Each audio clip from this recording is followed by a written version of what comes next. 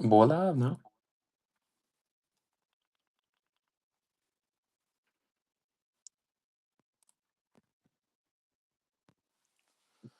Oh, we got 10 elite blasters, fellas.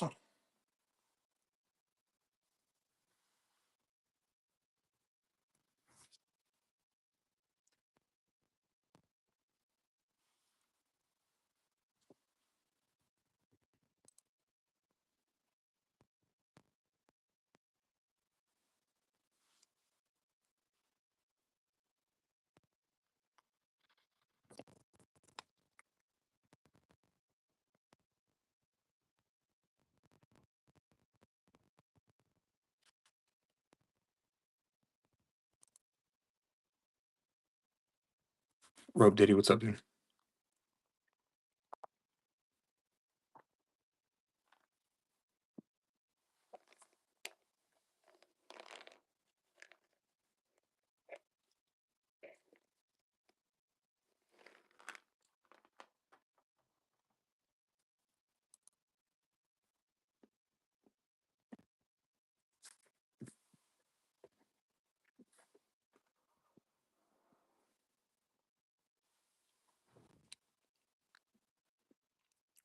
Lindsay Lay, what's happening?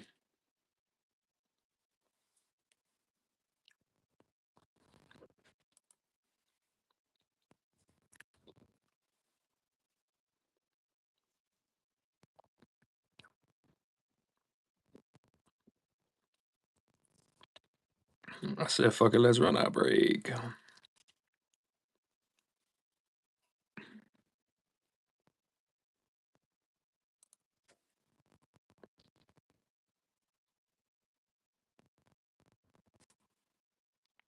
Kick, very boisterous personality. He says that Ryan Clark has worked with Mina Kimes for years, Sean, and never once called her out for not knowing or playing football.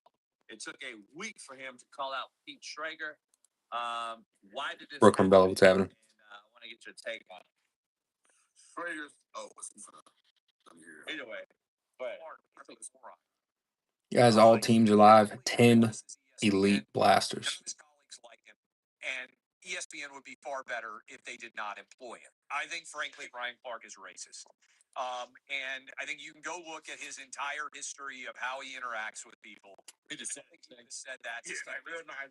Who also never played in the NFL and never played pro sports. He would never say, "You don't know what you're talking about because you're not a player."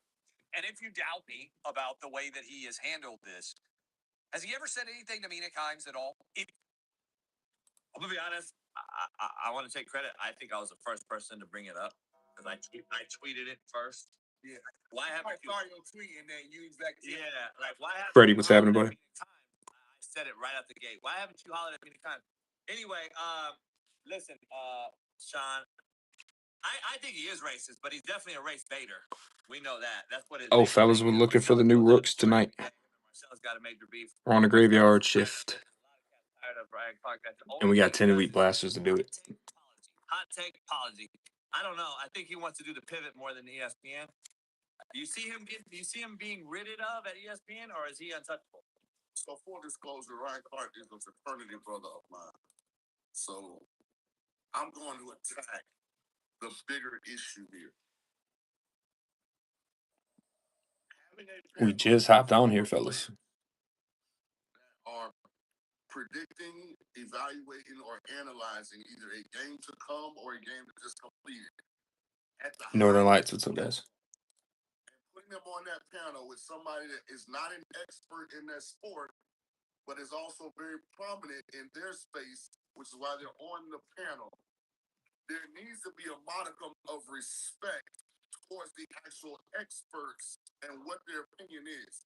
So let's attack this journalistic view that because I'm on the same platform, I have the same level of expertise. You don't. Because Strager does not have respect in his disagreement and in voicing his opinion, that's what solicits the response that he got. And then, as a journalist, if you're going to say the truth don't have emotions, and you want to tell what you see, meaning that player's garbage, that player's a bust, that player sucks, then don't turn around and turn sensitive when somebody says they don't respect your opinion because you didn't play. You're not an expert. That's the problem I have with these bloviating talking heads that are very successful in one thing, but aren't experts in what they're actually being asked to debate. So you agree with me, though? Yeah, you agree. So I didn't expect, Sean. Okay, you kind of surprised me. It's like us walking into a hospital, right, and arguing with a neurosurgeon about something that has to do with surgery on the brain. Right, but okay, I gotta push back a little bit though with that example, because I'm with you. At the end of the day, hold on. Let me say this.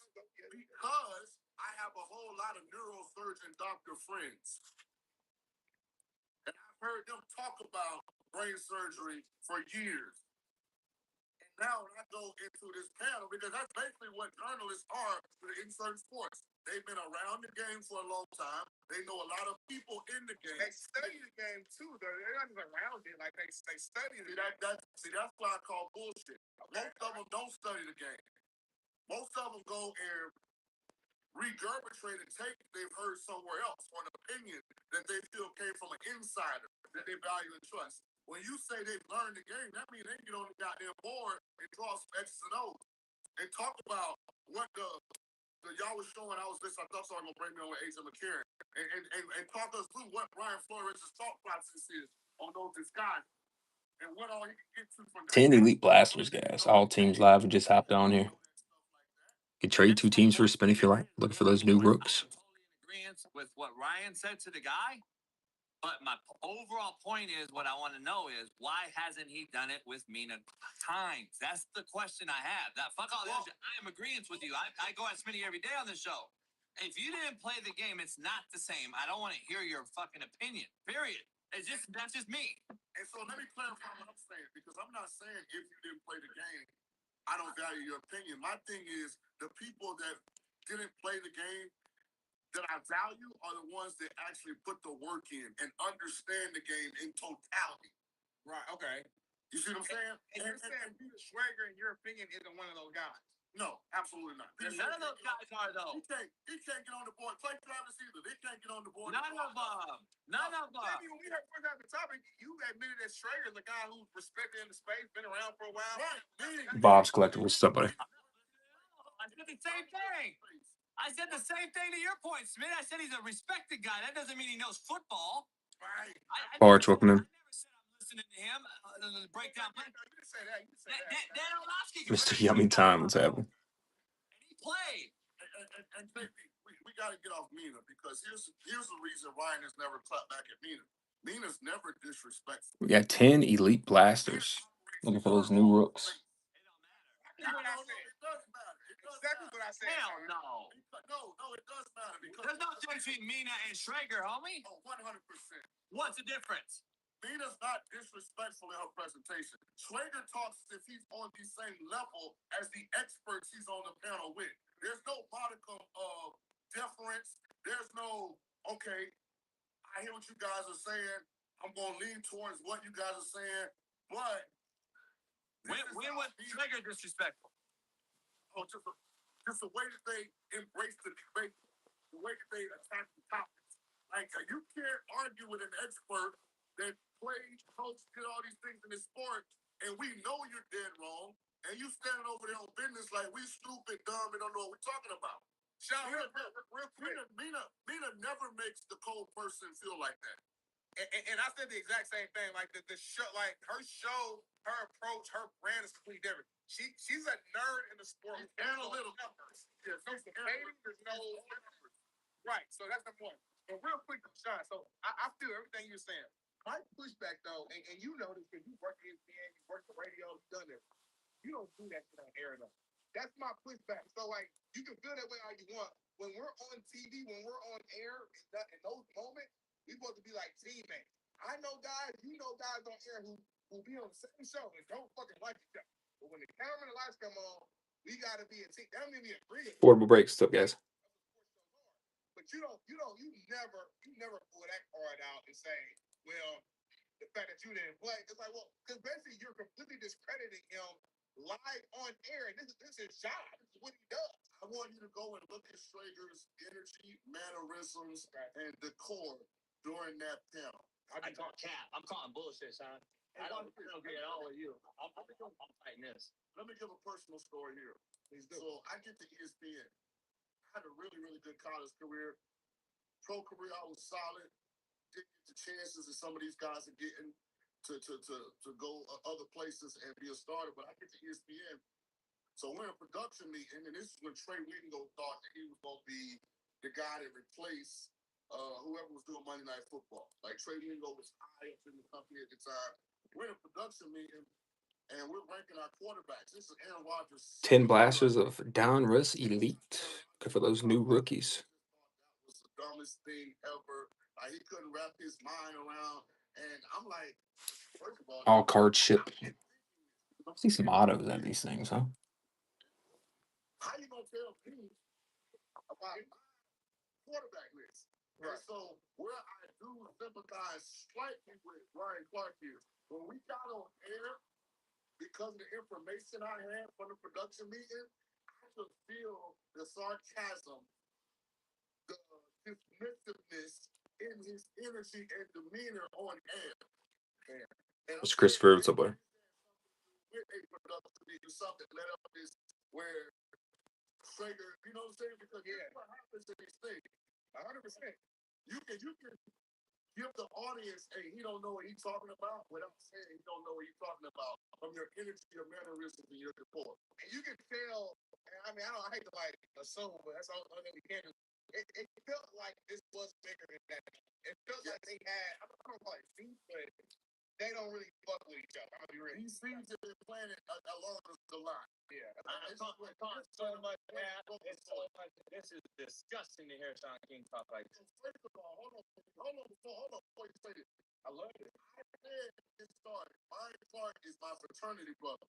So I'm gonna attack the bigger picture. So even though the mechanism being used is Peter Schrager and Ryan Clark, I'm talking about the big picture energy that exists in these platforms, whether it be baseball, whether it be basketball, whether it be football, where you have experts, meaning former players, former coaches, on panels with very accomplished people in journalism. All right, so here's what I'm calling bullshit. They've hired this guy away from another network. Ryan Clark knows that. So obviously the organization hired him to come be a lead when Greeny was off on Get Up, and then take a lead on several other shows to give his particular take. Ryan Clark knows this, number one. Number two, to defend that debate over Mina Kimes, who we know is a fucking DEI hire, is crazy to me. And then to mention the attitude or the projection that Schrager threw at him. Whack man, what's up, bud? You think is absolutely crazy, because the biggest talking head on that show is an offensive personality in Stephen A. Smith. So don't tell me Stephen A. Smith and Ryan Clark ain't up there fucking going at it and shouldn't go at it every day when Stephen A. is the most aggressive person on that panel. And now we're defending these other guys, but not Stephen A. Smith, who never fucking played football. You're a hypocrite. Sean's a hypocrite right now in this show. So first of all, you're wrong. Because I am the most. You're defending because it's your frat brother. Fuck Ryan Clark. No. You're wrong because I am so vocal about. I don't listen to anything Stephen A. Smith says. It don't matter. I'm happy for his success. I think he's done a great job of navigating a tricky path that he had to take to get to where he's at. But I'm not a proponent of Stephen A. Smith. Meaning, guys, if you want me on your show, I'll be willing to come. I support Attacker for no fucking reason at all. But Sean, that ain't the point. That ain't the point, no, Sean. It is the point. No, you gotta be real. You just mentioned Schrager not knowing football and not playing. And Stephen A. didn't either, and he's much more aggressive than Schrager. Boss man, what's up, bud? The organization over a guy like Schrager and just call that beef out and not the other shit. First of all, you brought up this. I was talking about this specific situation. I also was full exposure. All teams live on the wheel. So I'm gonna talk big picture on this. I'm not gonna get into is Ryan Clark this, that, or that. Like you guys make it for me all. All right, that's fine. I'm just saying that the topic at hand though is Streger Mina, but we got other talking heads on that. Mina are different people from a presentation standpoint. But they're both in the same space, analytics. It's not presentation. There's got to be a modicum of respect when you're talking to people that did something that we're talking about. Point blank, period. Mina didn't do shit, son. But she's not disrespectful. Why is she getting a pass though? They think she's not disrespectful. It don't matter if you're disrespectful. The truth's the truth, no matter who says it. We're defending this broad, homie, because she's a broad. Let's keep it funky. No, I'm not. It's just the truth. It's just the truth that had the same demeanor first time of this time. I provide for you, but you dead wrong in this. She just came out and talked about number two. That woman ain't doing nothing. You that woman. No, I don't care about that, but either Peter Schrager. I ain't attacking Peter Schrager. But what I'm saying is, she came out the other day and talked about too high defense against this quarterback that came out, and there was not one too high look. I watched the film; it was all one high. She literally lied on national television. Nobody called her out. Yeah, Rowdy, I said, fuck it, I'm going live, bro. I can't sleep. Smitty respects guys that didn't play but have a. I played zombies, made it to like round 46, got what I wanted to get done. So I said, fuck it, I'm back at it.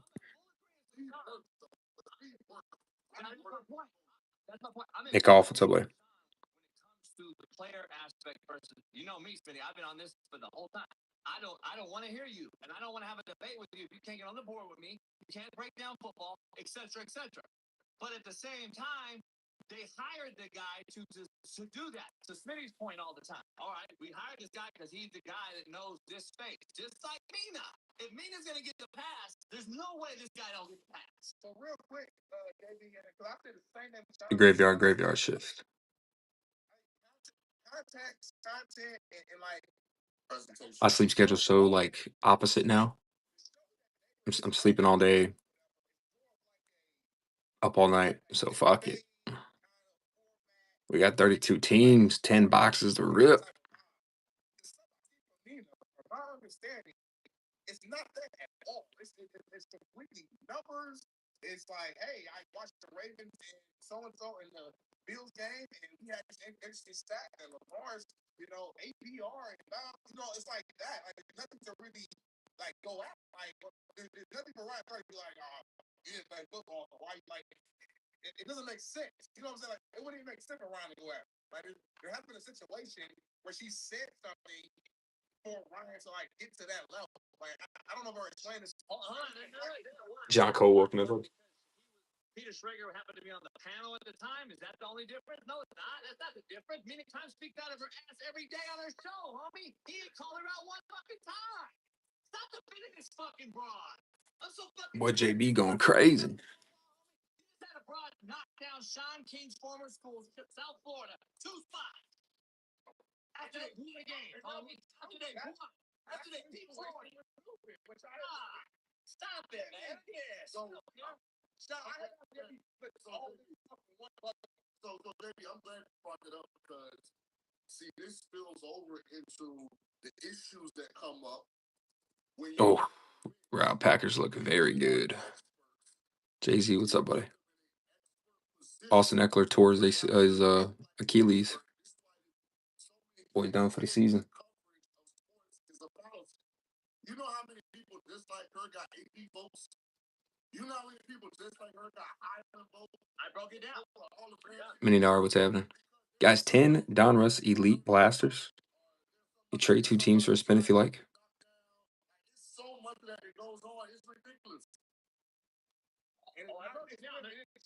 There's 60 voters. I broke it down. There's 60 voters. So we know. I went through all of it. There's a geographical time. Because she has the platform, there will be instances. I'm not attacking her. We're attacking the actual process that gives people this power. Because she actually has a vote. How many times you think she don't got enough filthy about that up in a discussion with some guys, about football? Right. Like, you know what I'm saying? Like leverage. Right. Like, come on, man. Jowinski, what's happening?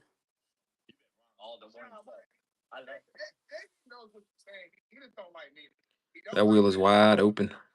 10 blasters.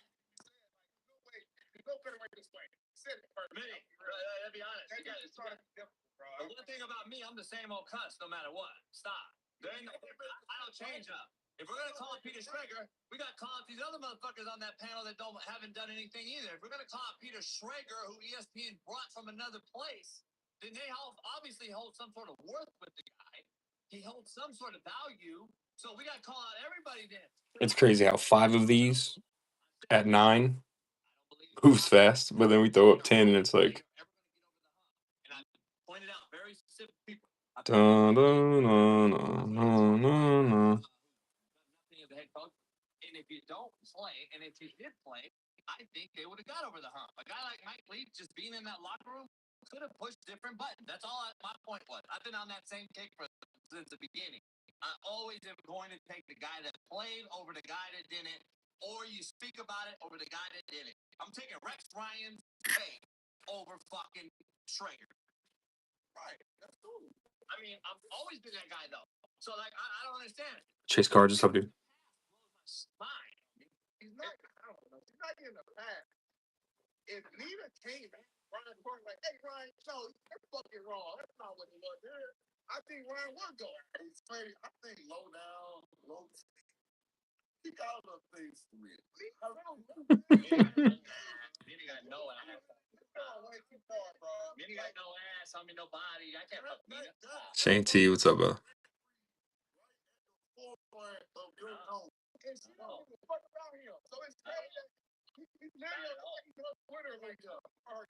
She got ownership over at least J and the A and Jason. Real estate, 100%. That's two. I'm telling you, J.A. in the ass. This motherfucker. I would give Nina 10 blasters. It only takes one to get the party started. Hey, that's a common thing when motherfuckers go to that when they get cooked in a debate. No, we go to that because I want to go see videos until 5 days a week. There's never been a week I've been on the show you don't bring up. Right? You got to. She's out there just like Stephen A. I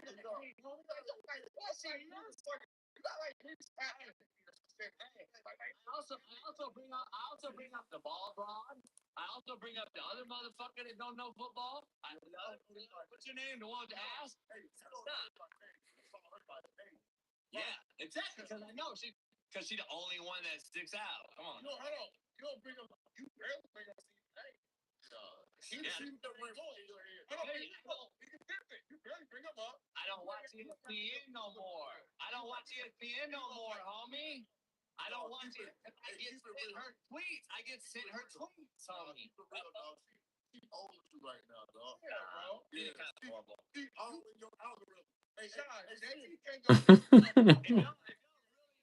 If y'all really knew me in time, like what she really is about, y'all none of you would fuck with her either. You don't know what I know. You don't know what I know.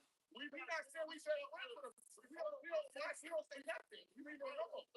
You leave it alone. We don't say shit. And you don't talk about it. Yeah. Hey, start now won't be now, Sean. She came at me first. Fuck her. Hey, she all on JB algorithm. I think she has me blocked. Hey, Shotty, I think she has me blocked. Hey, say Spitty, he go in the back, get on that grill, and he think he see a plane with Gina Kynes. He said, the bliss, and they're red. Oh, 10 blasters, all card ship, guys. This is coming from a guy who defended his frat brother, though. I did not defend my frat brother. I said he is my frat brother, so I'm going to talk about the big picture. I'm not going to. It's all right defending his boy, but not her. Get the fuck out of here, homie. The hypocrisy got to cease. Not at all. And we talking about stuff that actually between two men. So if they can't figure it out, then it ain't figured out. If this was something that had to do with Ryan playing football. So the female in our space gets a pass. Got it. Not from you. No, you. No, my thing is like Nina ain't done nothing to me, man. Don't matter. Females in our space get a pass. That's what you just said. Nina has worked her ass off. She ain't worked her ass off. Why you been here? What has she done to work her ass off? Why are you lying on TV right now? So Peter Trover has it? Listen. Stop. Oh, you're not lying. Mhm. You just said straight up that. It only takes one to get the party started. 10 blasters. That's fine. We'll pay 60 for a Christmas 10 of 3 packs of Donruss and go outside and hit yourself with a hammer and see what you pull first. A downtown or a concussion. So even in times of crisis that extend well beyond college football and make college football pale in comparison, what we've always sought to do here is do as normal a show as possible so that you can provide Bro. Like, so to be respectful of what's been going on around us this week, that's what we're going to do tonight. We're jam-packed. We're high atop a very rainy, all of a sudden, downtown Nashville, Tennessee on this Thursday, September 11th. The year of our Lord 2025. The desk was stuck. We got a big Saturday ahead. We're going to be in Knoxville Saturday. The Fall Don't Lie Tour will be on the road for Georgia, Tennessee. But we also got upset alerts. Thursday is upset alert night on our show. And we have to discuss the potential, the possibility. of course not. I don't lie. Shocking things can happen. And there are a couple of teams on the road. One of them's ranked. One of them is ranked in. No matter how fucked up the truth is, it's better than a lie. No one's talking about these games except for us because that is our. Patrick Jr. What's up, buddy? We were going to do it one time. It was going to be a one-off, and then the public said, "No, we want it. We want it."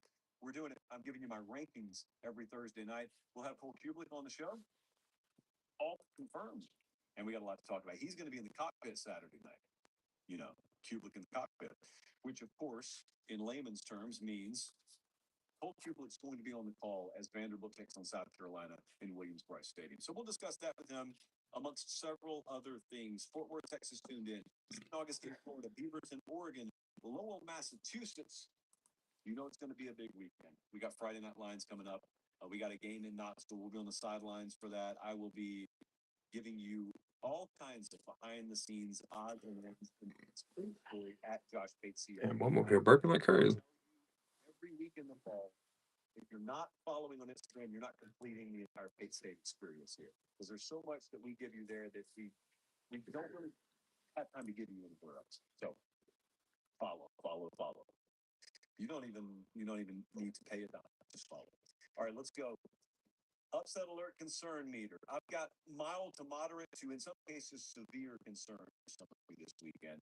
And in this segment, some people got confused last week in the comment sections. They didn't listen. What we're doing is point out some fairly big point spreads, like Wisconsin, Alabama. I'm going to start with that. And I'm not telling you whether I think the upset's just going to happen. I'm giving you my concern level for the favorite, i.e. Alabama's favored by 20.5 against Wisconsin. Wisconsin has announced they're starting Danny O'Neal at quarterback. That's the backup there. He has started. He has starting experience. Started 11 games for San Diego State last year. I do not look at this as a big-time upset alert game for Alabama. I'm putting a 3.5 on it on the upset alert concern, which sucks because I know all three underdogs. They just scour this segment and they look for sound bites. I know that will be played for Wisconsin. Whatever. I think it's an indicator game for Alabama. That's what I think. I think the big game's coming up in a couple of weeks. This game right here, they could win 38-3, or they could win JH, what's up, dude? and it may make me feel two totally different ways. It's the indicators. Even maybe in a win against Wisconsin, you can see indications of things to come against Georgia, against Missouri, against Tennessee, against LSU, etc. I just totally put out when we play the football division too long. So it's a pretty crazy stretch. I'm going to put a 3.5 on it. I'm looking at the Alabama offensive line specifically because they are facing pretty good defense here. I'm looking at that. It's Florida State. Their speed, their athleticism, and aggression made Alabama look pretty bad. They got worked in week 1. Can't let that happen again. How about this game happening in Oxford, Jesse? No one's talked about it all. Did you even know Arkansas in Ole Miss this weekend? Now, maybe it has something to do with the fact that they're big headline games. So no one's paying attention to Ole Miss laying 7.5 against Arkansas. Maybe it's the people that expect much from Arkansas in the preseason. They haven't watched them play yet. You weren't exactly locked Ribbity splits. Arkansas State in Little Rock. Ever at War Memorial Stadium for Arkansas last week. So maybe you just haven't paid attention to it. Maybe you remember last year, Ole Miss was up 28-3 in this game, 20 minutes into it. You're thinking, rich repeat. Why? Don't feel that. So I'm putting a 7 on the upset alert meter because I think Arkansas has the better quarterback situation, at least as it stands right now. This game now, Ole Miss has the better roster situation, or so I think. But we're still too early in the season to know. Godzilla, what's up, buddy? We got 10 blasters of elite guys. Looking for those new rookies tonight. Coast to coast, welcome in. Just hopped on here, fresh wheel. No boxes on the bottom shelf yet. What I mean by that, no team truly separates. That may happen, but it hasn't yet. So you got a bunch of teams on tier 2, shelf 2, and then on shelf 3, you also have a bunch of teams. Your Vanderbilts are not your normal Vanderbilts. Your Kentucky, Mississippi State. 10 blasters of elite checking for the new rookies tonight. All teams are live on the wheel. Maybe not. See Cam Ward, Shador, Dylan Gabriel, Will Howard, Jackson Dart, Scattaboo. I expect a very, very competitive, fiery out of Sam Pittman's guys. I'm putting a 7 on the upset alert concern scale. Don't be mocking me for Kentucky went in there and beat them last year. So don't think it can't happen. Next up, USF at Miami. I don't think this one's going to happen. I didn't say can't. I don't think it's going to happen. We broke the game down. Len Man, what's up there? Miami's laying 17.5 at home against South Florida. All the potential things that could have caused the upset here are gone. Namely, USF won. So you're not sleeping. So what we have is USF, all the respect in the world on this. All teams live on the wheel. Where I rank them. You shuffle the wheels as many times as you like. Trade 2 teams for a spin. As the board's wide open, go grab those teams. Very, very rarely do college football teams. One thing's one to get the party started. That's the nature of college football players. USF always win at Florida, win. You're gonna go at Miami, the best out of all those teams so far. Think about the level you have. Steven, what's up, bud? You're gonna force a bunch of turnovers. I don't know that you're doing that with Carson Beck. I think Carson Beck will take exactly what you give them. I think they've got a fairly significant line of scrimmage advantage both ways. That's not a Yeah, 10 blasters in the break. one reason why Shane K. Flesh, what's up, bud? This is not even this year. Like USF has modeled themselves as an organization that can get these kind of games. All teams live on the wheel. Gio, welcome in. This thing is a big upset alert concern meter game is because everyone's aware of that now. And I think just athletically and situationally, it doesn't set up well for USF. I could be wrong. People are tired of me saying that. I'm not wrong. I don't think USF's got much of a shot here. They clipped it, though. I know they did. Do you have any idea what USC is doing this weekend? Not playing defense. Y'all need to calm down on that. They're okay defensively. Maybe still some things to iron out and prove, but so far so Nick good. Dub, what's up, dude? USC, to answer my question, is traveling to Purdue. Where else would you rather be on Saturday than Los Angeles, California? Well, I'll tell you. All teams live. Where you'd rather be. Well, that's where you're gonna be. Barry Odom's got. It's always the first spin that takes the longest. No one knows what to expect. No one has a clue. They've looked okay defensively so far this year. Now they welcome in USC minus 21.5. What's the upset alert concern meter here? 5. Peter Salvo, what's happening? Because I don't think anyone's really nailed how to travel west to east, except for Oregon. USC struggled with this last year. It's a competitive character test game. All cards ship, fellas. Team than Purdue. Remember last year, and it's just ironic that Purdue was the team that Oregon played. But Oregon played Ohio State, classic game. Then they go on the road. Randomize the wheels many times as you like. Didn't matter. Shuffle it up. Letdown spot. And Oregon went in there and just trashed them. think they pitched a shutout. And I thought that was a very, very big competitive character reveal for the Oregon program. Well, this Orlando, is what's up, bud? competitive character game for USC. Because there's no matchup I'm going to waste your time pointing out that gives Purdue a huge advantage over USC. That's not there. It's Ace, what's up, brother? USC goes in there and looks lethargic, and they sleep. 10 blasters of And elite. everyone's talking about the Illinois game coming up. All cards ship. Everyone's talking about the Illinois game or the Michigan game or the Notre Dame game. It's like a month and a half away. No, you need to be focused on the Purdue game. You have not earned benefit of the doubt yet. I may be higher on you than the AP poll is, but not that much higher. So I'm going to put a 5 on it, only because they haven't proven to me that they have the competitive maturity to just go handle business. Maybe that changes here. Break time, what's happening? At South Carolina. I think I've been told during Monday Night Football this week. I don't know if this is true. Someone needs to fact check this. I was told during a big football game, big NFL game last week, I was just steadily tweeting about Vandy, South Carolina. Maybe I was. It does sound like me. I just don't remember doing it. South Carolina's favored by 4.5 against Vandy. That's with home field. You got to figure home field worth it. Card Monk, welcome in. On a Saturday night, 1.5 points of implied separation on a neutral field between these teams. You think so? Diego Pavia behind a very big Vanderbilt offensive line. I'm going to talk about that a little bit later. Public. I just don't know that South Carolina's doing enough offensively to warrant me trusting them. It's Lenora Sellers, and then look, that wide receiver production you guys promised me, that hasn't shown itself yet. Offensive line has been nothing to write home about so far. This is a big moment for Vanderbilt. All right, this is what we're doing. They really started off against Virginia Tech. This is bananas. In the second half. And even though it's week 3, think about how weird this is. Both of these teams have a common opponent already in Virginia Tech. Vandy thoroughly outplayed Virginia Tech in their own building. South Carolina needed special teams magic to beat them down in Atlanta to pull away from them. Now that counts. That is a true 1/3 phase of the game. It's just from a predictive standpoint, can I count on it showing up again Saturday night? Maybe I can. Maybe that's what brings a win home for South Carolina. But I'm worried. I'm putting a 10 on it. I'm worried about it. Vandy upsetting South Kakalaki? I could see it, bro, for sure. I am predicting Vandy to win the game outright.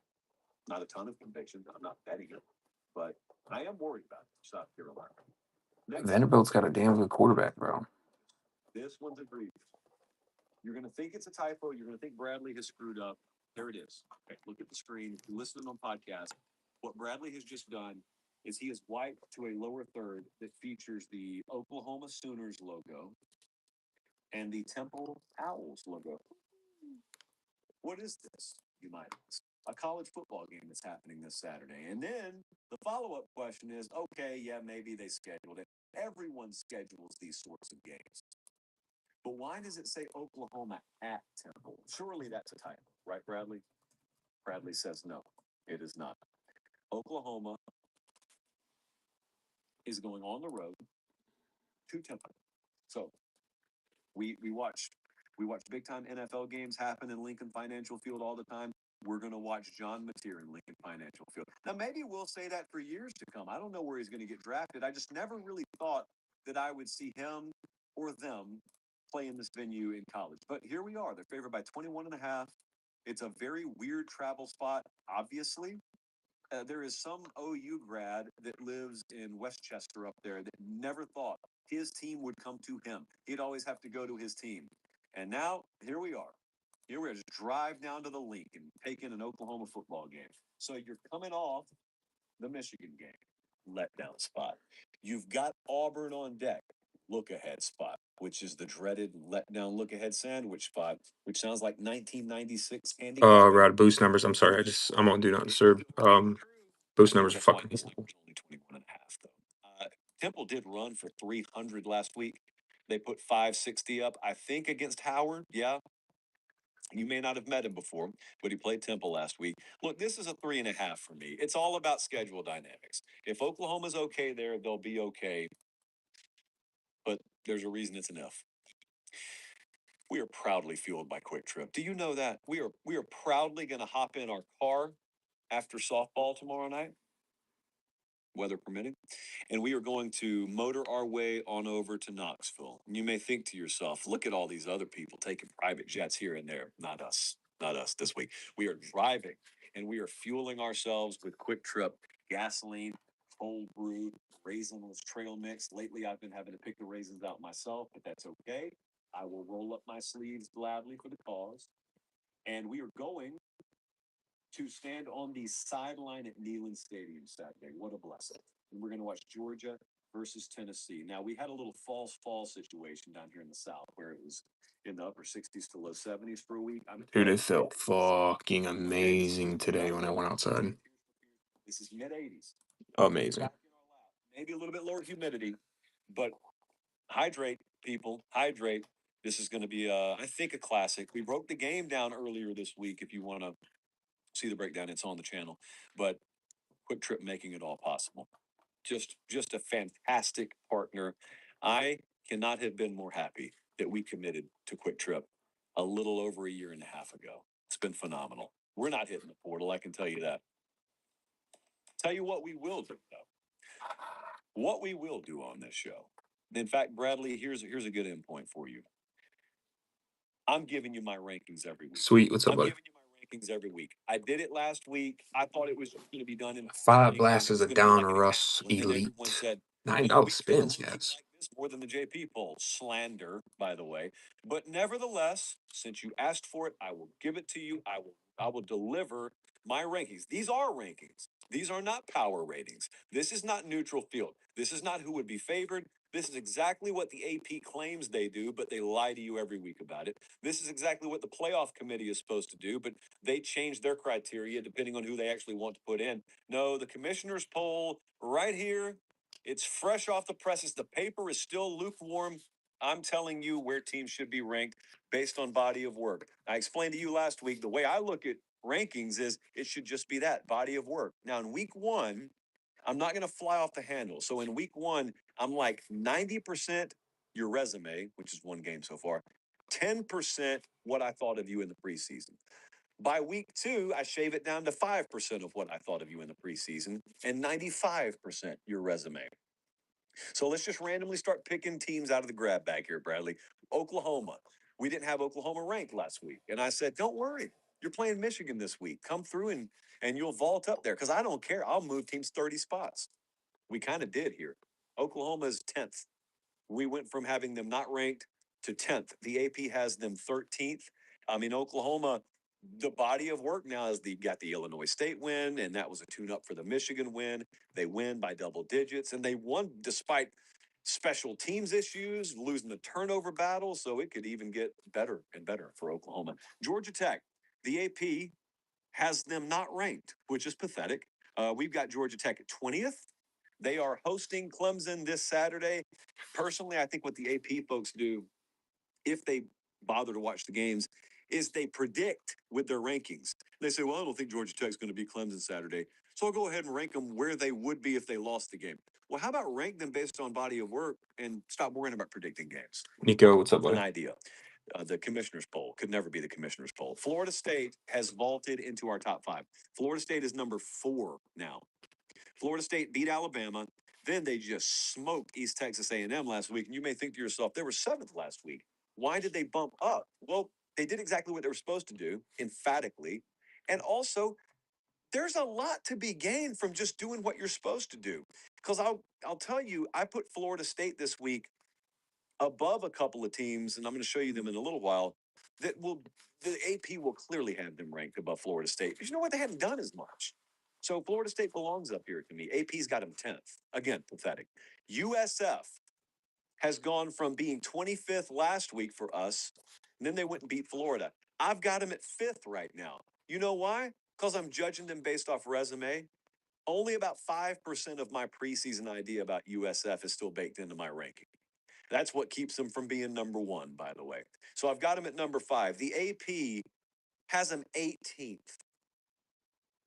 I am convinced you're going to need a third straight ranked win to crack the AP top 15. Why? Because they hate you. That's why. I don't. The commissioner's poll, led by the future commissioner himself, G5 Josh, sitting right here in the flesh. This is him. You get it done. You give me the resume. I don't care what the logo is. You belong in this poll. USF number 5. Ohio State, not much changed. They were number 1. They are number 1. Iowa State got a big win over Iowa. We bumped them up from 14th to 11th. AP has them 14. Not much different there. What about Mississippi State? The AP doesn't dare to rank Mississippi State. Why? Well, because I had them like 60th in the preseason. Cool. Where'd you have Arizona State? Top 15? Talking about Arizona State team that just lost to Mississippi State. Give me Mississippi State at 25. I think they belong there. South Carolina also I skipped over. Sorry about that, Bradley. I got him at 17. AP's got him at 11. Little bit lower on South Carolina than the AP right now. They haven't lit the world on fire. I'm judging them based off resume. You don't just automatically hold on to your spot because you go win. No, you drug your feet against inferior competition. So you got docked a little bit. As I just said, Mississippi State's 25. Miami is 3rd. I have not moved them at all. The AP's got them at 5th. Notre Dame dropped from 9th to 15th, despite the fact that they didn't play a game. All right, so here's what happened. It's not my fault they didn't play. It's not their fault they didn't play, but other teams did play. And so some teams just got bumped up ahead of them. But also, I am looking around and I'm asking myself, all right, if other teams played early in the season, Notre Dame had a bye week, are you punishing them when you knock them down? No, you're not punishing anyone. You're just acknowledging they have a resume that has one result on it, and it's a loss. And some of these other teams have 2 wins. Some of them are very impressive wins. And Notre Dame's got their shot. If they beat A&M, I don't understand why we still get the same they could be in that number 2. recycle of people. Let's put USC at 21, up from I don't know if 23. that's like AP a still does not bump have them ranked. where they always Again, pop up, or I'm going to ask because you know it's going to happen. If USC gets a big emphatic win here in the coming weeks, the AP is going to fly past us, and they may even overrate USC. Right now, I think they're underrated. Georgia dropped from 5th to 7th. They looked like garbage against Austin Peay. yeah, So you may say, oh, that was just a letdown spot or a look ahead spot, Josh. Oh, the weather delay. Oh, they'll be a different team against Tennessee. Maybe they will. I'm not predicting anything with this. I'm judging you off your body of work. So I got Georgia at 7th, Utah virtually unchanged. We've got them at 9. The AP's got them at 20. Again, there are chunks of the AP voter roll that have not watched a down of Utah so far this year. You know who you are. Oregon, number 2 team in the country. Not so ironically, the AP poll has Oregon at 4, so fairly similar. The JP poll has Ohio State, Oregon 1, 2, and the commissioner's poll, even though they're 2 different things. One's a power rating, one's a ranking. In this case, we align. Texas dropped them to 14. Willis Field, what's up, brother? They've lost 1 game. They've just kind of, I don't know if I would call that a rock fight. They just kind of lethargically rolled their way to another win. Offensively, I'm still waiting on it. War So Eagle, what's Texas happening, is bro? 14 right now. Illinois is at 12. Not much change there. Welcome in. Texas A&M 18th. Yeah, That 5 makes blasters a of lot Donruss, sense. yes. Penn State dropped to 6. Penn State struggled a little bit Donruss last elite. week. Again, is that punishment? No. It's acknowledging that you played All nobody. teams live on the wheel, guys. And so it's hard to boost your resume. You trade 2 maybe teams for a Ohio spin if you State like. has. If you've played nobody, do what Oregon did. Completely obliterate a team. Just splatter someone. Penn State didn't really do that last week, so they're 6th. LSU went to number 8. I had a lot of concern about LSU last week. Could be a letdown look ahead spot. If that's the case, it's irrelevant because they'll beat Florida handedly and probably pop right back up in the top 5 this week. We've got Auburn ranked. This was the biggest point of contention last week. By my own stated criteria, people said, well, why don't you have Auburn ranked? We had why they I've bumped them up to 22. The AP's got them at 24th. Big game coming in a couple of weeks at Oklahoma. Don't overlook South Alabama. Wi-Fi is kind of being shit Ole tonight. Miss is 16, kind of right in line with what the AP has. I am going to rank Missouri 19th. That was a good win against Kansas last week. The AP's got him 25th. Vanderbilt, I'm ranking 23rd. Why wouldn't I? If you want to tell me South Carolina's still ranked, which the AP does, the AP's got South Carolina 11. You know good and well the only quality opponent either of them has played is Virginia Tech. Vandy had a much more impressive win against Virginia Tech than South Carolina. That's all the resumes have so far. Basically, why would South Carolina be ranked that far ahead of Virginia or Vanderbilt? The answer is preseason expectation. Now, I admit I've still got 5% of my preseason expectation baked into this. That's what keeps South Carolina ahead of Vandy. The beauty is they play Saturday, and I'm looking forward to that. Tennessee 13th, no change there. Texas Tech 24th, no change there. That is, ladies and gentlemen, your commissioner's poll for week 3, built by someone who has the audacity, and this is dangerous, to actually watch the games and vote accordingly. We got big games this weekend. I know a lot of you were looking to get out there. I think I know a lot of you were like me, and you Hoop, what's up, buddy? buy tickets ahead of time. And maybe you think the season ticket fees are too much for you because they probably are. And so you choose to buy individual tickets off the secondary market. Well, I know you have to do that. I would do the same thing. So what I did was I went to SeatGeek when they called up, but you're going to Western Michigan plus 27.5 at Illinois and Jacksonville State. Second time we're on them already. Plus 3.5. All right, I'm about at to Georgia Southern. Now here's what you need to unplug know. the router and bring it towards FanDuel's the me. exclusive odds provider. The Wi-Fi's gonna die for like 10 minutes. You can, as of today, right, Jesse? As of today, as of this afternoon, it's live. You can go to FanDuel, go to the college football section. We have our own tab there. There you see it. Literally, it's my name. You got playoff odds, conference winners, win totals. Josh Pate. What is that? Betting on what he's going to wear? No, it's like white t-shirt minus 50 million odds every week. No, that's where the Ramen Noodle Express picks are. Now, here's what you need to know. For instance, with Georgia Tech, I handed out Georgia Tech plus 6.5, and that thing dropped like a rock. You can still go bet Georgia Tech plus 6.5. You'll have to lay 170 juice on it. Okay, so technically the numbers are still going to be available, but it still greatly behooves you to get down on the games as soon as I hand them out. A lot of times we move these numbers, and so a lot of times it's going to be really hard for you to get the value. However, sometimes, like with this Oregon State game, I hand out a number, market moves the other way. So right now, Oregon State plus 22.5, you can actually get it at around plus 100 juice. I think what I saw a little while ago. I think the real number is 23.5 right now in the odds market. So sometimes you get more value by waiting and looking at the tab. A lot of times you need to have already been on those games. But we got our own tab now. All right. What do you know? FanDuel has opened a tab for us. And speaking of which, all right, I want to talk to you before I bring Kublik on. This is important. I do this about once a month or so, especially during the season. I told FanDuel when we first started meeting, I said, this is kind of a non-negotiable. You got to let me do this. And they said, not only will we let you do it, we want you to do it. And that is to remind you about responsible gaming, not by reading a bunch of random ad copy. I'm telling you that if done properly, this can be very entertaining, betting on sports. If done wrong, it can destroy your life. And so you need to be very careful and very aware. And what I loved about the latter part of last season with FanDuel is they started to hit us up and say, hey, you need to push these new tools we have.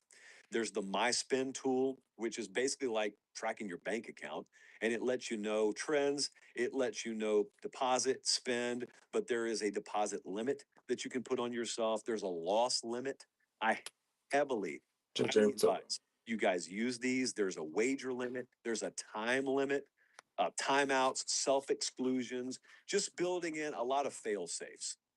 Again, you should have a budget for this stuff. No different than ordering too much pizza per week. You got to know when to cut it off. You need to know when to cut this off. And it is very good that they've baked these in. Don't do this stuff irresponsibly. Please don't do that. Some of you have been there. Others of you have buddies who have been there. Do not do that irresponsibly. And if you have any doubts about whether you can afford to be betting on this, you can. So just back away this weekend and enjoy the games consequence free. Consequence, Who would ever label what we're about to do as a consequence? Surely not I. We do it every Thursday, weather permitting, and today the weather has permitted. So without further ado, I bring you our exclusive sit down with friend of the program, Cole Kublik. Cole, Jeremetrius Kublik joining us right now on the not on the heels, on the precipice of you headed to Columbia, South Carolina, where you will be. You are first off, are you sideline or are you booth for this game? Well, sideline as of now, unless we have dual radio failure in an airplane, which would prevent Jordan Rodgers from getting there, then I would go to the booth again. Okay, Yes. so 50-50. All right, Diego Pavia. This is how I've heard the matchup presented. I don't know if you're aware of this. It is 1-on-11. It is Diego Pavia versus South Carolina. Obviously, there's a little bit more to it than this. I've heard some radio chatter out of Birmingham all week, namely by you. McElroy has assisted somewhat, and what you've talked about is not Diego Pavia, not because you're overlooking him, but because I think you understand most people know about him. He's a known commodity. But you've talked about something that I have not heard anyone in my lifetime talk about, and that is the size and overall increased athletic profile of the Vanderbilt offensive line. What world are we living in? Yes. They went and got some guys that remind you of just club bouncers. They will toss you out.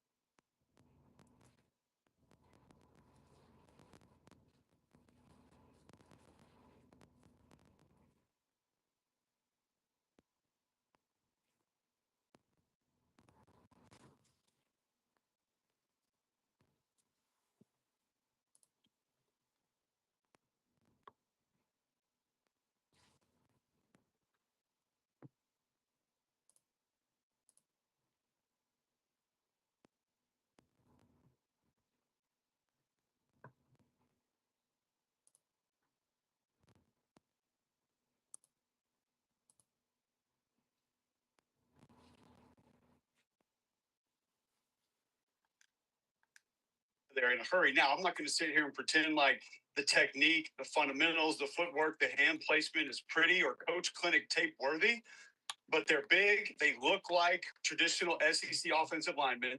They're physical as far as how they get after you and the things that they want to do to you after the ball. Fuck no. And it's a little bit of a different tone. I haven't seen a Vanderbilt offensive line be able to do some of the things that this group does. Now, technically, fundamentally, I have seen better in the past. But it's pretty apparent that what Clark Lee wanted to do was go out and get a couple of guys that could just push you around and had some mean, had some nasty to them. I think it gives them a little bit of a different edge. The north-south run game, I think, has developed faster this year than maybe it did ago. It's not as reliant on getting people to go a different direction or read a different key. They can just come at you sometimes. So that aspect of this with a new-ish South Carolina defensive line should be interesting. Now, when I was doing your show this morning, because that is something we put people through. I do yours in the morning, you do mine at night. We had this cliffhanger moment. You know, after I had done a whole 2 segments with you, we still didn't have time to get it all in. And you said, "Hey, quickly here."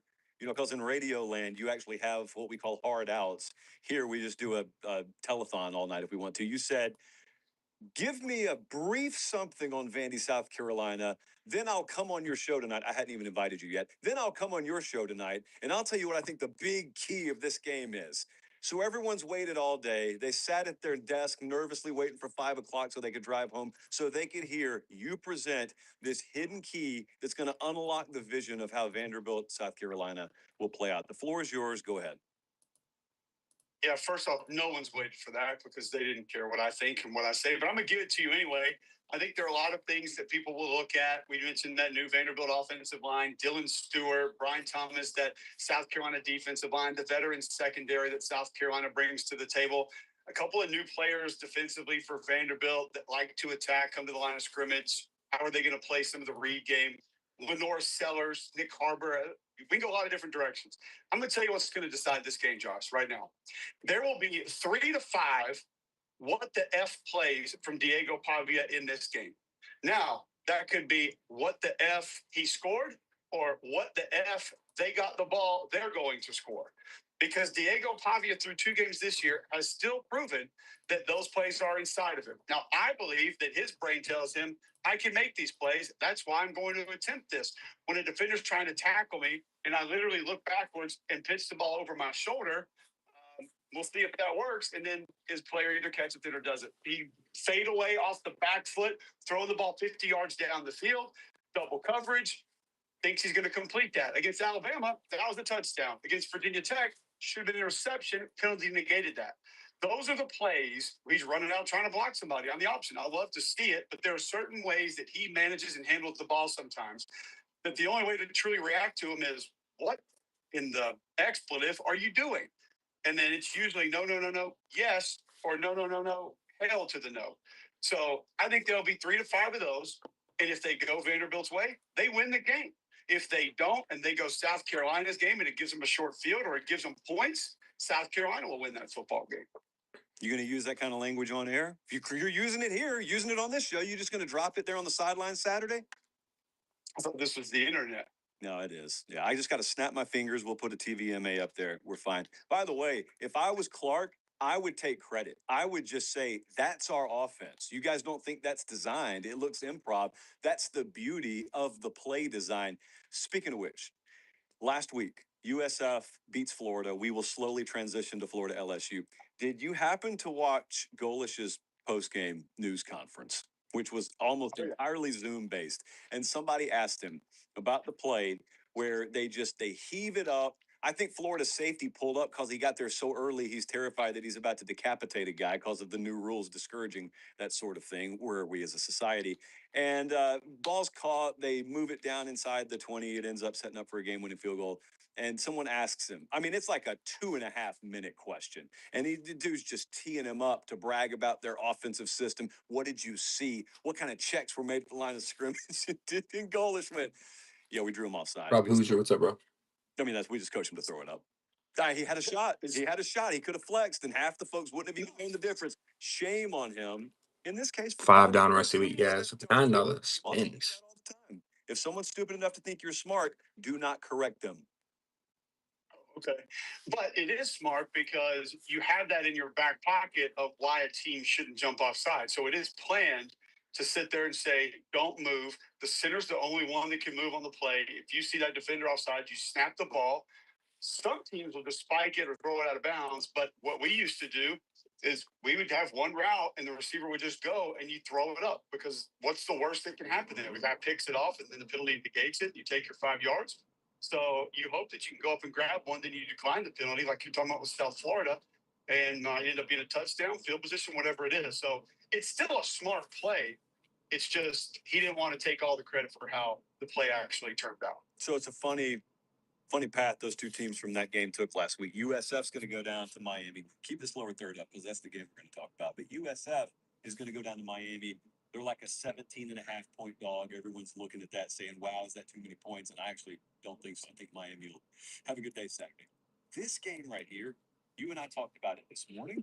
We have spoken about it privately this week, which is no one. Ray Finkel, what's up, bud? We'll speak about it publicly. Over a touchdown being given to a desperate Florida team. Talent profile matches up. So recruiting classes and whatnot, the athletes they have on the field roughly matches up. Up until about 5 seconds ago, many people would have told you maybe Florida's got the quarterback edge here. Up till 5 minutes ago, including now, some people, I'll get your take on this, but some people may say, Florida should find a line of scrimmage advantage here. Florida should be able to do some business on the ground here. Maybe they limit LSU's ability to do that. So all of that. On today's episode of Andy and Ari on 3, is the Associated Press poll broken? We'll find out. Also, we dive into On3's new mega board. Those are the best message board threads from across the network. We got a really interesting Bryce Underwood conversation. Also, 1 hour, South not Carolina one fucking spot how gone. much they should be worried about Vanderbilt this week. A really, really interesting USC stat. Talk about all of that and more on today's episode of Andy and Ari on 3. We are presented by BetMGM, and if you haven't signed up for BetMGM yet, use the bonus code CFB as in college football. You'll get up to a $1,500 first bet offer on your first wager with BetMGM. Here's how it works. You download the BetMGM app and you sign up using the bonus code CFB. Deposit at least $10 and place your first wager on any game. You'll receive up to $1,500 in bonus bets if your bet loses. Just make sure you use the bonus code CFB when you sign up. And if you've already signed up, they've got some goodies for you this week. So Friday and Saturday, September 12th and September 13th, at the College Football Parlay Boost Token. No matter where the college football action is, there's nothing like getting in the game and leveling up your next parlay. Use this Parlay Boost Token to boost your potential payout from a winning college football parlay. Also, Friday and Saturday, College Football Odds Boost Token. It's time to zero in on every snap. Activate your Odds Boost Token on any college football bet, and you'll receive a bigger payout if your bet wins. Good luck this weekend. You can fade me. You can follow Bob, me. what's up, buddy? You can follow Ari. Last week, you should have followed me. Should have faded Ari. Does it flip this week? We'll find out. But make this college football season 1 for the history books. Make it legendary with BetMGM. See BetMGM.com for terms. 21 plus only. U.S. promotional offers are not available in New York, Nevada, Ontario, or Puerto Rico. Gambling problem? Call 1-800-GAMBLER in the U.S. Call 877-8-HOPE-NY or text HOPE-NY 467-369 in New York. Call 1-800-NEXT-STEP in Arizona. Call 1-800-327-5050 in Massachusetts. Call 1-800-BETS-OFF in Iowa or 1-800-981-0023 in Puerto Rico. First bet offer for new customers only, subject to eligibility requirements. Rewards are non-withdrawable bonus bets that expire in 7 days in partnership with Kansas Crossing Casino and Hotel. Don't forget, if you haven't signed up for BetMGM yet, use the bonus code CFB and get your $1,500 first bet offer today. And Fortune, what's up, bro? Welcome to Andy and Ari on 3, and it's time to vote in our poll. Is the AP 5 elite blasters. It's a question we asked because the AP poll was very much in the news on Tuesday. So we got done with our show. Champ, what's up, buddy? To burble beneath the surface. All And teams live, guys. Tuesday afternoon, evening, it kind of exploded out. So Haley Sawyer, who covers USC for the Orange County Register, is a voter in the AP poll. She did not rank USF this week, and in fact moved Florida up 2 spots this week. Now that is strange because USF and Florida played last weekend, and USF beat Florida in Gainesville 18-16. Ari, we've both been AP poll voters. I think I know what happened here. Do you think you know what happened here? I'm pretty sure. Sean, what's up, buddy? Well, here's me and you were AP poll voters at different times, right? When you were an AP poll voter, were you at SI and as a national writer? I was at SI. I was 2009 to 2013, I believe, were the years, or maybe 2009 to 2014. And yes, I was a national writer at this time. Somebody's got to get the wheel spinning. Paying attention to the entire landscape. It wasn't like when I was a beat writer, when I was only covering one team, which is how you did it, because you were covering Ohio State at the time. Yeah, so here's the thing. When you're covering a single team, like I believe Haley does, right? She's a USC beat writer. You know, think about what you do throughout the course of a day on Saturday covering a single team. You get to the game 3 hours early. You maybe walk around downstairs, get color, try to figure out what's, Right, your job is to know the inner workings of Tom, yeah, we're on YouTube. We just don't and everybody else is not really relevant. Oh, that's a good point. You're the first person to ever say that. We never have the YouTube up, so we never have the chat available. But we live stream everything there just so everyone can see, their break in case they miss it. Who's here? Who's interacting? What is any pre-game color on the sidelines? What are fans, thinking? I was constantly in that world, and it was very hard to be on top of all the moments. It's really hard now, even when we're home, Andy, to be on top of everything all the time, right? And Twitter has yeah, brother, I appreciate it. The 10 years since I've done this, so you're more able to keep up with what people are talking about in the moment. But you're in a bubble. especially on road games when you're covering that team. You've got a flight to catch. You're traveling. You got the parking Yeah, pass. last night, it took a while, but it So was from it this was a cool break. standpoint, I understand PJs, what's up, buddy? how a person can make a mistake. I would probably wager a pretty hefty sum, and I'm feeling hot this week, that this was just an oversight and that she was unaware that Florida lost. But yeah, we don't. It's not like we have the YouTube chat open. We live stream it, so everybody has a chance. They can rewatch the breaks because I know sometimes life happens. You got shit to do and whatnot. Kind of bugs out sometimes, so we kind of take care of that.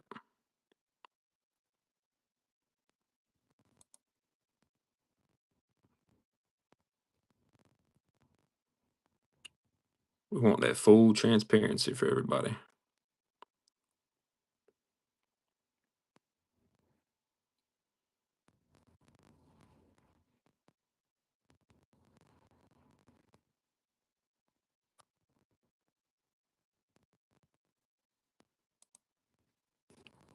All teams live on the wheel.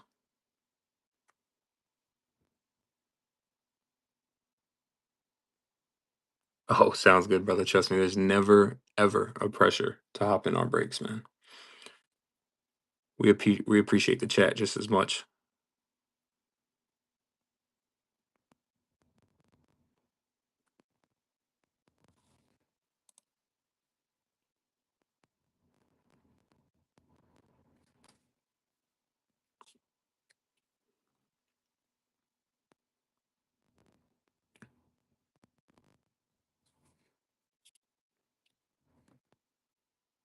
Damn, it makes a good point. Maybe I should have YouTube open just in case that happens.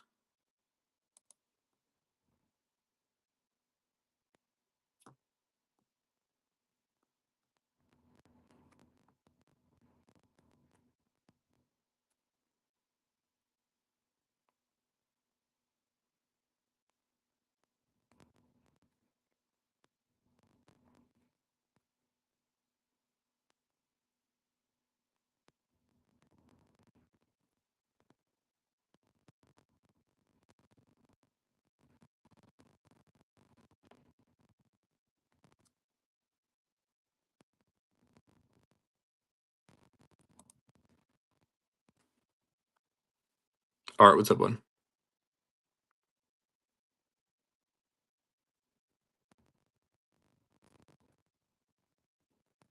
Yes, sir. Yeah, we did. We did a name change on August 1st.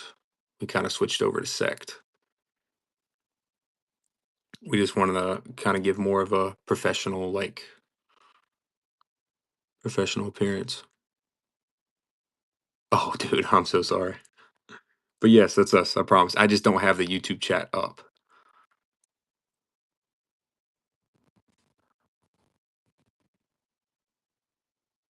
I promise. If you were in here chatting, I would have responded. I promise.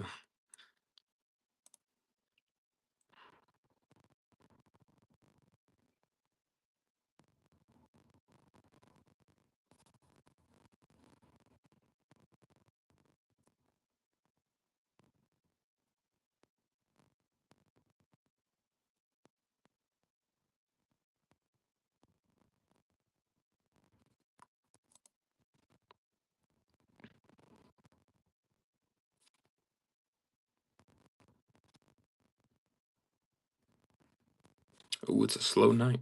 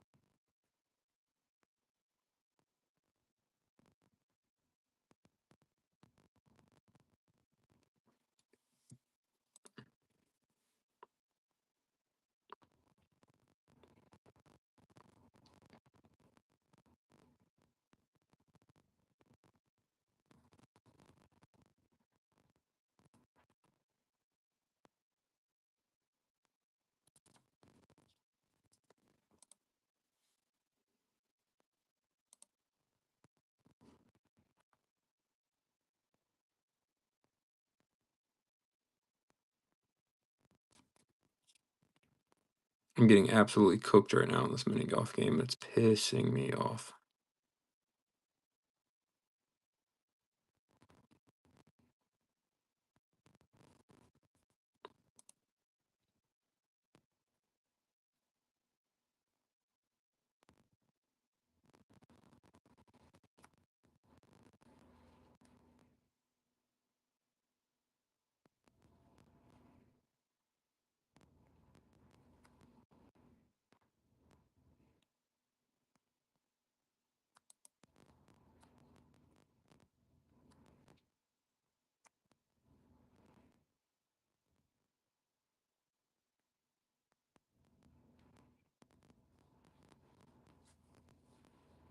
Per Lewis, what's up, dude?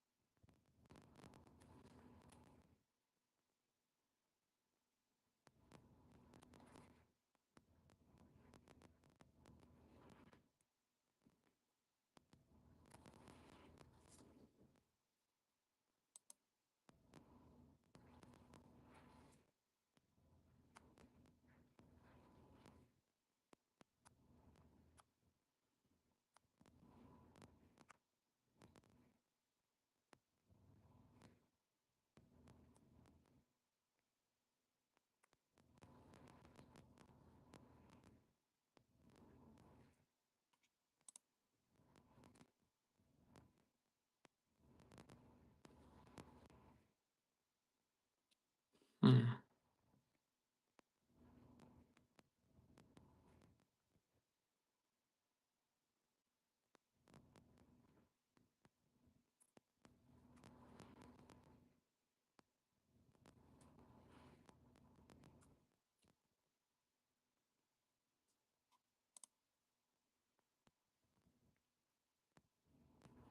Tim Part, welcome back in. Tim's hopping in. Somebody's got to get that wheel started.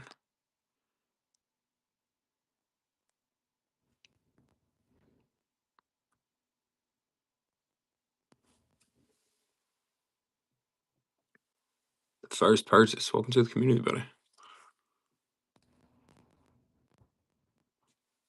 Hot Atlanta.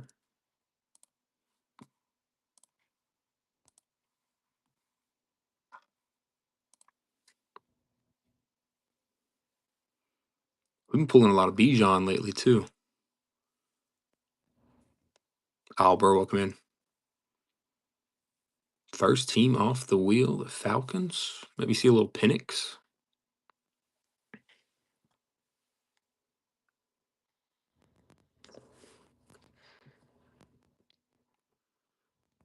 Not his rookie year, but he still signs for Panini. Look at that. Let's see some Cam Ward for you.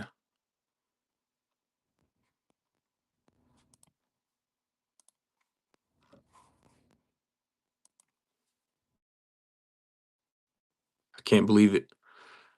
Tennessee's actually a good team to hit.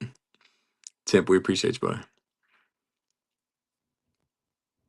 Titans and the Falcons, not too bad.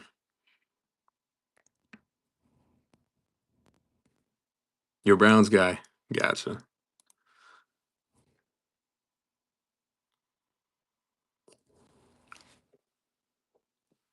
Tip, man, y'all's so I know abuse. Well, I'll tell you one thing. Y'all got a top 3 defense in the league, bro. Joe Flacco can have any success. Cleveland can make some noise this year.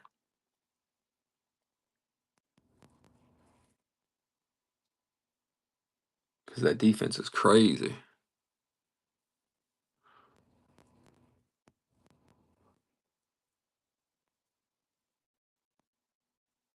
I like Flacco too, bro. He gives that leadership. I mean, come on. The man's won a fucking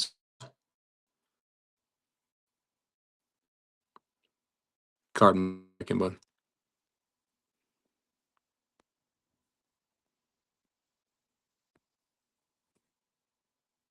Yeah, you gotta keep that dude out of trouble, man. Was it Quinton Jenkins?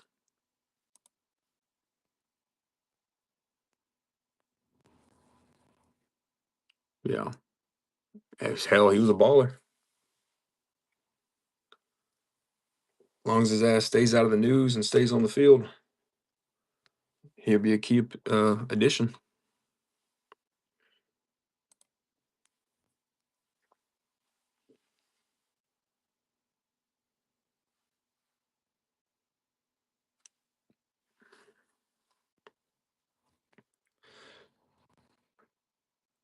PJs, what's happening? But the defense is there, so sounds good, buddy.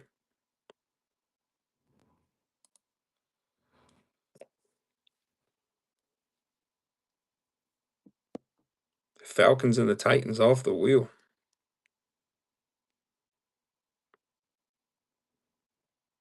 Rowdy, I don't know if you're paying attention, but it's literally been the same 5 people cycling in and out.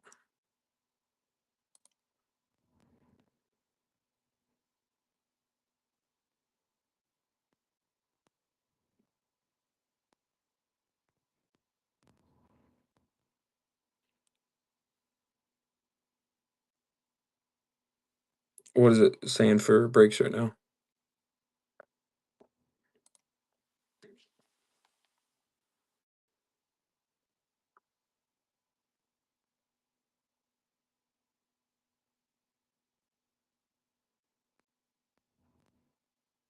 $800. Wow, that's the lowest I've seen it in a long time.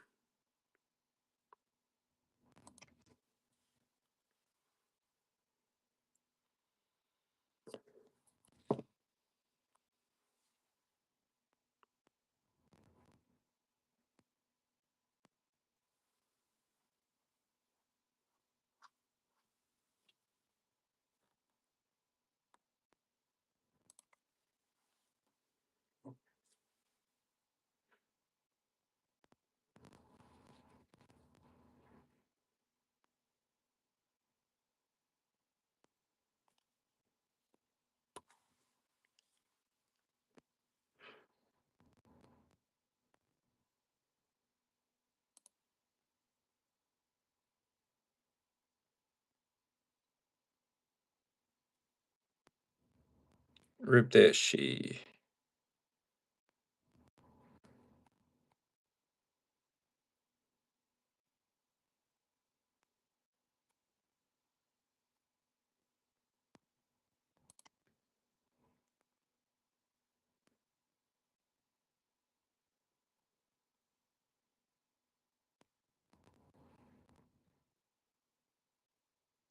Izzy Bradish, what's happening, bud?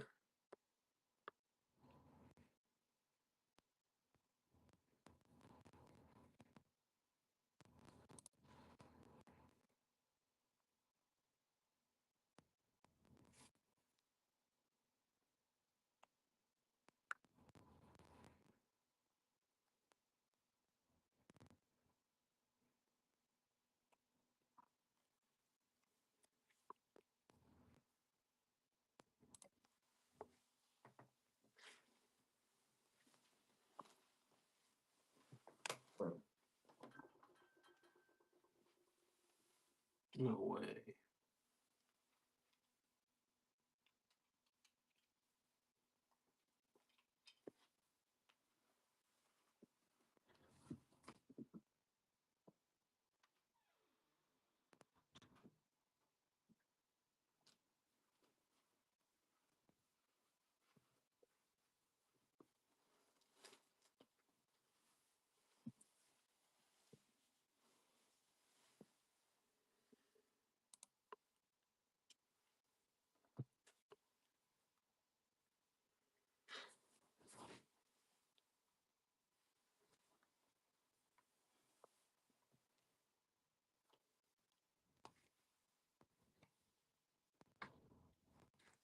Two teams off the wheel. Falcons and Titans.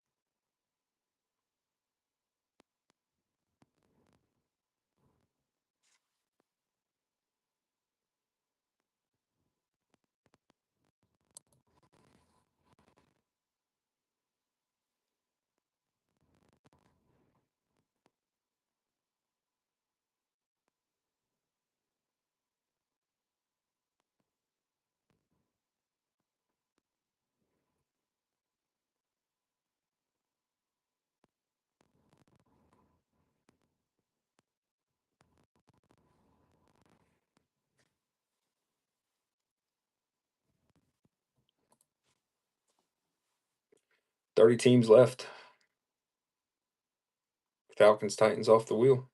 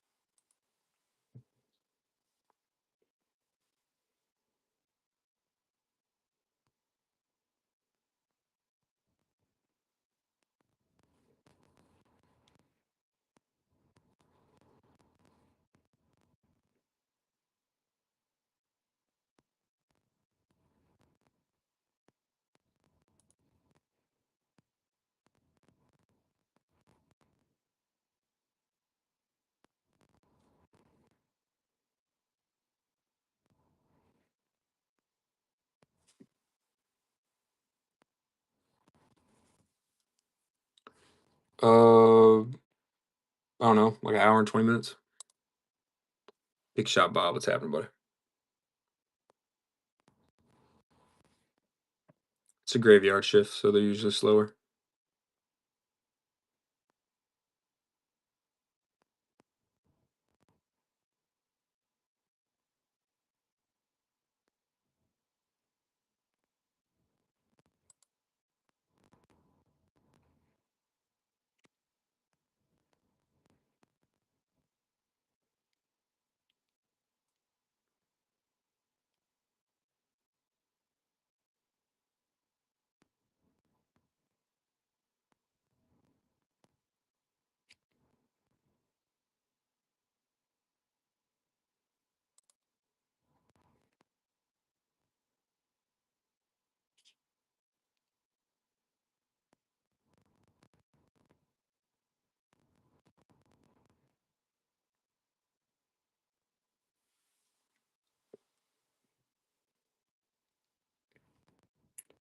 Two teams off the wheel.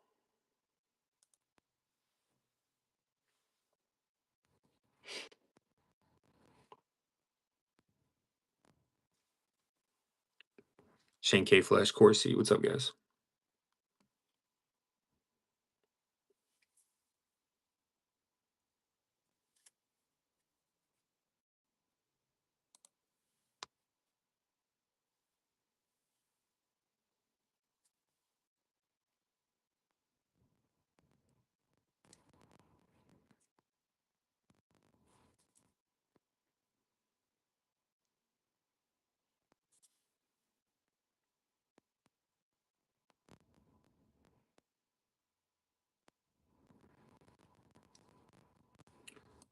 Lundley, welcome in.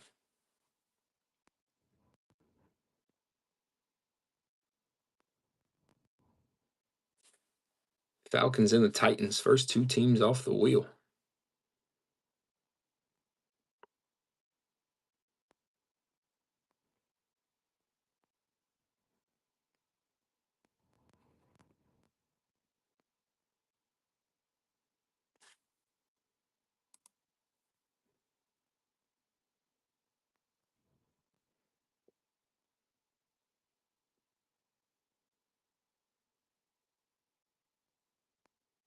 Little Lucky Duck, what's up, dude?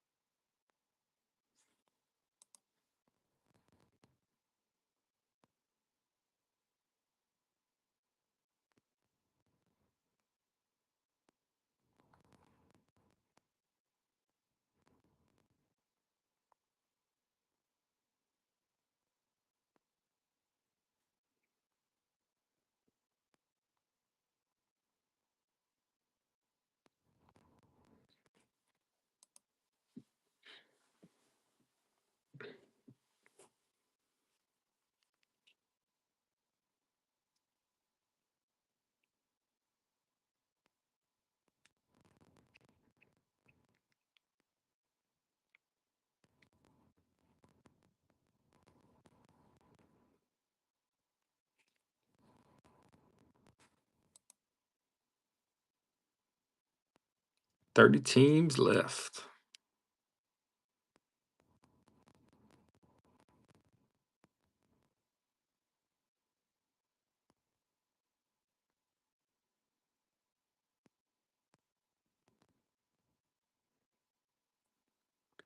I'm convinced that the shipping time is broken because there's no way. Our last 2 shipments have been within 12 hours. How the fuck does it say 2 days?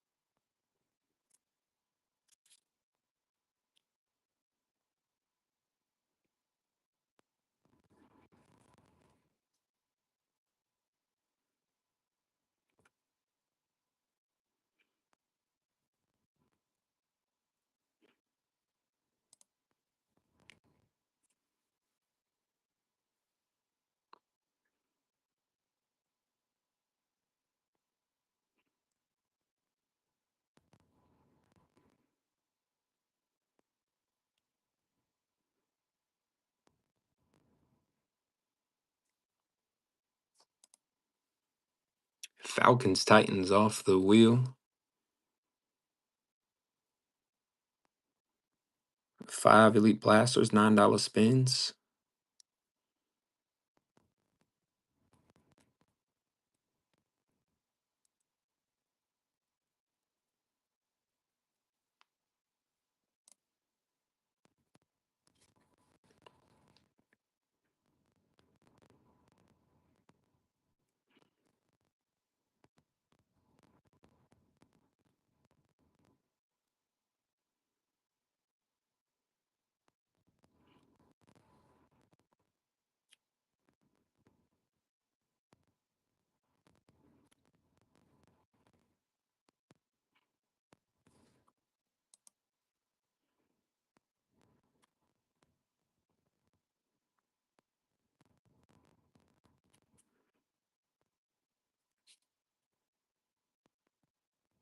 Dun dun dun dun.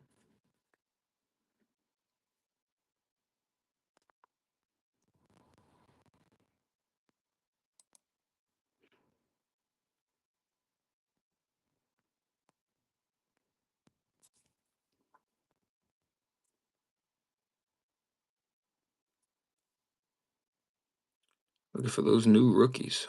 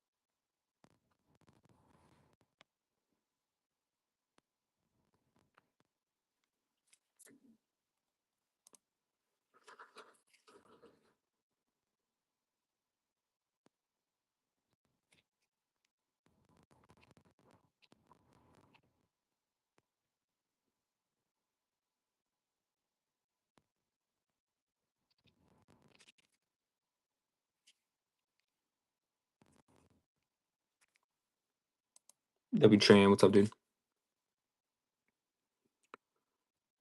5 Elite Donruss Blasters, guys. Only the Titans and the Falcons off the wheel.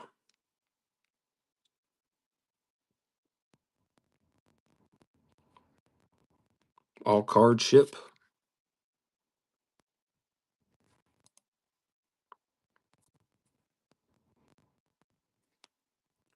You can trade 2 teams for a spin if you like. You can shuffle the wheel if you like.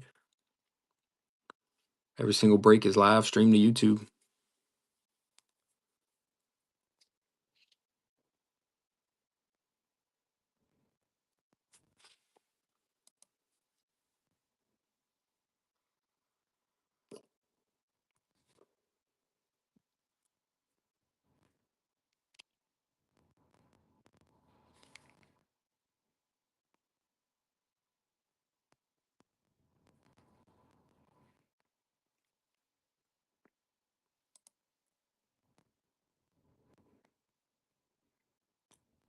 Chasing some new rookies.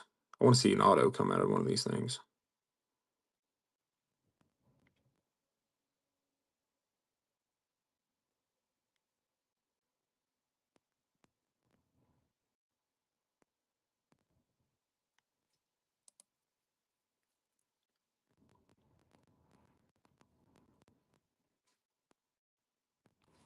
Hey, Jays, welcome in, bud.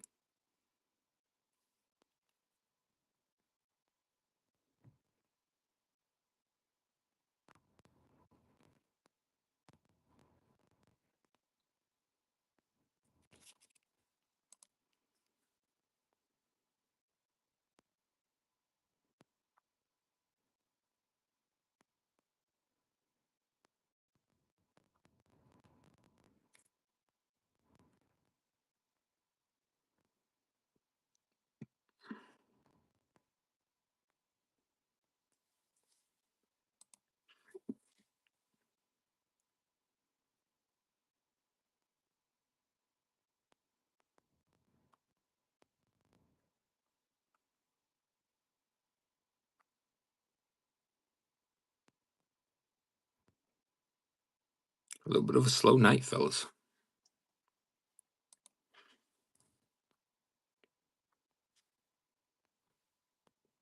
Busy Z, what's happening?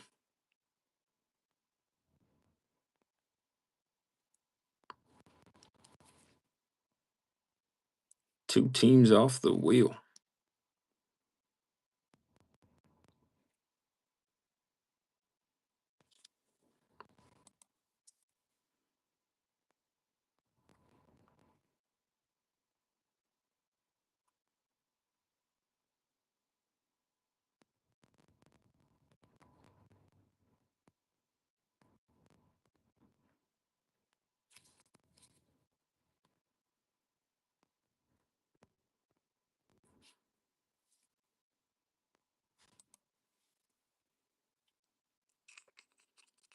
Keenan Allen.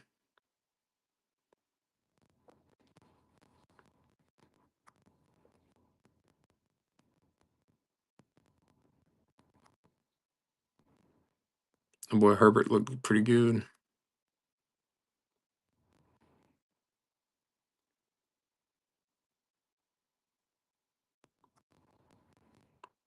The only knock with Keenan Allen is that he's going to be sharing reps with Quentin Johnson. Quentin Johnson showed up pretty well last week.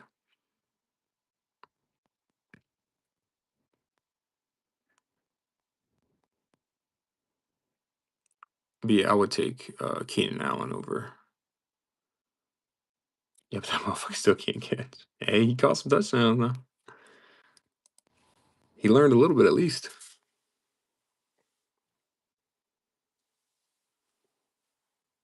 He was an animal at TCU, bro.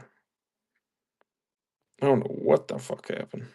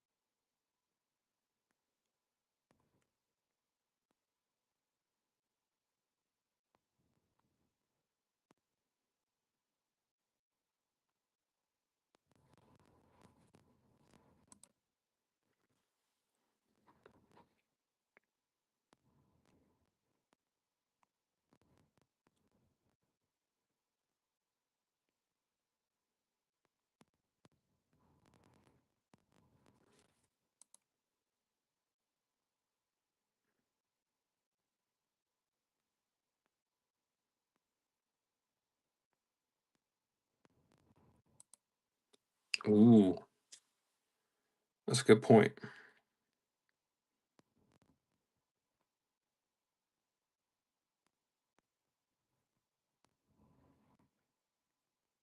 I don't know, man. Miami looked like absolute shit. Defense looked bad. Offense looked fucking horrible. And the thing is, you got to think about if the offense does bad, then all those 3 and outs, all your guy is going to get more and more touches, you know? Jay Logan, what's up, bro?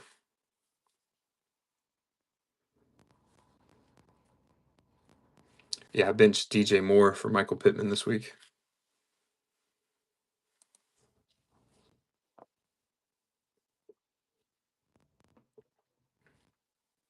Man got 20 points last week. DJ Moore only gave me like 9. Fucking Caleb.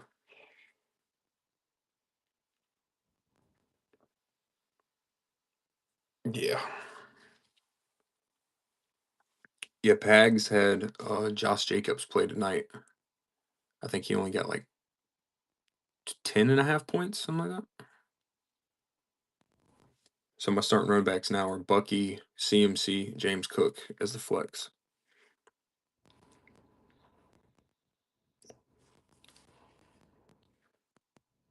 I'd be 1-0 right now if that's how I started it.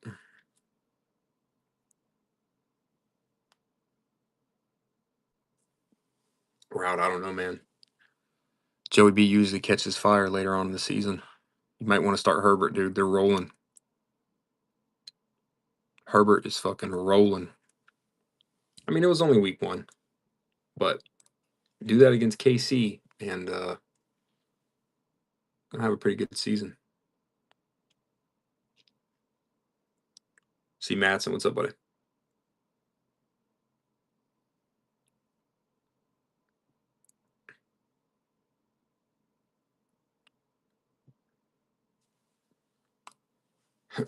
Damn, boys. Titans and the Falcons gone. That's it.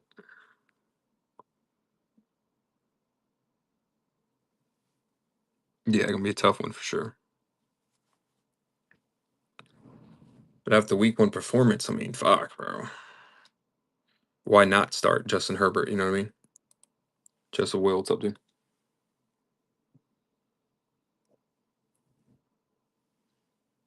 The Falcons and the Titans off the wheel, guys, in that order. Wheel's hot. 5 blasters on $9 spins. It only takes 1.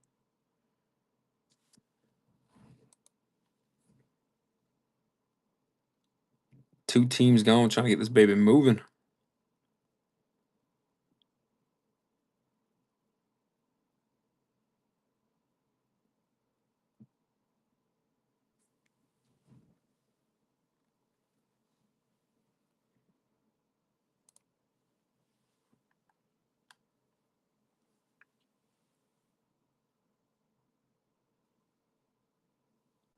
EBK, what's up, bud?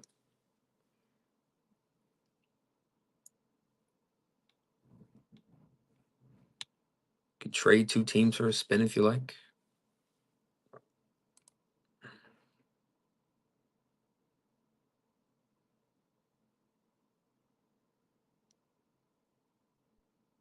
Damn, I actually like this background, but it's too like dark. That's pretty gas. It's a C7 driving through the street.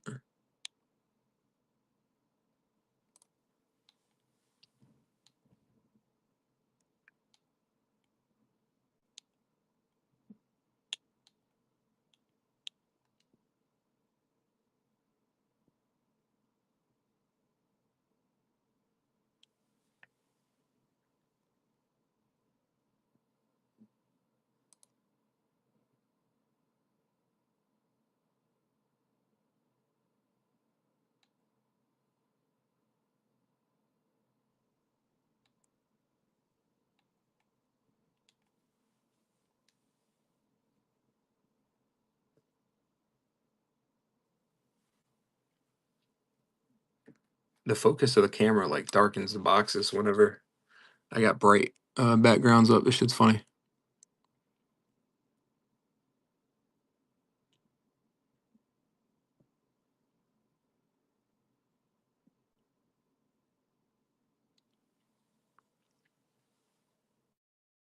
It'll probably pick up in like an hour. I'm not worried about it. I'm chilling. We got 2 teams going. I'm live to the fields.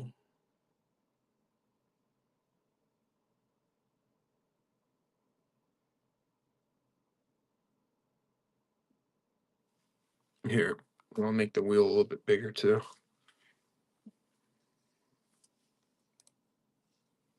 '73 Ohio Bob, what's up, dude? I'll make this wheel a little bit bigger for y'all.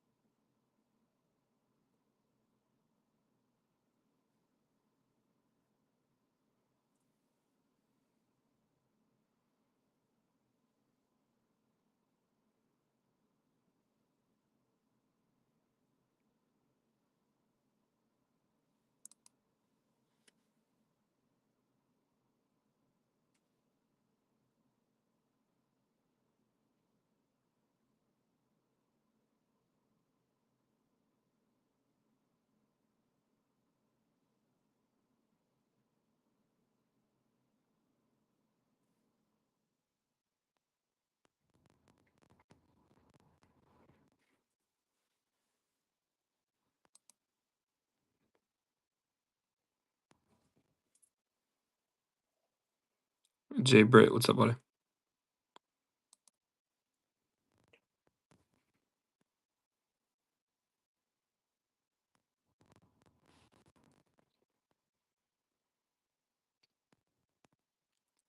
Psalm, welcome in.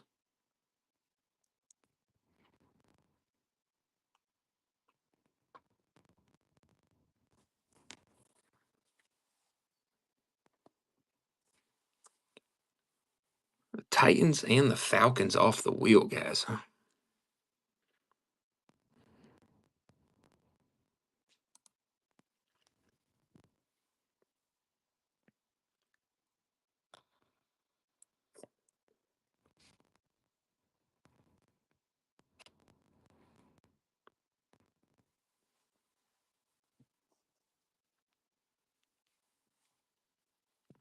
JK Sports, what's up, brother?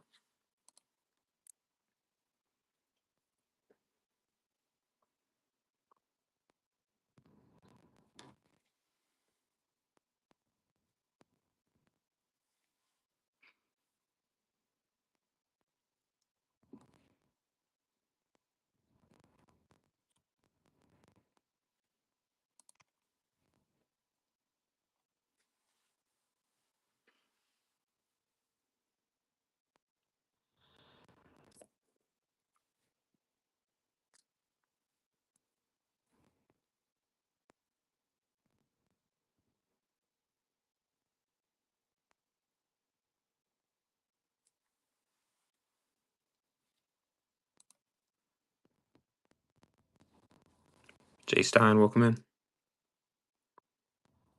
30 teams left. Falcons and Titans, first two teams off the wheel.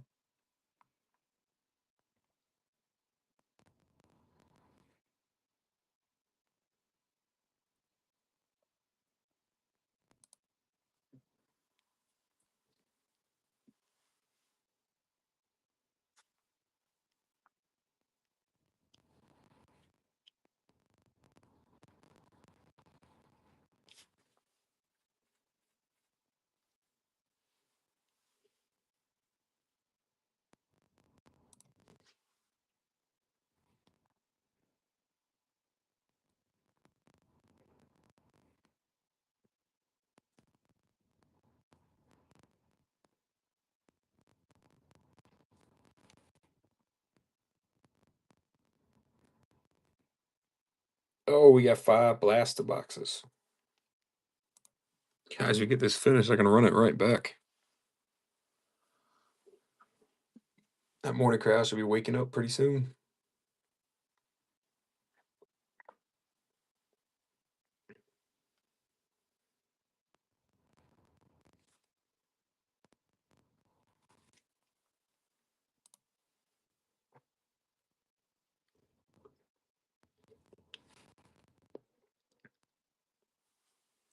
I'm live till it feels.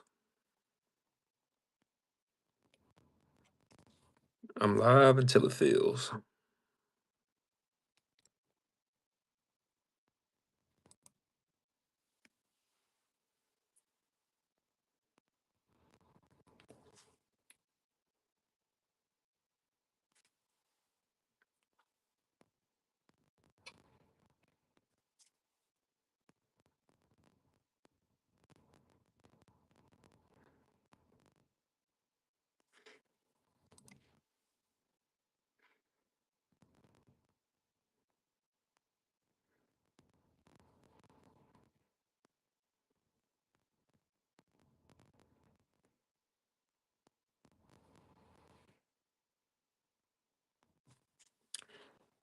Right, I think tomorrow I'm gonna move my my office area into that other room.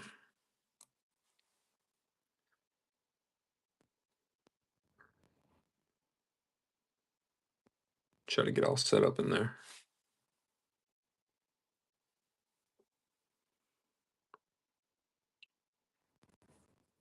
And well, what's up, buddy?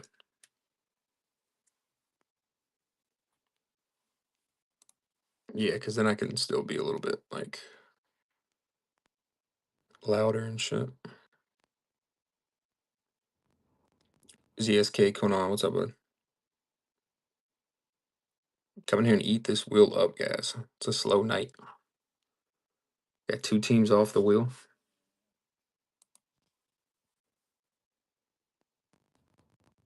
10, welcome back in, bud.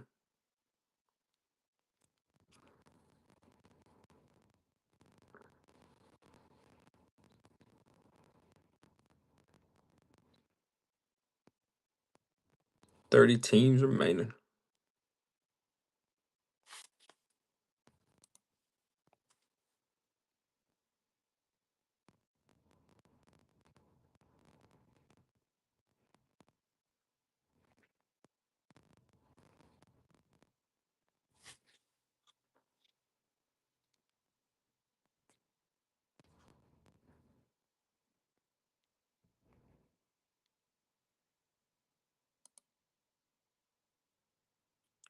The graveyards shift.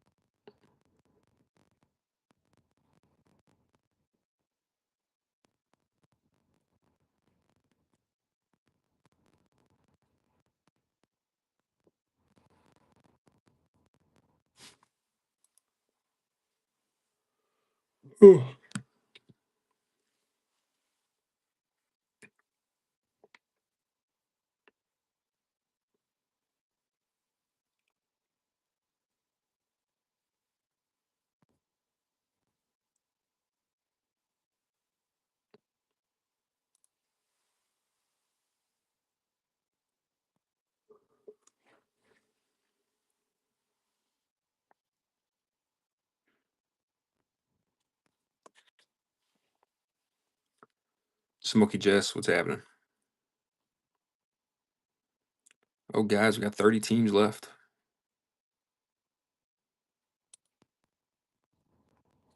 Falcons, Titans off the wheel.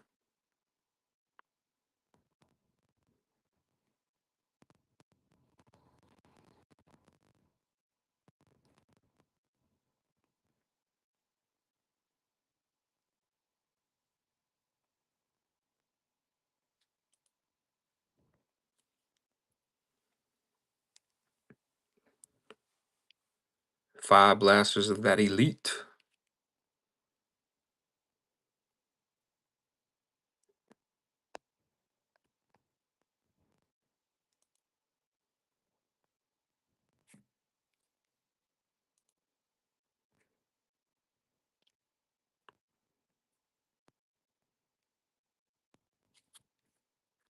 Yeah, a top 20 matchup in the state of Florida. Number 18, USF. Those South Florida Bulls. Miami with the Canes laying over 2 touchdowns. Notre Dame looking to bounce back from their week 1 loss against Miami on the road. The Irish had their home opener against number 16 Texas A&M. The Aggies currently the only ranked team remaining on Notre Dame's schedule. Coming game day in Knoxville, Georgia, Tennessee. Nightmare, what's up, bud? Last time Tennessee beat Georgia was a Jawan Jennings Hail Mary. His time expired in 2016. Since then, Georgia has won all 8 meetings by at least 14 points. In Florida, heading to Death Valley to visit number Florida this week begins a stretch of 4 top 16 teams in a row for those Gators. For much more on week 3, let's bring in our guy, Sam Macho, as he joins us now. And it is the biggest storyline when you talk about down the road. Whose seat is hot? It's Billy Napier when Florida looks at the rest of the schedule, especially in the next 4 weeks here. A year ago, they jump-started their season by shocking LSU, right? And it seemed to save Napier's job. What has to change here coming off that USF loss and going on the road? Well, the entire week of practice, the entire team has to have a better sense of urgency. Some of the simple mistakes that we saw last season are showing up again. Guys spitting on people, penalties, jumping off sides. Those things in practice. Okay, and cleaning a lot of things up. We saw a ton of penalties, like you mentioned there, and the play calling. That Billy's feeling a lot of heat there. Let's stay in the SEC. Tennessee looking to end that streak against Georgia. Place is going to be loud in Knoxville. What's the key for the Volunteers at home? Well, the key is controlling the football. Joey You Aguilar. imagine Tennessee upsets Georgia this weekend? Last season, he led college football. I think they can do it, Rod. On the Tennessee side of the ball, they got to protect it. For Georgia, they have to protect Gunnar Stockton. It's going to be twofold. Number one, Joey Aguilar is going to get the ball up in the air. He's a prolific passer, but he does make some dangerous decisions with the football. That's part of it. The second piece, too, is when he's in the backfield, you have to, as Georgia, attack the football. He's going to try and put it up in the air. You have to attack it. And on the Georgia side, it's very simple. They have to stop turning the ball over. We saw. I think they can do it. And also, we saw that Gunnar Stockton did look solid when he was protected, but there were times where no, he wasn't sacked, but he was hit, he was hurried, he was pressured. So if Tennessee wants to win this game, you need to expose the offensive line of Georgia for sacks, quarterback hits, and quarterback hurry. There's a weakness of the Bulldogs. Georgia's won 8 straight meetings in this series. How about Notre Dame? Now they host Texas A&M, and A&M. Yeah, Georgia's beat Tennessee 8 straight times. Really talented player. On the other side, Notre Dame trying to. Oh man, Tennessee might break that. Comes down to what? Protecting CJ Carr. This Texas A&M defense last week had 6 sacks, and so they know how to get after the quarterback. CJ Carr Kirby's just so fucking good, bro. To the success of this Notre Dame football team. We saw how effective he was last year with the offense, but also, last week. Also their defense. So CJ Carr, keeping him protected from some of those pass rushers that A&M has is going to be extremely critical. And then on the other side of the ball, you have to understand that if you're A&M, you have to attack. Notre Dame is playing with a relatively new starter, so bring as much pressure as you can for him. Marcel Reed to get the football. You'll be good to go. Hey, how about Jeremiah Love getting some carries in the That's true, right? Yeah. Help your quarterback yes. who has not. Jimmy, what's up, buddy? Especially, right? Run the Jimmy Abenin. and love. Hopefully, you see that, of course, with Notre Dame. Sam, thank you so much. Thanks. All right, let's go to baseball now. Lambeau. Meanwhile, big matchup in college football. One of the most. Jimmy's got that wheel spinning. South Florida, the Bulls upset number 25 Boise State in week 1. Last week, Ooh, taking out the Giants. There you go. USF now up to Big teams coming off. Huge. Look at this. USF is now the favorite to get to the Group of 5 spot in the college football playoff. They enter the year with a 2% chance to. It's a hell of a spin. Let's go. Playoff predictor. Jason Collins, what's happening, buddy? D Slayer, welcome in. Two upsets there, all the way up to 35%. And let's bring Jimmy's going back in. behind the success so far. That is USF head coach Alex Golish. Alex, Charlotte, what's happening? are now up to 35% to make the playoff according to that predictor. What's your reaction to that? And I instantly think the worst kind of rap. Taking out the Seahawks. A little Jalen Milrow. I'm certainly glad people are talking about our program. Certainly excited with where we are right now, but we've got such a long season ahead of us, and we got to be. Giants and the Seahawks off the board now. There we go. Right now is what's going to happen Saturday night. Spoken like a head coach who's been 28 teams remaining, guys. Miami in a moment, but I want to talk about A little stash of pass for free. How about that? Boise State. That's one thing, okay? Taking down a ranked Florida team at the Swamp for Jimmy's going to grab it. which features so many Florida kids. What does a victory like that mean to your players? You know, I think now in year 3 of the program, our guys would tell you that it was the next game. Obviously, it's Stash of pass on those Eagles there, Jimmy. Obviously, it was such a big win for you. Passing. 3, 2, 1. Both of these upsets, we heard you say this quote: "This ain't the same." The Chargers. As an ode to the late USF basketball coach Amir Abdul Rahim, you wear his initials on. What impact have you personally and this program? The Chef 69, what's happening? 27 teams left, guys. 5 elite blasters. You talk about a man that did so much for this community, did so much for this university, and in a really short time. And from the day I met him, I said, "Man, I'm gonna lean on you. I want to know how you did it, how you built it." And we both saw it very much the same way, in the sense of how you build a program. And it had nothing to do with the place, had nothing to do with Hiller. I'm a 27. Day here, our players grew to really love him. He grew 2025, looking for some of those rookies. He was literally at every practice. I used to joke with him, like, "Man, basketball coach, you got a lot of time if you're hanging out here." And I gotta pencil in bathroom. One time for the one time. I'm glad that he was a part of our program for the time that he was. And I know he's with us. I know he's 27 teams, guys. I know he's sitting up there smiling right now. Love how you carry his spirit, especially with this team. And let's get to Saturday. You go back on the road to face number 5 Miami, 17.5-point underdogs now this weekend. They're physical on both sides of the line. What's been the message this week to your team coming off that high in the Swamp and now dealing with another road test in the state? You mentioned it, you know, the matchups on the offensive line, the defensive line, these guys are different. It's not just physical, it's incredibly well coached. They play really hard on both sides of the line of scrimmage. And for us, those are J Mac, what's happening? We got 27 teams live on the wheel. The depth to be able to play at a high level, that's going to be huge for us for a 3rd week in a row. These first 2 weeks have been really physical, and we've had to be smart in terms of how we've practiced. We've had to be smart in terms of how we've taken care of our guys to be able to get the work in. Those are where you feel like these games are won and lost, and for us, we're going to have to win more than we lose. No boundaries. Welcome in, bud. Your quarterback, Byron Brown, 3-star prospect, received 0 offers from power conference programs. But when you watch him play, at least from our perspective, he has the it factor. What makes Brown special in your offense? Put a little stash of pass up there for free, too, guys. How about that? Go grab your chaser. Has been just steadily improving in every aspect of his game. He's always been incredibly tough, always been incredibly smart.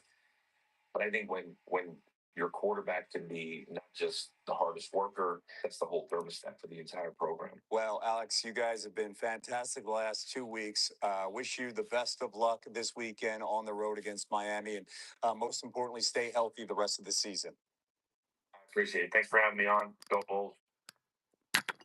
October of 1895, the first time those two teams met, and they've been arch rivals ever since. It is college football countdown. So great to be with Sam Acho, EJ You Manuel. know, Miami and USF used to be big rivals back in the day. And buckle up. Seahawk, what's up, buddy? Back when they were both in the Big East. But now it's not really a rivalry. Football where the scoreboard operators, ranked teams alone, put up more than 1,000 points.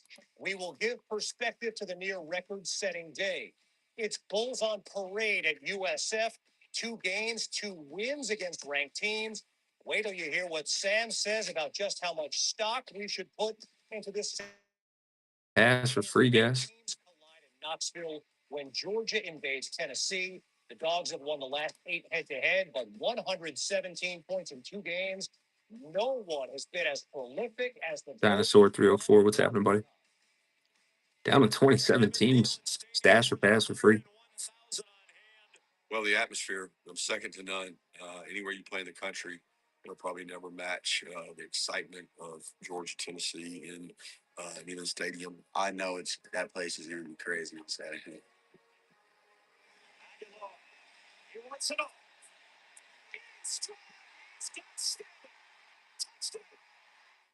We're the best offense in the country, and we're going to go out there and show the world what we can do on Saturday. Just want to out hit, out hustle, out compete people, out execute, and then at the end of the day, we make sure we play together. That's the main thing we really try to focus on. I think the line of scrimmage is going to matter on both sides of the football. Played there myself, coached there a lot, and been part of a lot of big matchups, and this will be another one. Moto, what's happening, buddy? Tennessee has a vaunted defense. 27 teams, guys. Stash or pass for free. Why is your focus on the Tennessee ground game? The big key in this game is, one, you want to protect quarterback Joey Aguilar so he can make some of those nice throws as we saw. But the other key, you have to be able to run the football and really own the line of scrimmage against Georgia. And look, as I look at this thing, the offensive line for Tennessee, they're always in symmetry when they're picking up their blocking and their pass blocking assignments. Now, right here, watch the left guard and the left tackle wash down this line of scrimmage against Syracuse and sending the right guard. His wheel moving. To the left side, and they latch into their guys. You see a pancake right there on the line of scrimmage. This lineup for IHOP here after the game. And then Star Thomas, the running back, doesn't get touched until 10 yards down the field. And then he makes a guy miss and gets another 10 yards. So that's a 21-yard gain. If you can make explosives like that against this Georgia defense, it takes a lot of pressure off the quarterback, and it keeps you out of the chase. Well, you've got one side that's protecting the running back and the quarterback. The other side in Georgia that hasn't done a great job. Michael Burr, what's up, buddy?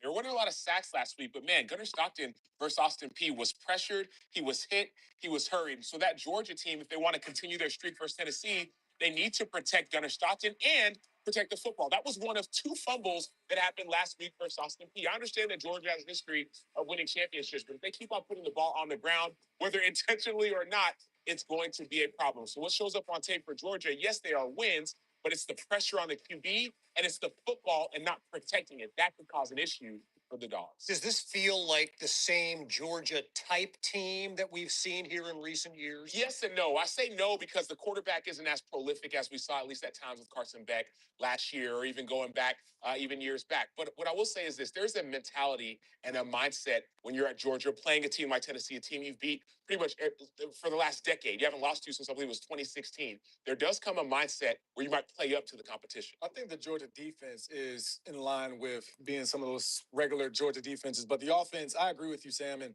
as I watched Gunnar Stockton, kind of a long, winding motion and a lot of short throws, whether it's a smoke route, a bubble route, and maybe that's a little bit of smoke screen. So 27 teams remaining. They got guys that can go vertically down the field. I think in this kind of game where you have to keep up with Tennessee's pace on offense, you're going to have to stretch that field. We know the Vols have been red hot. Maybe Georgia can turn up the heat a little bit. Beamer, what's happening? Segue to our new segment here, the heat check. Teams who certainly looked the part in week 2. And let's begin with Florida State. 2-10 last season sure feels like forever ago, with now 22% odds to make the playoff. EJ, what do you see when you watch your alma mater? Well, fellas, first, I got to smile is what I feel. But as far as what I see, I see a team that's attacking defenses and offenses. If you watch Florida State in the past, Clean and pristine. What's up, bud? over 60 points. But the other part about this, too, is that they're starting fast. Last year, when you watch Florida State, It's a BTJ explosive. And sometimes it didn't happen at all for them to actually go out there and make some plays. So I like the way that they're attacking offenses and defenses. They got to keep that game. Right, and it Hasn't just been against the East Texas A&Ms of the world. They did it against Alabama, whose playoff odds started at 71%, dropped off the loss to What are FSU, the but they're odds? still at nearly 50%.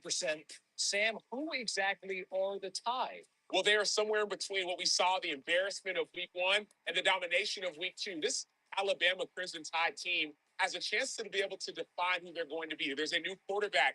Colorado, what's There's up, buddy? a new offensive coordinator. And a lot of the stars and the leaders of that team, they departed to the NFL. So this Alabama team has a chance to define their success. I don't think it was as bad as week one, but nor as great as what we saw last week. Somewhere in between, Sam thinks. All right. Texas Tech is the best team money can buy. And here's how we know. Prior to this season, from 2014 to 2024, they were ranked in the AP poll just 2 times. This season, EJ, they've been ranked 3 straight weeks.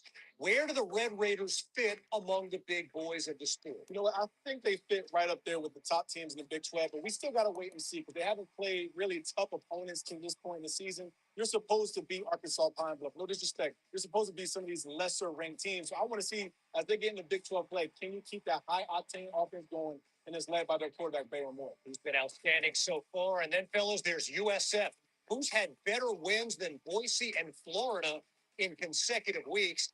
Acho, what have the Bulls proven to you so far? They've proven that they're the real deal. They're not afraid of any type of competition. Whoever you line up in front of them, Byron Brown, number 17 at quarterback, is likely going to run right through them. So they've proven that they're not afraid of the competition. Exclusive opens, what's up, bud? I'm so freaking proud of you, man. I am so grateful to you. I'm humbled to stand up here in front of you. I am. I'm so humbled. We got 2017s, fellas. Piece of it, man. This is your guys' win. This is every single person sitting in this room. Your guys win. Tonight, you run the state of Florida. Okay. I said tonight, you run the state of Florida.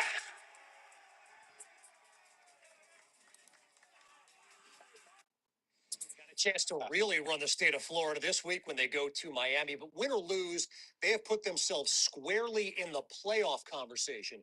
EJ, is USF a good group of 5 team or a good playoff team? I think they can be a good playoff team. We'll find out more this weekend against Miami because Miami certainly is a good playoff team. So I think for USF, David, what's up, bud?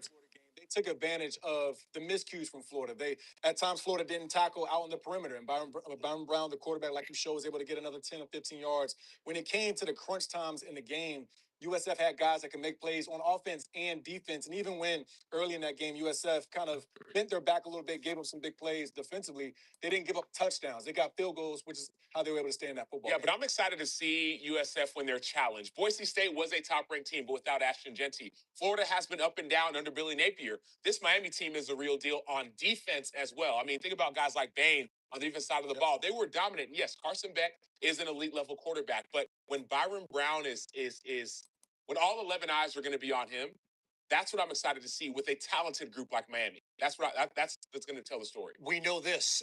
After this weekend, they don't play another FBS team until October 3rd. So some runway in front and then the American, but they have put themselves in the playoff conversation.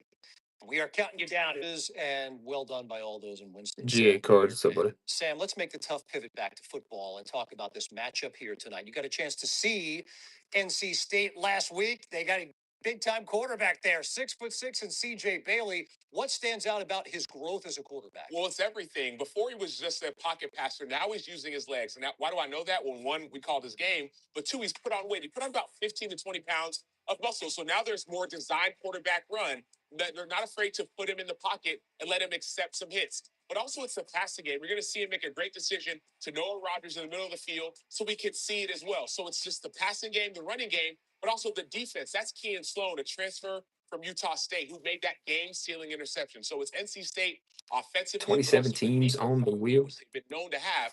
Now they got Bailey, the 6'6", The dreaded 27. quarterback. I like CJ Bailey a lot. Yeah. And when he got chances, last year as a true freshman, I felt like those were reps that were going to help him into this year. And you're starting to see that show up because now the time clock is much quicker to when he knows, hey, I can move around in this pocket and still get a throw off, or it's opened up for me to take a 5-yard or a 10-yard game, get down and protect my body. So I really like where NC State's at. But also Hollywood Smothers. PGA Hagen, what's happening, buddy?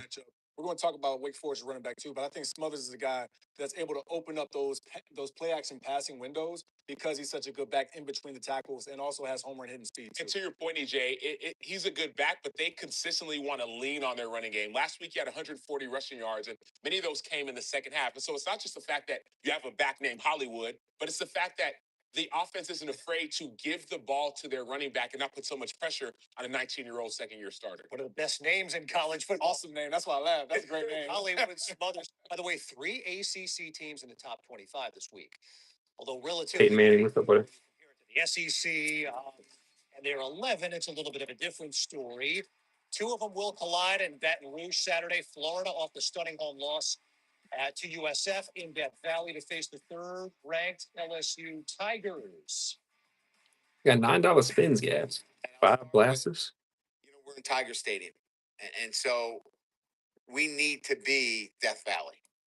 We need to live up to our resume as the most difficult place to play in the country because it's SEC time. We know that going on the road in this league is challenging, and it's one that, you know, I think our players get excited about going to play in these W types Chan, of what's happening? venues. There's something about being a competitor and going into somebody else's house and it being you versus them. And I think we're building momentum towards that. We're excited about the challenge of playing this team. 71st meeting between the teams. The series is split right down the middle, 34-3. Wisconsin will look to contain Alabama's Ty Simpson, who was 17 of 17 last week. And can Diego Pavia lead Vandy to an upset of South Carolina? Sam's in the film room with more on just how the Doors seem to find ways.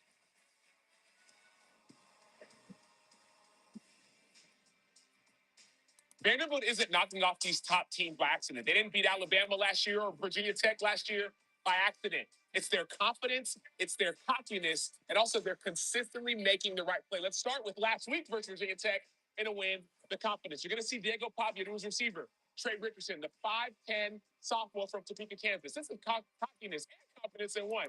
You're going to think, no, no, no. Yes, yes, yes. One-handed catch by Vanderbilt to take the lead. Critical play at a critical juncture. Yes, it was that amazing, but it's not just the confidence, it's the cockiness. Check out Cedric Alexander. Beautiful gap, beautiful design, down, around. Tell me about this. You're gonna hurdle from 5 yards away. That's cockiness if I've ever seen it. So they're confident, they're cocky, but this team consistently. Buck, what's up, buddy? You're gonna see a punt right here. 4th quarter, game on the line, momentum shifting their way. Punt returner says, Peter. That means get Ryan Ball, welcome in. It's a smart football team. They're gonna duck, they're gonna dodge, they're gonna find a way to get out of the way. Check out Jalen Lackey and check out the ball. If he touches that ball, it's Virginia Tech ball. But thankfully, he ducks, he covers, the ball doesn't touch him. That's a brilliant football play by Vanderbilt. So the reason they're knocking off all these top teams isn't by accident. They are confident, they are cocky, and they consistently make the right play. Great insight, Sam. We talked about C.J. Bailey. Last season, in this very game, he replaced Grayson McCall following a brutal injury. Threw for 272 yards and 2 touchdowns, but it came in defeat. Tonight, he sets his sights on a victory. 27 teams left on the wheel. Felt like week 2 was an offensive onslaught across college football is because it was. In all, 1,028 points were scored by ranked teams. Purple Joker, what's up, dude? Video game numbers for one of the most prolific weeks in the history of college football. 27 teams left on the wheel.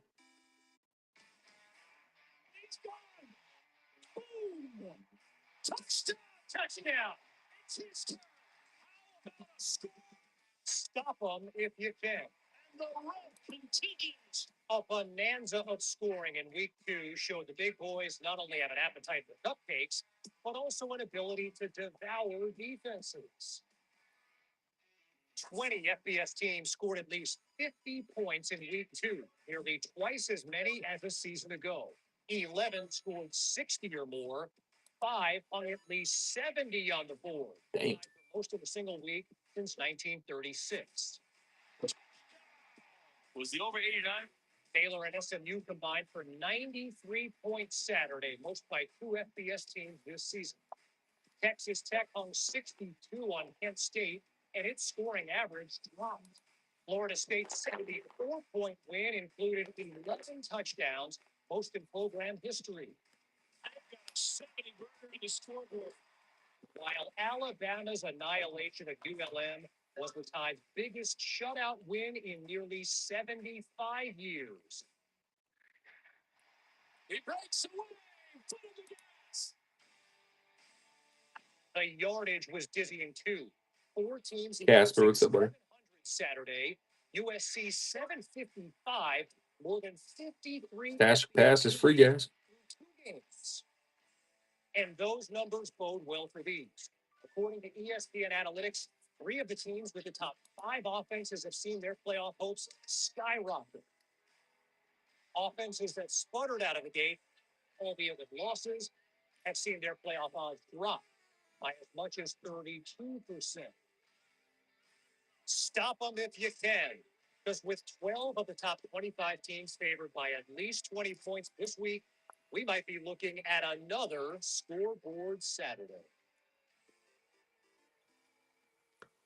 Barwick, what's up, dude? So the quarterback loved that piece. Guys, we got Stash or Pass for free. Not so much. Sam, when It's live. win games in that manner, how does that impact locker rooms? We can give you a false 27 sense of teams reality. left on the What I mean wheel. by that is if you're beating a team 77-0, that may not Oh, happen. Panda, welcome in. Play actually occurs. So there is a benefit if you're, let's say you had a tough loss week 1 to get your win back beneath you like Alabama. But for the most part, 77 or 62-0, I don't think is very real when it comes to teams like Texas Tech when they haven't played their conference opponents just yet. I hear you, Sam, but offensively, we love it. And then also, we love the fact that our defense gets a shutout. Money Mike, what's happening, buddy? Something we'll try to hang our hat on. But I think the other part to it, guys, is the maturity of your football team. Like, can you go back to that practice after hanging up 66, 70 points that Saturday on Monday? How do you show up? Now you got a better opponent coming at you.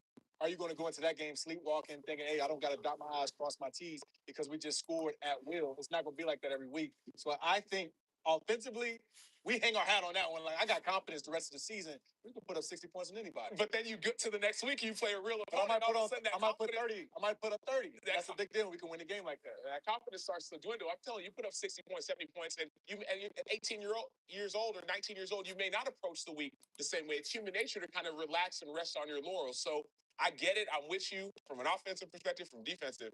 I don't know. I'm like, hey, can y'all do that again, guys? Right. Exactly. And you can keep an eye on all the games, of course, on the brand new ESPN app. And for you to get the best experience, all you've got to do is follow these 3 simple steps.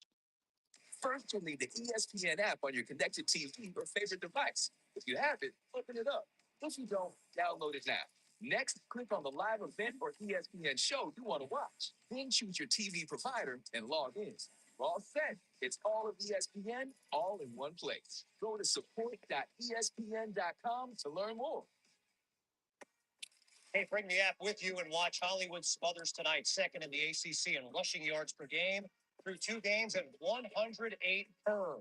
NC State, Wake Forest, one of the longest rivalries in college football, on the way. Don't let one bad leg haunt your parlay. Parlays turn into payouts and now even near misses.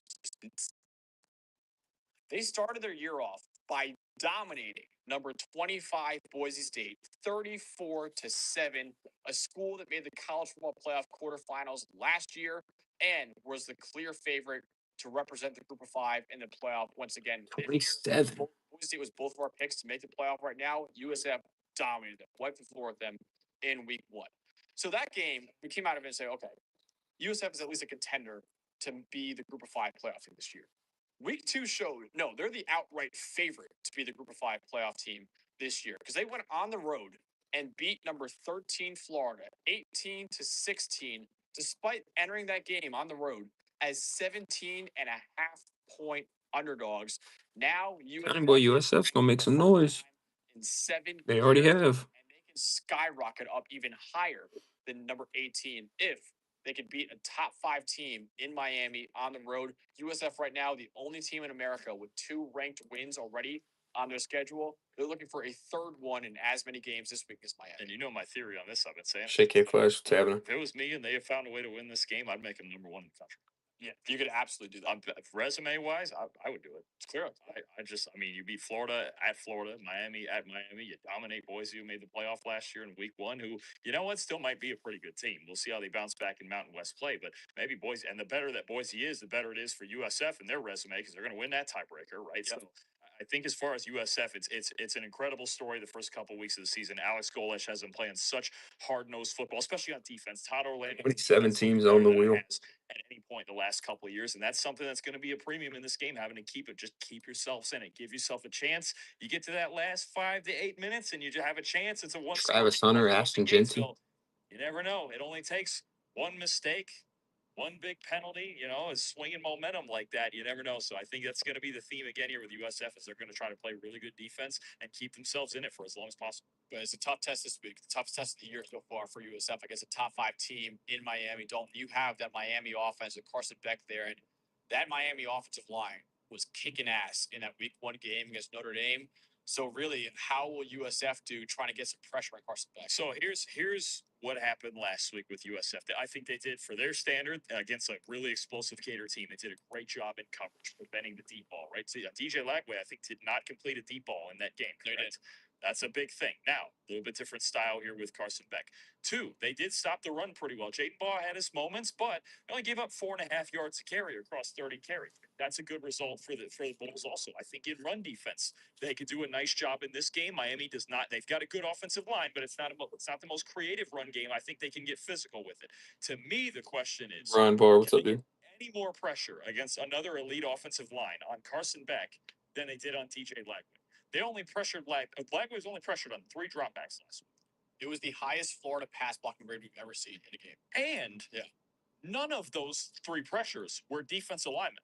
They were all blitzers, either from linebackers or from slot players. So they're USF's defensive linemen. 27 teams on the wheel, guys. 5 blasters to rip. Which actually makes it even more amazing that they won because it only takes one, gentlemen. How many games we've seen other than maybe academy schools? I want to see an auto today. That's what I'm looking for. Or at least, or I should say, a defensive line did not get a single pressure for an entire game. So DJ Lagway was sitting back there clean. He either just didn't make the throws sometimes, or there was a couple of big drops in that game, or Florida's commit penalties, right? So Miami can't beat yourself. But then you look at Carson Beck. Carson Beck's different than DJ Lagway. Stash or pass for free. Carson Beck's a singles hitter. He can manufacture, especially in a clean pocket, Max, since he became a starter in 2023 for Georgia. I'm going to give you the list of quarterbacks with a higher passing grade in a clean pocket than Carson Beck. Jackson Dart, Shedeur Sanders, Caleb Williams, Cam Ward, Jaden Daniels. Carson Beck is 6 behind those 5 guys. 4 first-round picks, 3 top 2 picks, and Shedeur Sanders. Yeah. So when you're talking about when Beck's back there clean, he's an NFL-level processor. He's got the quick release. He's going to get rid of the football. On top of the fact that, and that's another thing, too, we saw it against Notre Dame. He gets rid of the football generally before you can pressure him anyway. And now if he's got time to operate and get to his second and third, real problem. USF is going to, at some point in this game, if Beck is not fully in a rhythm of just tearing him apart underneath anyway, they're going to have to find a way to get some pressure on him. Because we know Beck at times, we've seen it in the past, you do get him under pressure at a decent rate. He's not that mobile. There's times, and he was really good under pressure the handful of times against Notre Dame, but there's times where it's not much on the improv, right? But they got to find a way to do it. Because they didn't pressure Lagway at all, and they got crazy what's happening. Have to find a little, if you have to manufacture it if you're Todd Orlando, or if your defensive line just has to play better. You've got to find a way to get some level of pressure on Carson Beck. Because if you only pressure Beck 3 times all game, well, he's going to go off. Yeah. So it's all about the trenches for Miami's offense.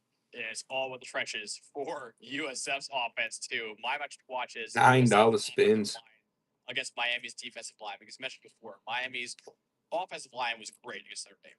Miami's defensive line was elite against the Fighting Irish. They were the biggest reason why they beat Notre Dame in that week 1 game. Miami had a 63.9% pass rush win rate against what was thought as a top 10 at least offensive line in the country. Many analysts thought they were the number 1 offensive line in the country. And star running back Jeremiah Love only had 46 rushing yards on 11 attempts, and everyone thought he was the number 1 running back in the country entering the year. He still might be, but Miami's defensive line was that freaking dominant in that week 1 game. Through 2 weeks, Miami has corrupted. What's up, dude? defensive line in college football. They are second as a team in run defense grade. They are seventh Casper, as a welcome back team in. in pass rush grade. 27 teams. Pick, Ruben Bain Jr. team right 5 there. elite Could be blasters. a top pick, I should say, projected right now. Somebody's got to get that wheel spinning. Of that unit so far, he's the James, what's happening, buddy? rusher in America with 90 plus grades, both as a run defender and as a pass rusher. He was unfreaking lockable in that game against Notre Dame. Like Erupted hopping in. Top 10 pick, maybe even a top 5 pick in the 2026 NFL draft if he keeps playing like that. So got Genty on the wheel. USF's offensive line. Travis Hunter. Very admirably in pass protection, posting a top The first purchase. Welcome to the community, bro. Through 2 weeks. That includes a 77 Grabbing the Broncos. against Florida this past weekend, who had Denver. 4 defensive line in the country entering the year. I thought that was going to be a big mismatch for USF. All card ship, card crew. I believe an average of 2.8 seconds. It wasn't like he was getting rid of the Yeah, we football ship quickly. everything, brother. And USF's offensive line still held up against Florida. I will say, though, again, the run game has been a different story for USF. Right now, USF has the 10th worst run blocking grade in all of college football so far. So their ability to keep All cards shipped. Putting that stasher pass back up there. and get any sort of push for Byron Brown and the running backs in the Stasher run game pass for free. looks like at least a top 26 3, teams. maybe even the best defensive line in college football. Could be the biggest difference in whether or not USF pulls off a third straight upset or falls to 2-1 in the season. 2 things in this offense for Alex Golish, which We is the ship exact same everything. thing We live stream everything to YouTube, so you can always rewatch your break. defensive line like that. Because you know whatnot kind of bugs out sometimes. Blitz a whole lot. So you're going to be dealing with those 4 guys, especially Bain and Mesidor off the edge. 2 things are going Up to grabbing that stasher pass. Okay, USF is all about tempo. They have to get a positive play on first down so they can get in the tempo. Look They at that can get out dragon there, hatch. make those D linemen sweat, get the hands on the Stash head, a go pass make on it, them get Texans exhausted, there, right? Crooked. Wear 'em down over the course of the game, right? I think that's something against Notre Dame that Notre Dame didn't get a rhythm of until late in the game when they were behind was Pass. 3, 2, 1. Let's go. If they're going to leave those 4 guys out there, and those are the guys, Ruben Bain and them, that's what they're going to rely on in this Cardinals. game. You got to wear them down. So tempo is big, and I think for Miami, just getting off to a good start on drives and in the game overall in the first quarter. Get yourself off to a good first quarter. Even stash a pass up there for free. If USF can't We're pick at up 25. Ideally, Alex Golish wants to lead the nation in plays run, offensive plays per game. We've been pulling a lot of vet numbered too that were rookies last year, like Bowers, Hicks. If they get it in this game, it's a problem. The other thing you mentioned about the pass rush, they have pass blocked well. The other thing that's the second layer in this is tackling Byron Brown. Yeah, right. He's one of those 25 teams remaining. Hardest guys in college football to tackle, right? Even if you are Ruben Bain or Akeem Mesidor or Caleb Banks or Tyreek Smith. Group of 5 Lenore Sellers. Essentially, yeah, that's pretty much what you're talking about. Is you can pressure him all you want, but this is a player that you have to. It's almost like Josh Allen with the Bills, where it's like you can pressure him all you want. If you don't bring him down, he's going to kill you, especially with his legs. So I think that's a big factor. Is yes, getting pressure, but also finishing the play is massive when you're talking about Byron Brown and his rushing ability. So Dalton, last week, USF was a 17.5-point underdog, and they pulled off the outright upset victory over Florida. This week, they're a 17.5-point underdog. Will they pull off a third upset in a row, or will a top 5 team in Miami, and for now, the Cinderella run that USF's on? Card crew, no, sir. These are blasters. The hobbies are a bit bigger. And then you see the 24, that's you can tell the distinguish. And then it says find one blaster exclusive. If I was running 5 hobbies at $9 spins, oof. They were down 9-6, and their defense. Literally, I could just do this to it, burn it. They have to get off to a better offensive. The side boxes are kind of pricey. I've got Miami. I think USF. Look, they used a boatload of energy to win that game last week, right? It took every last ounce of grit that they had. I think Miami is a different type of challenge because I think Carson Beck is a different type of challenge than Lagway. There is a world against DJ Lagway where you go, hey, if we just don't let him hit home runs, he's going to make some unforced errors. And he kind of did, right? Carson Beck is the other way around, where you almost want to challenge him. You almost wonder if Todd Orlando goes with a little more man-to-man coverage just to do it. And look, it's dangerous because we saw even against Notre Dame, Malachi 25 teams left on the wheel. They can win those battles. But I'm taking Miami 30-14. USF pulling off 3 in a row, I think would just be the most ridiculous thing we see all year. I do think actually that the Carson Beck is the difference in this game, and he just keeps it cool and keeps the offense moving. And Beck always understands the assignment here. He knows how big this game is for USF, but also understanding what they are on defense, manufacture. You can't. Smee, what's happening? Boise was incapable. They just couldn't throw vertically, so they weren't a threat. Florida tried the deep shots, wasn't happening, couldn't find another answer. I think Beck has the answers. Miami 30-14. I have it 31-21. I also have Miami winning this game. I think Miami's trenches are the difference in this. I think the offensive line against the U.S. pass rush will win that matchup, and I think Ruben Bain and company, the defensive line, will win against the USF's offensive line too. Even with the loss, USF is still the favorite to be the Group 5 playoff. I think losing this game, especially if they were to say even let's say cover the 17 or whatever it is, or play like if they lost a tight game, especially. But I don't think losing this game has really any bearing on say their playoff chances. No. Now at this point, 25 teams left. That stash or pass is still free, guys. Navy, maybe we'll preview them. Maybe they'll be big enough games that we can preview them. But it's going to be USF's a big story now, regardless of whether they win or lose this game. And if they ever pulled it off, boy, I don't even know where it would go from there. I have no idea. I'll go, boy. What's happening? Even if they lose and if Miami even covers the spread too, I know they won't be. Stash or pass for free, Car Crew. Right now, they should absolutely still be ranked, even if they lose to Miami. Oh, yeah.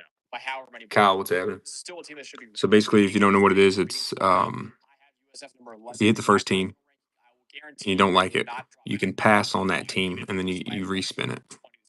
Yeah, I don't care.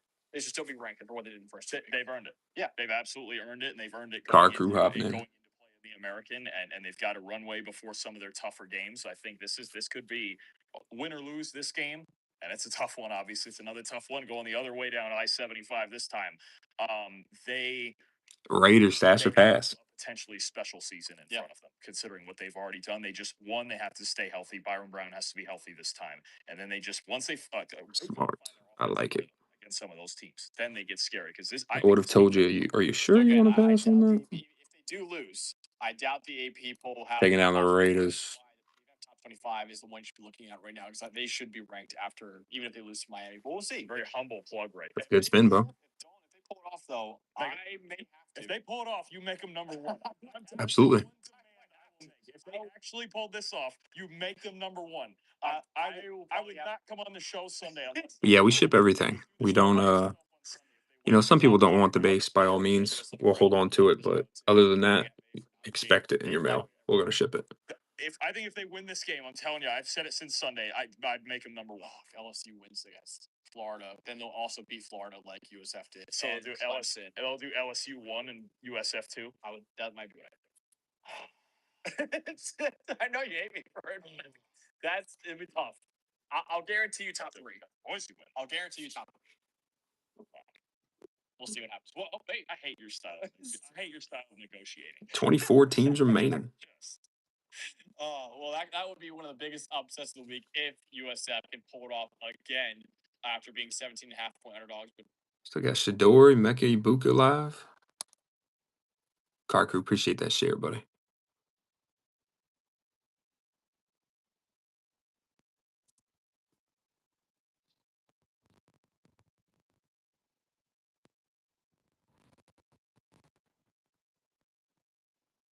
The same break finished in like. Oh, sorry for the echo, guys. The same break finished in 45 minutes one time. Oh, yeah. Yeah, we've done well over 100 breaks.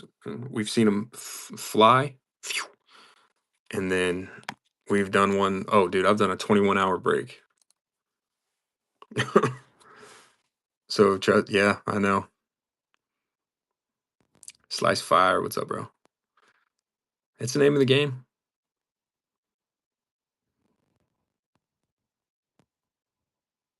I slept on the couch, dude. I've done that before. Me and my buddy Raud run the page, so sometimes he'll co-host and take over, like if it's really getting that long. But usually it doesn't get that long. Those are like far in between.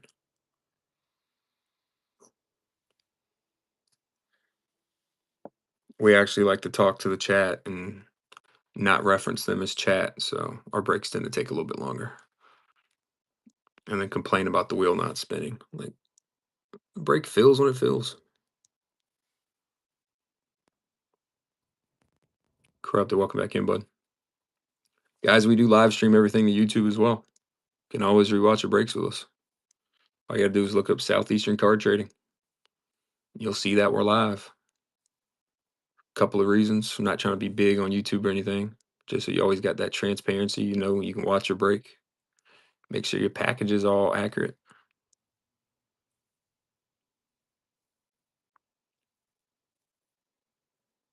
"24 teams remaining."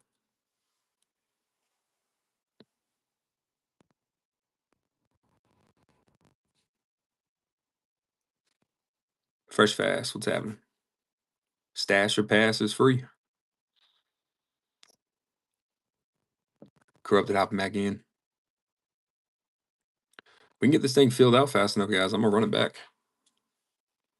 I got some top Chrome Megas too that we might run that later today. Stash or pass on them Bucks, Corrupted.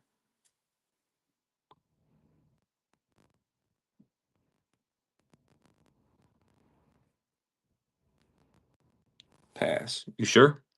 Emeka Ibuka.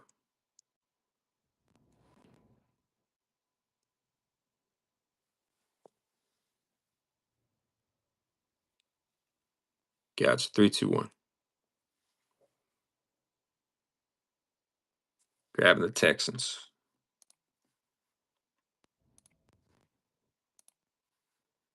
Card Crew, just look up Southeastern Card Trading, and we'll pop up. You'll see the logo. Corrupted, appreciate you hopping back in, brother.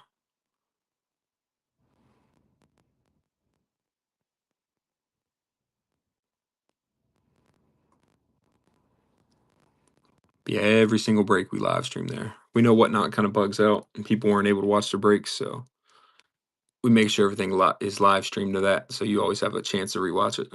Preston C, what's up, bud? 23 teams left, fellas.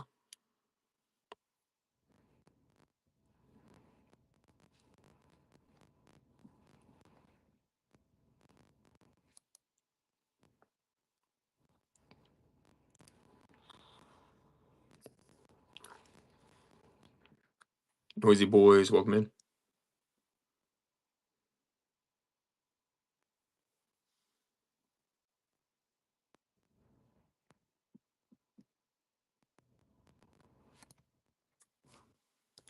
I'm live until it feels. I'm live till we rip.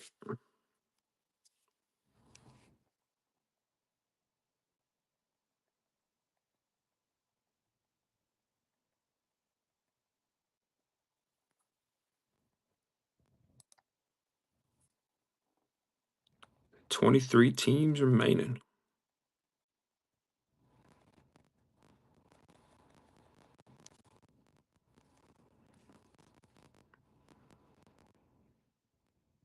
Andy boy, what's happening?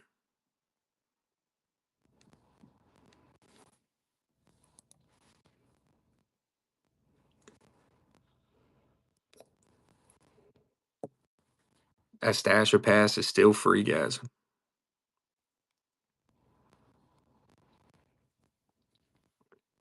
You trade 2 teams for a spin as well.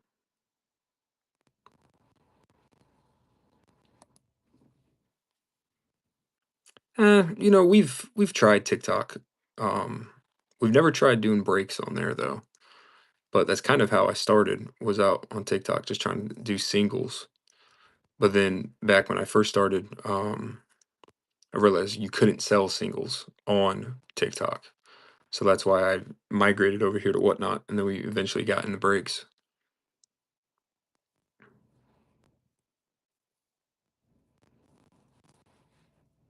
Billy R, what's up, buddy?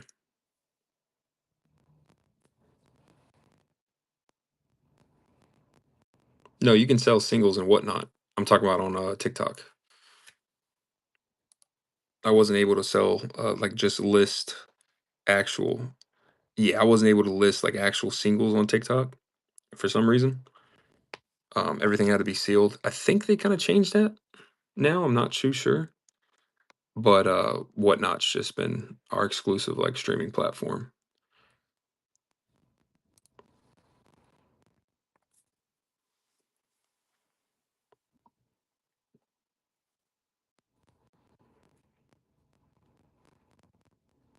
Yeah, I think they just updated it within the last couple months.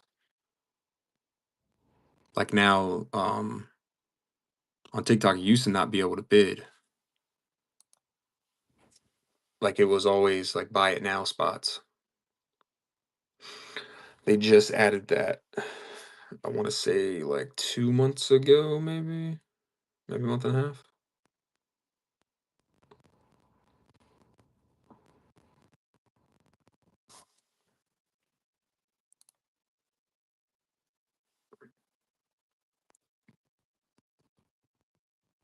23 teams remaining.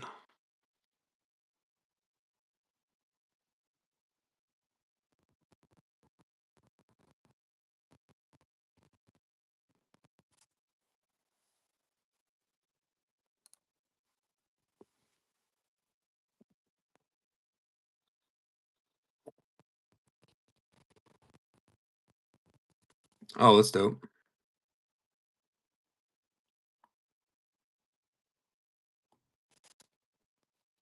I think I've seen some shows with that kind of stuff before.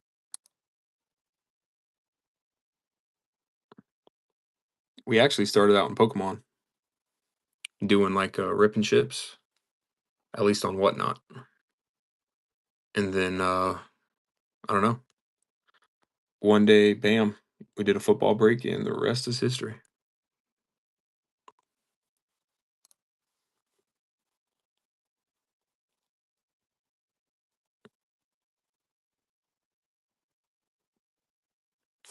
23 teams remaining.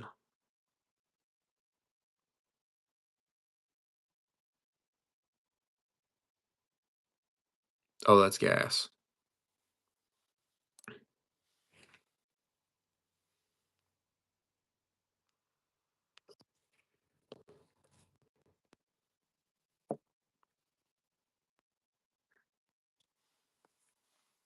Yeah, it's pretty sick. Hell yeah.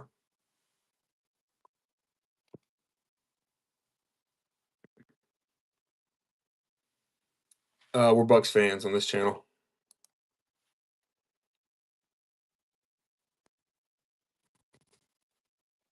Kyle, welcome back in, buddy.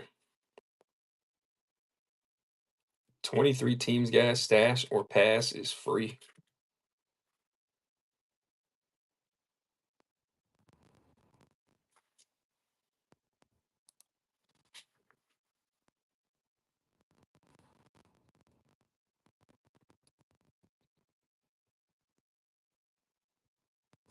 Double Tran, welcome back in.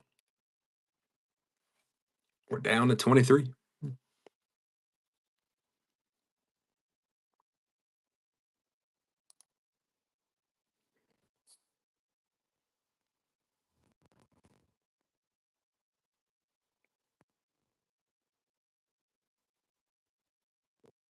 Cal hopping in.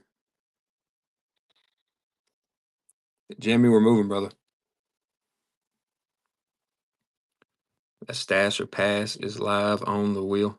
Cal with the first purchase. Welcome to the community, man. Lions, stash or pass.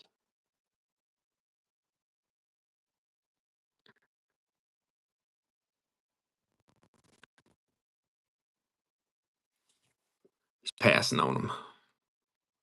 Grabbing the Browns. There we go.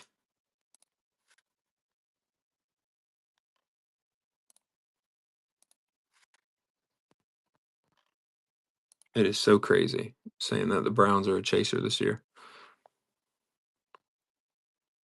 Down to 22.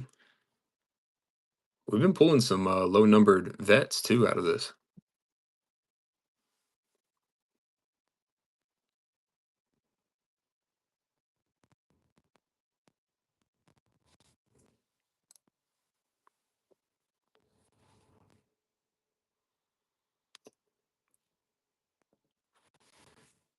If anybody wants to do spin 3, keep 2 for 16, guys, let me know.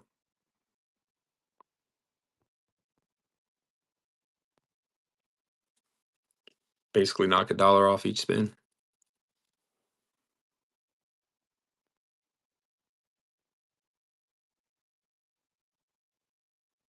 The body whales dabbing him.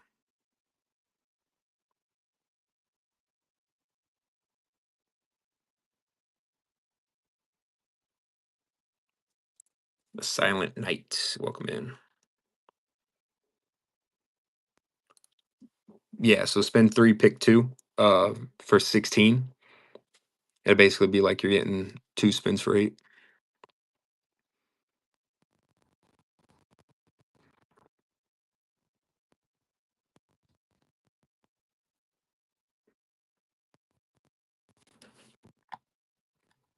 Nope. Yam Campfire's about to go out, boys.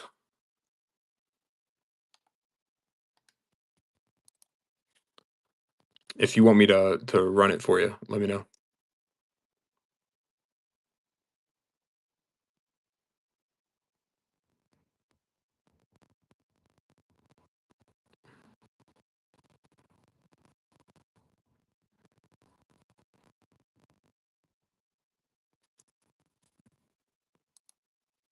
Or guys, if you don't know how to, if you are interested in it, you can just hit the custom bid, go to 16, and then bam.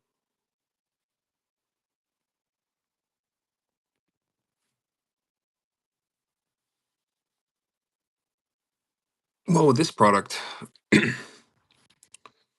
honestly a lot of teams that, I mean, it's more of a newer product, so I don't know. Even the non-rookies do pretty good in this set. Chasta, what's happening, buddy? You a Chiefs fan, Card Crew?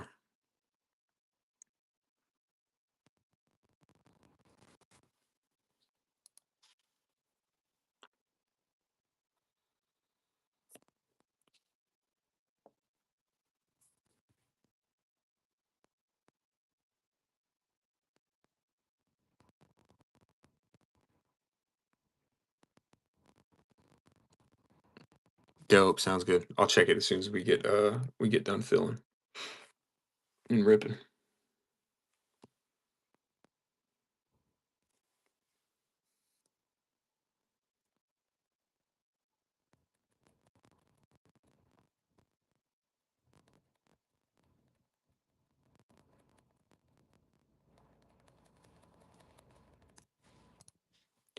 $22 teams left on the wheel.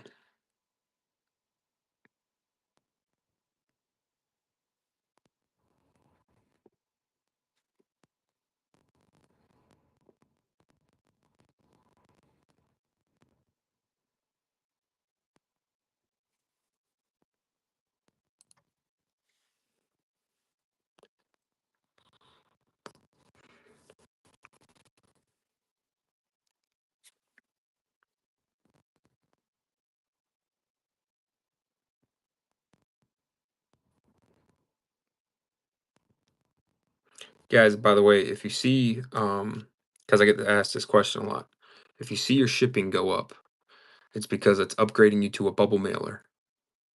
It's not our choice to do that.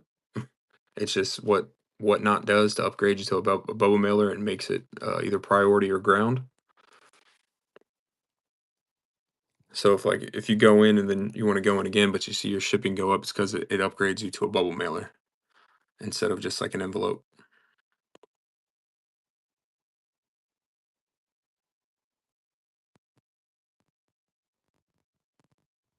GSB, what's up, buddy?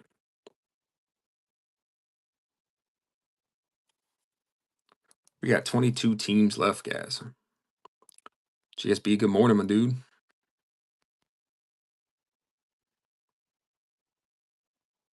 Freaky Fridays, gentlemen. Free game Fridays.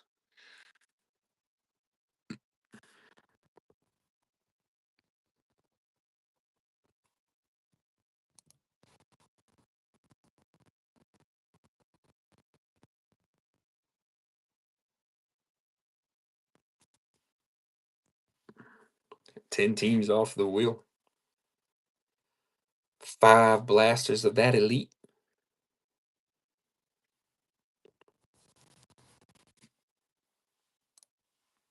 If anybody wants that special, guys, spin 3, keep 2 for 16. Let me know.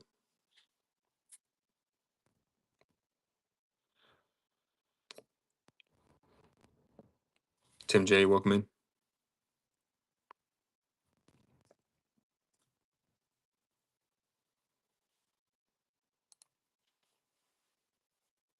$22 teams on the wheel.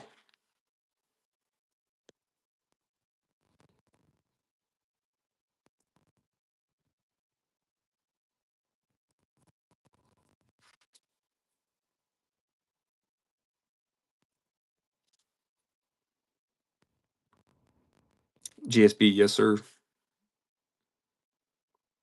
You can either hit it as a custom bid or I can just set it up for you. It's up to you.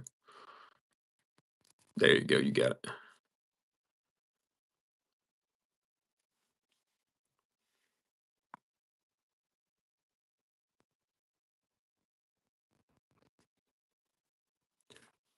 Let me show you some spins and you talk to me. First spin for the Pats, Steelers, Bills. Pats, Steelers, Bills.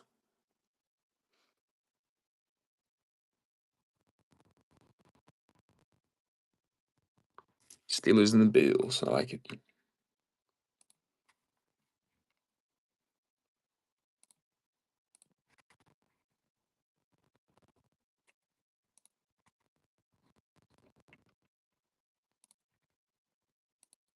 Thank you, sir.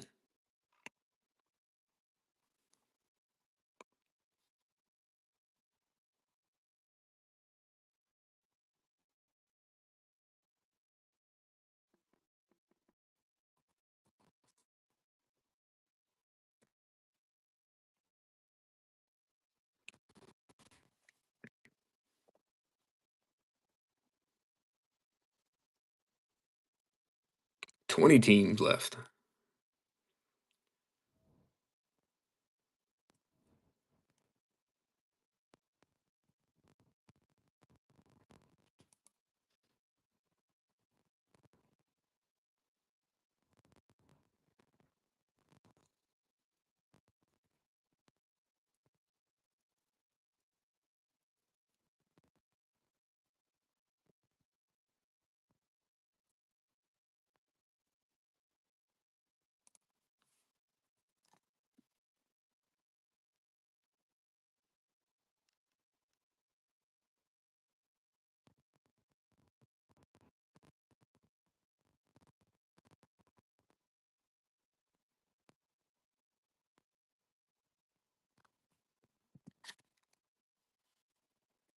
Silent Night, welcome back in, buddy. 20 teams remaining.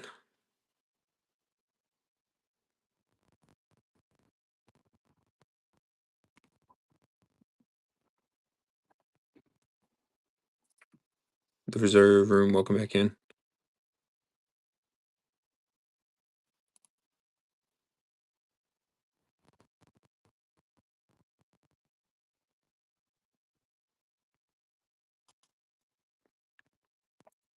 If you want that special, guys, spin 3, keep 2 for 16. You can either custom bid up to it or let me know and I'll set it up for you.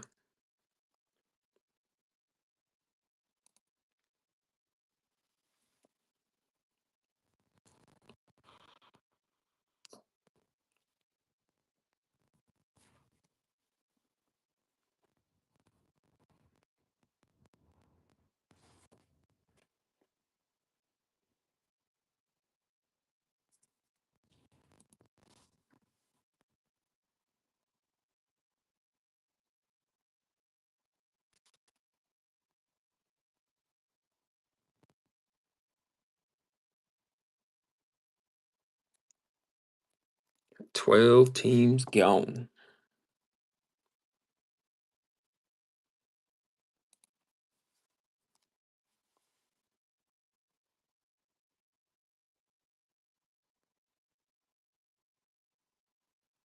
Smacking. What's up, dude?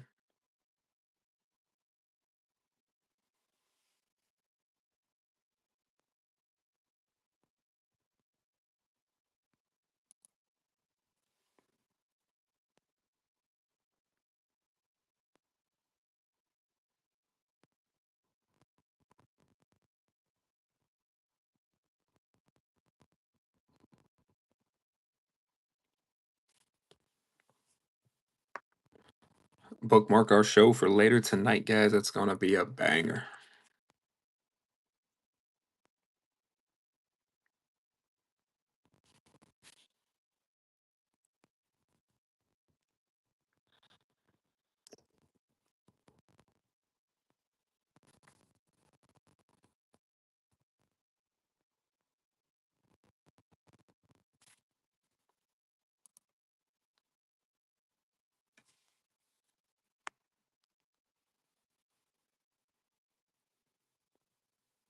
Jim Van Wicklen, welcome in, buddy.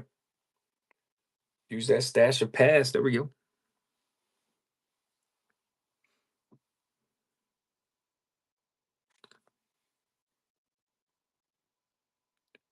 With the first purchase. Welcome to the community, brother.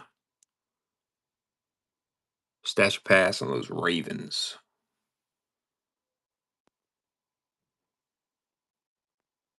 Stash those Ravens off that wheel. Guys, we are doing a special. If you want to do a spend 3, keep 2 for 16, let me know. You can either custom bid up to it or let me know and I'll set it up for you.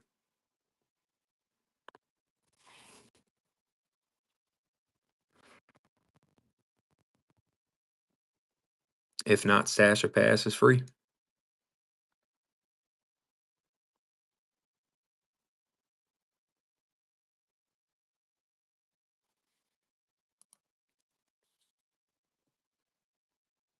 Three more teams, we're halfway there.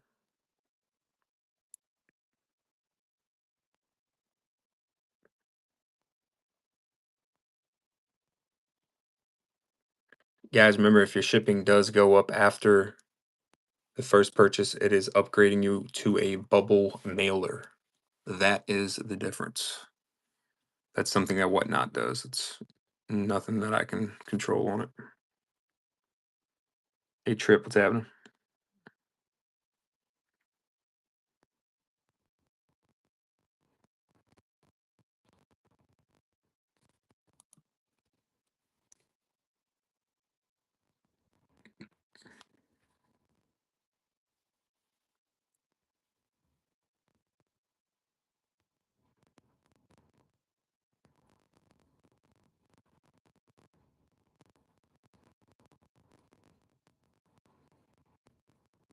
$19 teams left on that wheel.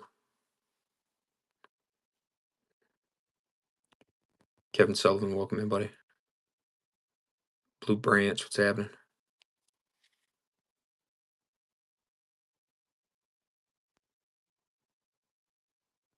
Yeah, Stash or Pass is live for free.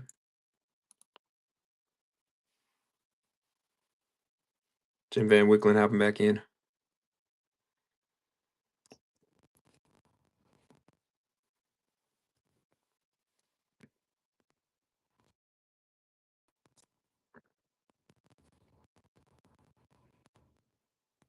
We've had some pretty good pulls out of these things.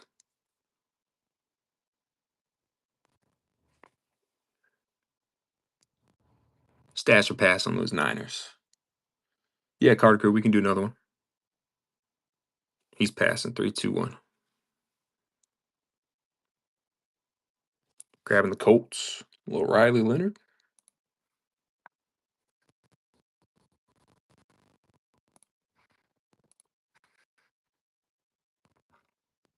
Card Crew, do you know how to do the custom bid?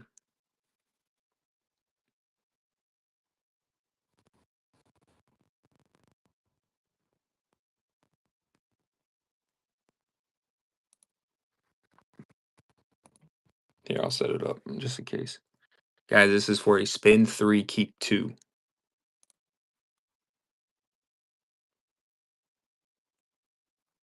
That's a special we got going on. Spend 3, keep 2 for 16. Run it a couple times. If not, then I'll run it back to that stash or pass.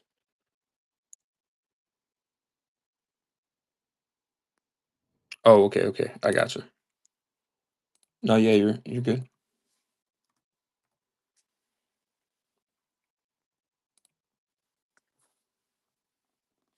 Stash or pass is still free, guys.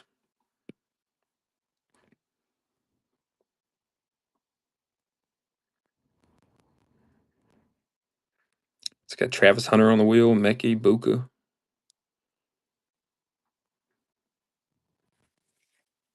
Anything Jaden Daniels is still going to sell.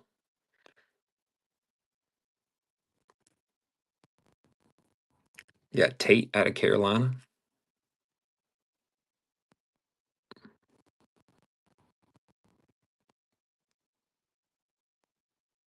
Chris Robb, what's happening, buddy? 18 teams and we're ripping, boys.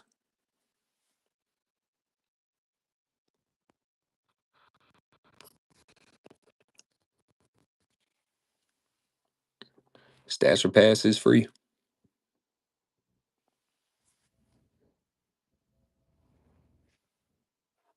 OF, welcome in, bud.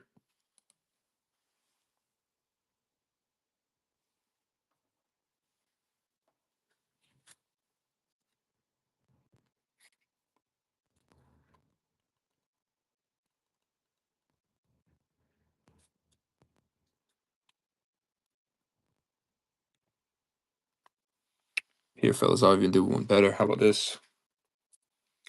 C2 pick 1 for free.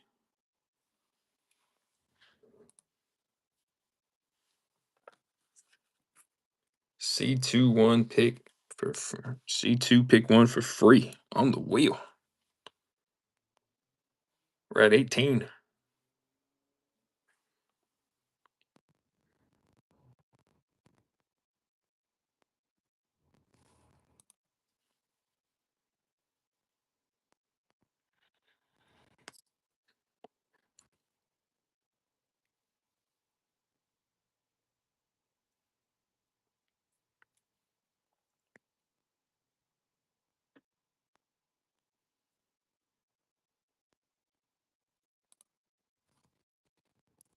ZZ Sports, it's happening. C2 pick 1 for free on the wheel, guys. We're down to 18.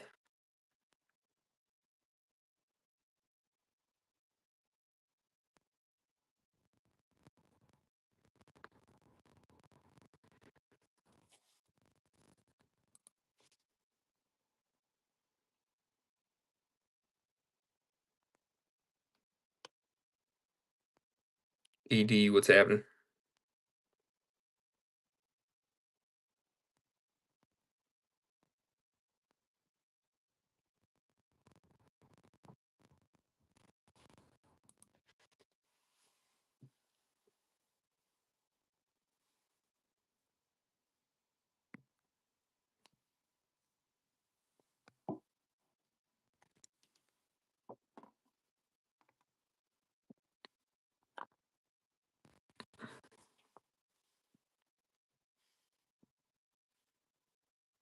And Fortune, welcome in, buddy. It's Prism Mike. Max wins it, welcome in.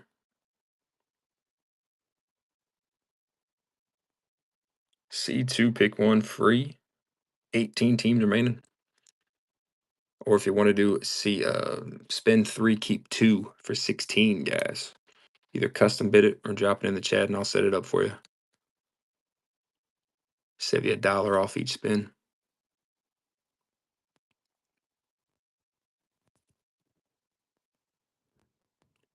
Young Doobie, welcome in.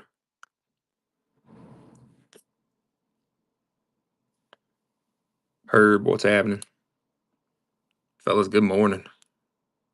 It's Freaky Friday, Free Game Friday, the pre-weekend.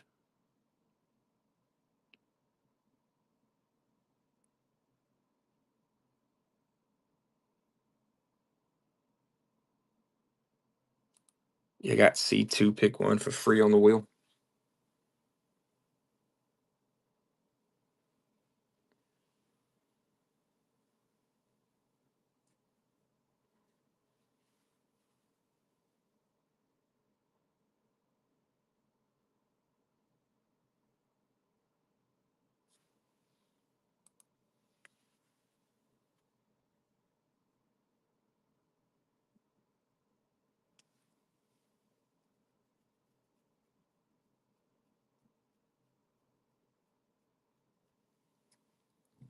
Appreciate the hearts, guys.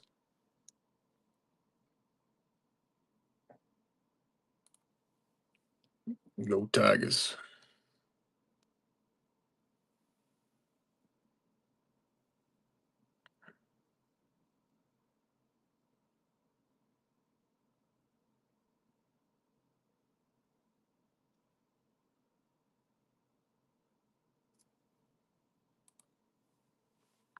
Down 18. Two more teams. We're halfway there.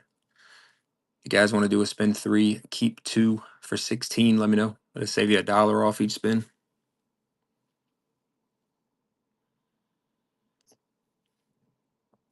Cal hopping back in. Or you could do the C2 pick 1 is free right now, guys.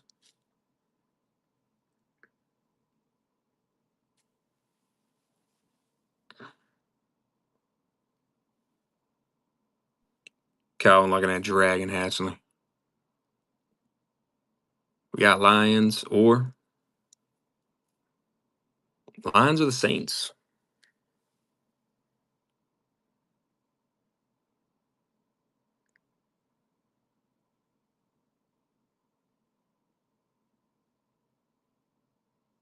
Taking the Saints. I like it.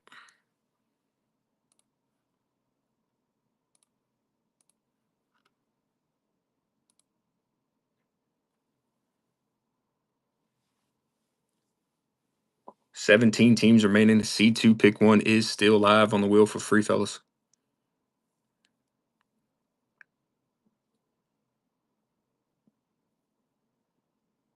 Still got a Meke Ibuka for the Bucks. Travis Hunter and them Jags. You got Tate McLeanan. I got to figure out how to pronounce his name actually right for the Panthers.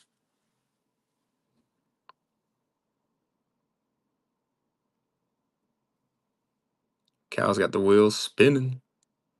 Yeah, Panthers or the Niners.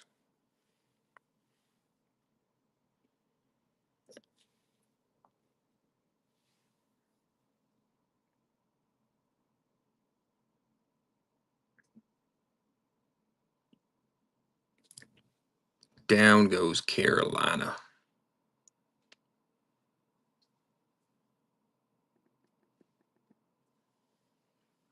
I like it.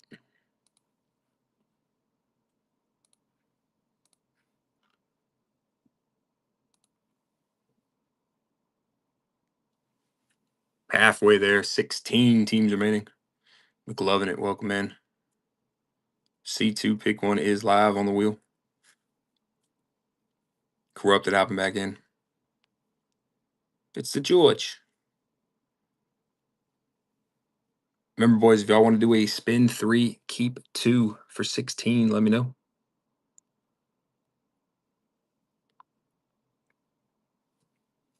Cheeseheads or Packers or the Pats.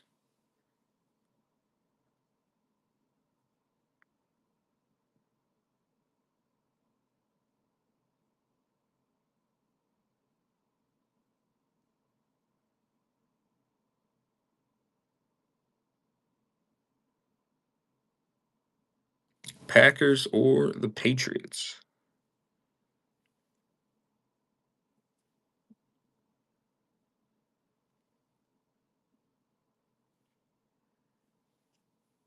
Taking down the Pats. I like it.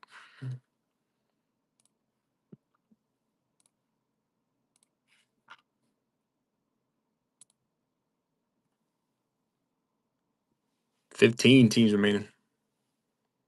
Cal hopping back in. I think Cal's chasing them Dolphins.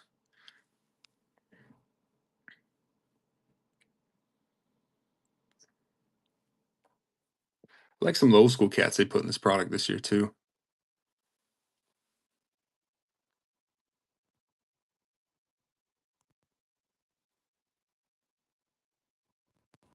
You got the Eagles. Damn, almost hit the Dolphins for you. The Eagles or the Packers? Packers might be talking to somebody now.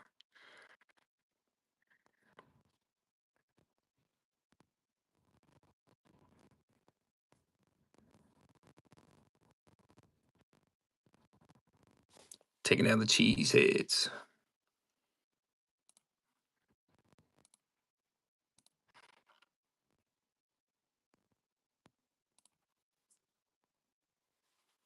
14 teams remaining.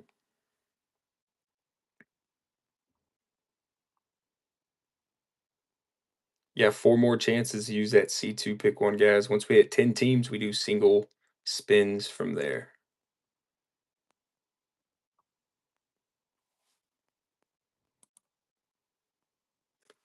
Or remember, if you do want to do the spin 3, keep 2 for 16. You can either custom bid it or let me know in the chat. I'll set it up for you.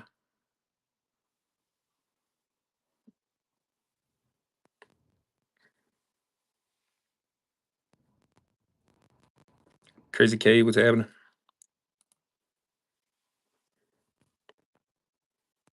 James Jam, welcome in.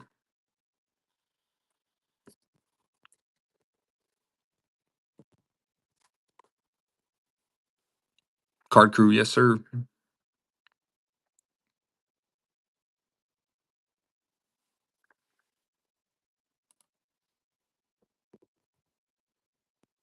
Or ma'am.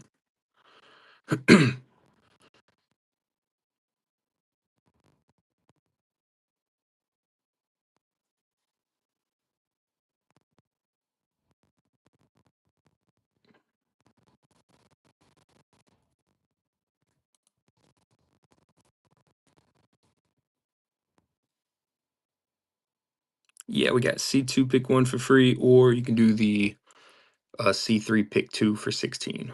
If you want to do that one, just let me know, and I can either custom bid it. I'm sorry, you can custom bid it, or I can set it up for you.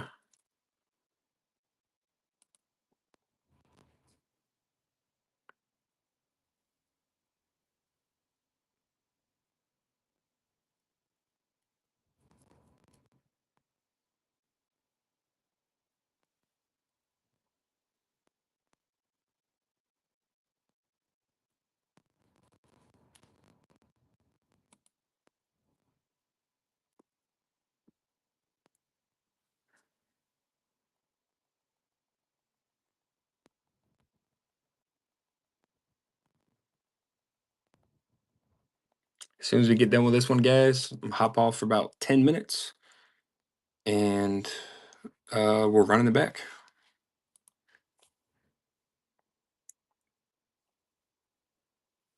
JT Lax, welcome in.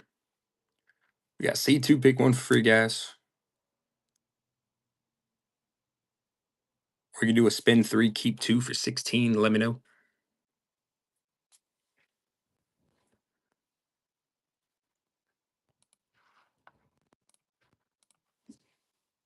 I'll run this one a couple times. This is for a spin 3, pick 2. If anybody's interested. Spin 3, pick 2 for 16. So that'd be $1 off each team.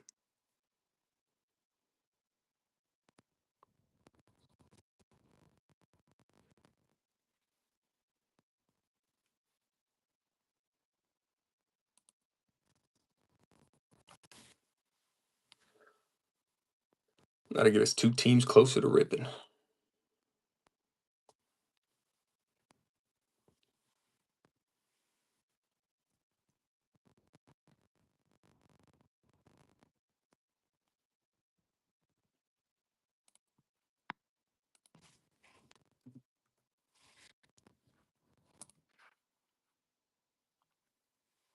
C2 pick 1 is still for free.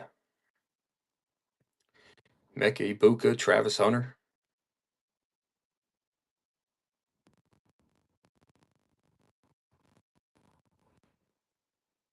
I'll tell you one thing, boy, it'll be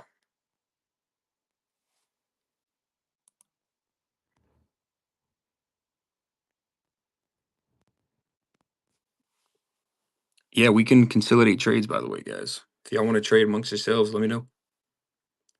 Just all trades got to be finalized before we get ripping. Card Crew hopping in.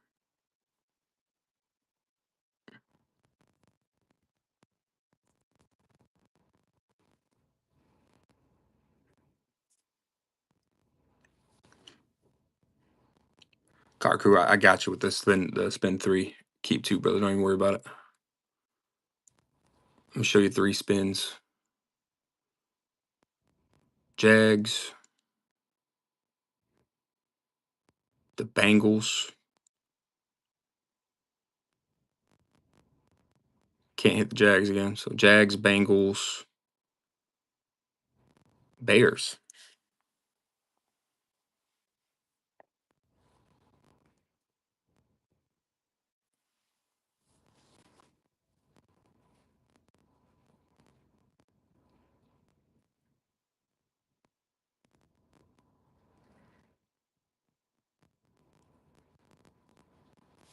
Jags and the Bengals.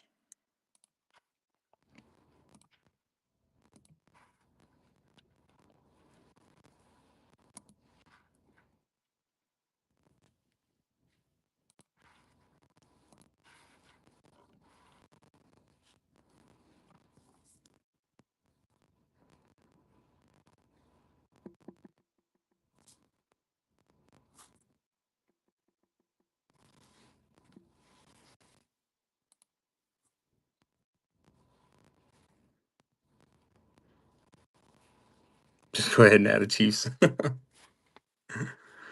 We got 12 teams remaining. Once we hit 10 teams, guys, it'll be single spins from here on out. So last 2 chances to use that C2 pick one, and the last 2 chances if you want to trade 2 teams in for a spin as well.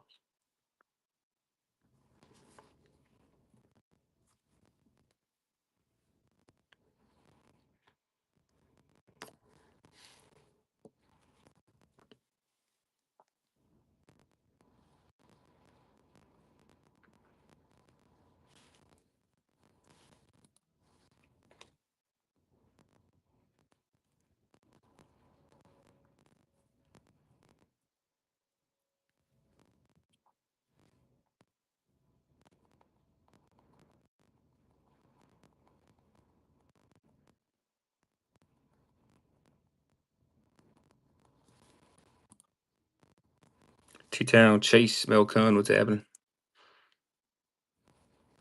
12 teams remaining.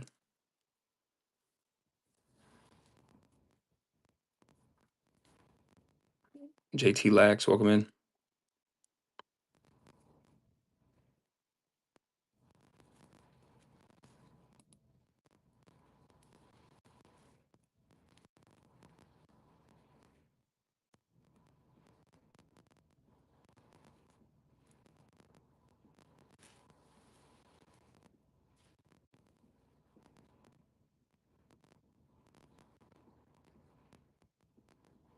I give you for a free spin. Oh, then I'll have 15 people in here, and then as soon as it goes, we'll drop right back down to 7.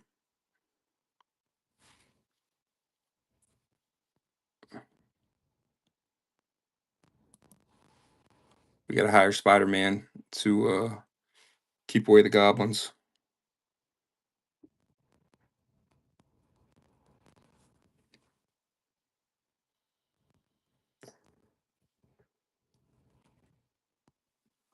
But what I will do is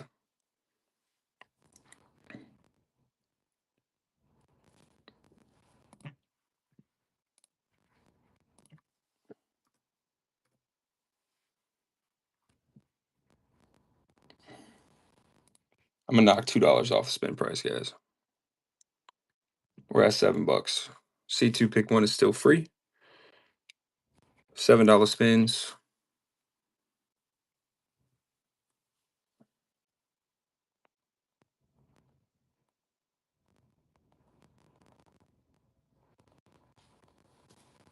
Humble Hawaiian, what's up, buddy? 12 teams remaining, $7. Mr. George. That C2 pick one is still free for 2 more chances.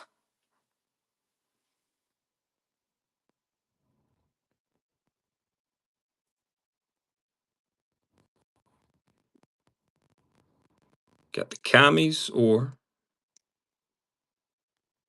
the Eagles.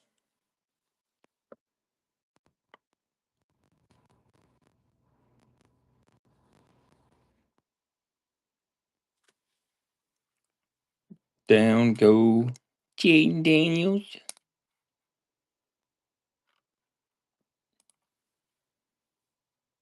Alright, guys, last chance to use that. C2 pick 1.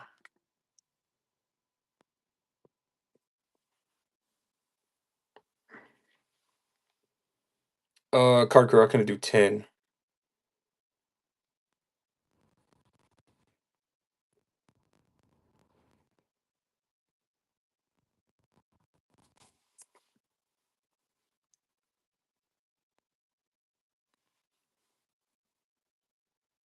I'll give you a couple seconds to get that push through there, card crew.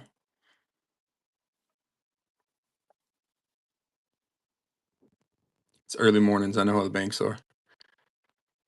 They'll be like, "What? What are you doing up at 5 a.m.?"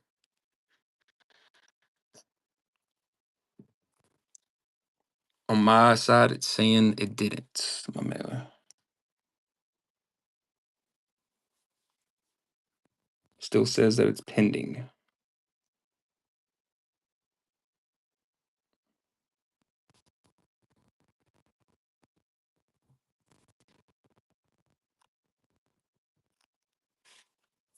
Jim, welcome back in, buddy.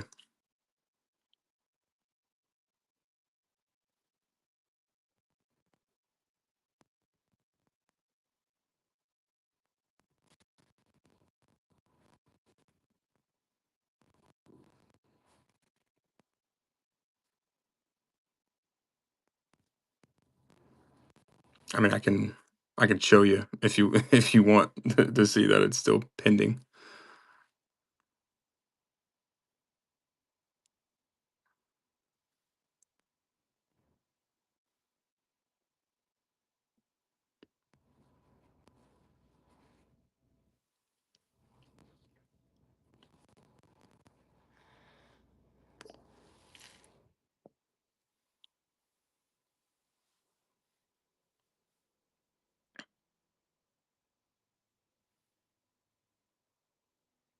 Gridiron Gold, what's up, buddy? Forever, welcome in, bud.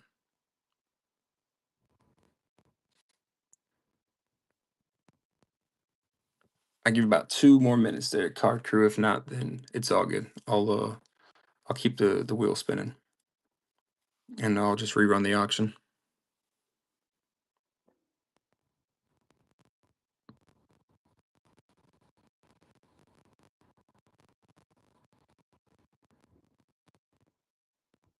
Gridiron, yes sir. Blasters.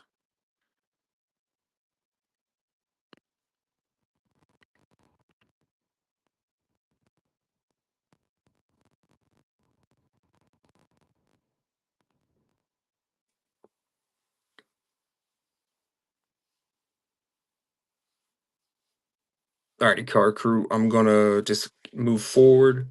If it does go through by the end of the show, then I'll just hit you with a refund for that one. Because my side is still saying pending.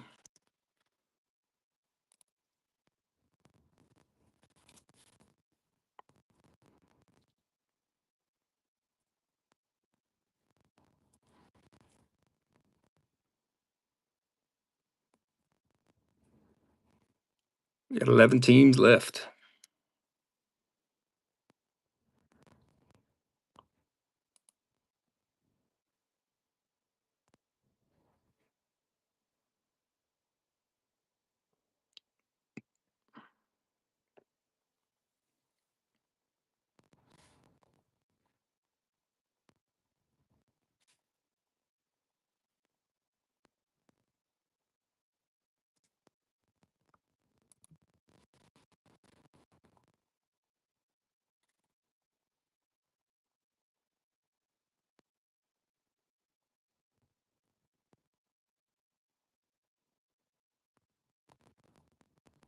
Mikey B, what's happening?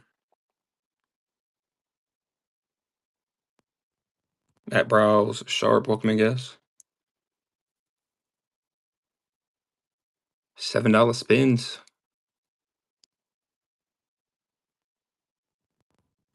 11 teams left. C2 pick 1 is free.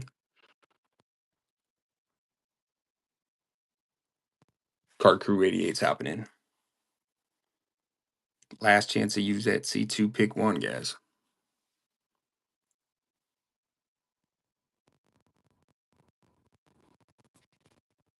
88, that one did not go through as well. Like I can show y'all. I don't know if this is a whatnot thing going on right now.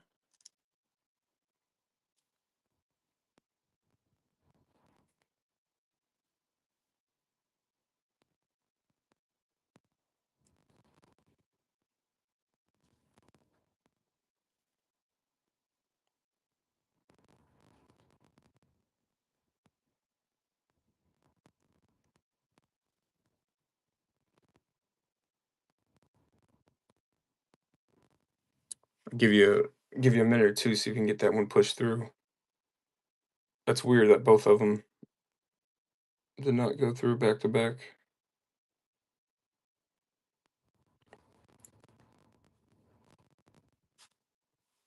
There we go. All right, card crew, you're all set.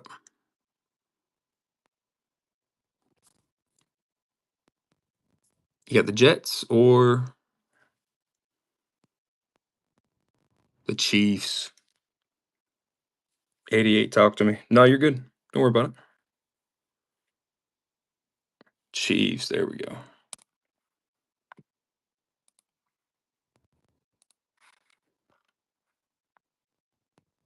I know sometimes the like the early morning for some reason the payments kind of like mess up. Single spins, guys. 10 teams remaining.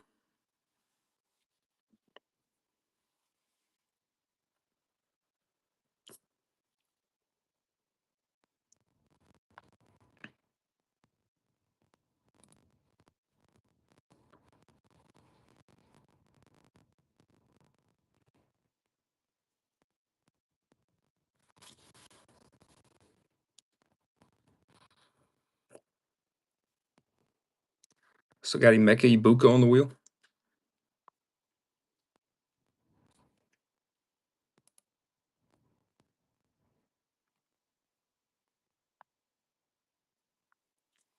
PK Fishing Fan, what's up, buddy?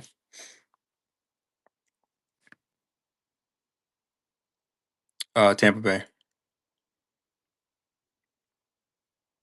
Best rookie receiver in the league. Check the highlights. Go Bucks.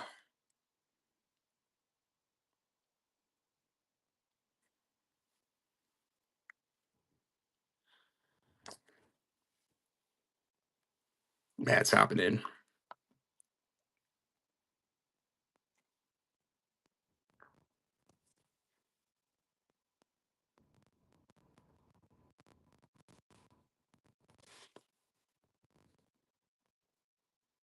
Grabbing the Niners.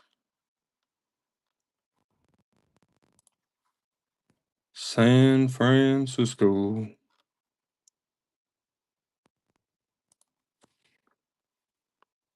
Down to 9. Red Sand, what's up, buddy?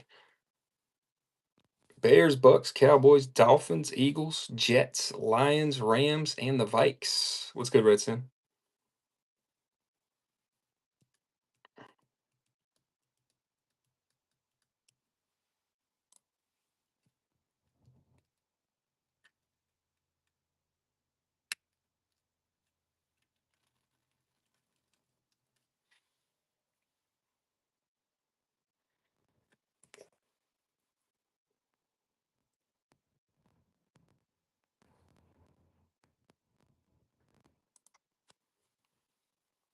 Oh, you mean the ball out in the first like half and then like act like they're coming out of the tunnel in the halftime, but secretly stay in there and then blow my fucking parlay in my fantasy league? Yeah. Love it. Yeah, Caleb, dude. I don't know. He's got the tangibles, he's got the talent. But it's like, does he know what the fuck's going on half the time?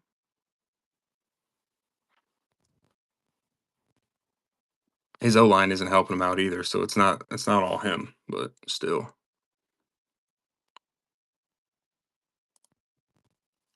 I mean, there's really no excuses anymore, boys. He's got Ben Johnson. Or was the one camera angle? Ben Johnson was like, "What the fuck is he doing?" Like,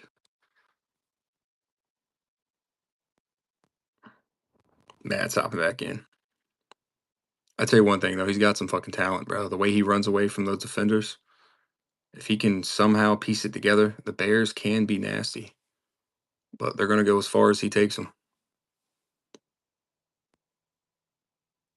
Dolphins.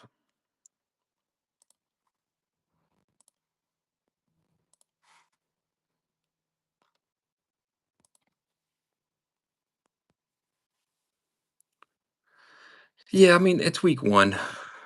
You know, I feel like a lot of people have a bunch of overreactions for week one. It's a long ass season, dude. 17.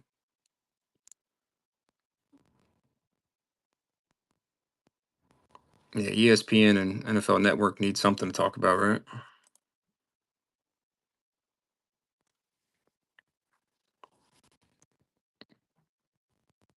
Down to 8 teams, guys. Appreciate everybody hopping in.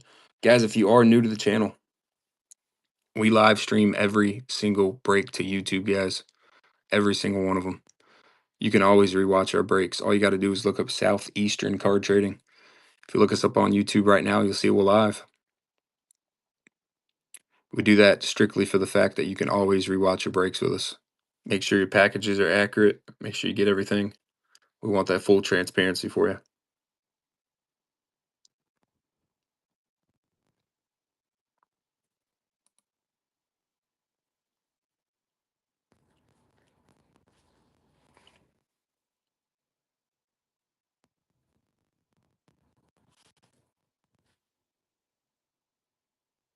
Eight teams left.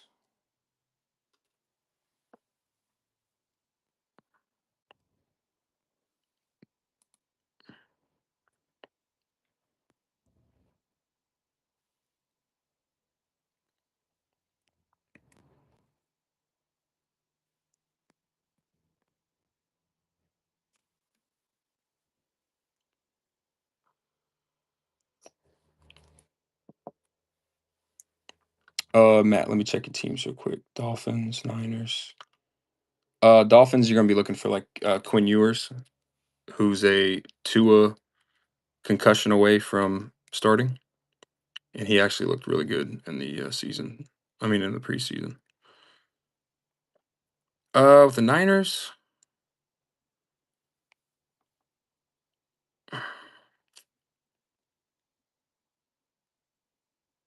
I mean, you got Curtis Rourke. He is a rookie quarterback. You got Michael Williams. He's an edge. Alfred Collins, Nick Martin. Their rookie class really wasn't that big. Matt, we usually cut that off with at 10 teams remaining.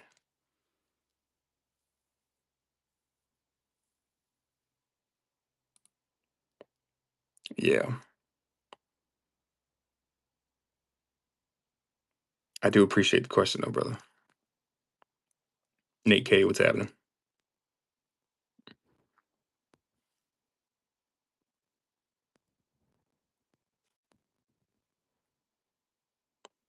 Matt's hopping back in. We've been pulling some numbered for a lot of the vets on this team. Guys, remember, JJ McCarthy signs with the Vikes.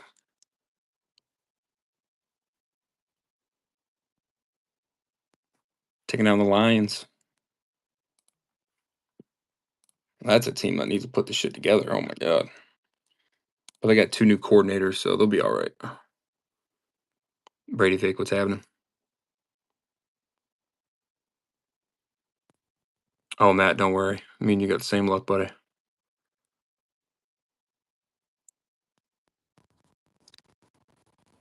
Say the top 2 teams on the wheel right now will definitely be the Bucks and the Vikes. The Bucks for Emeka Ibuka, and then the Vikes. At the end of the day, it's still Panini product. McCarthy can still pop out. Red Sand happening. Down goes Tampa.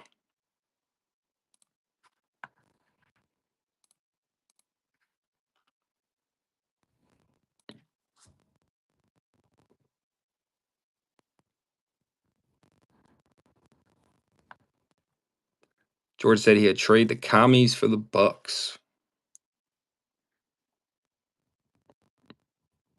What does this world come to? No, I'm playing.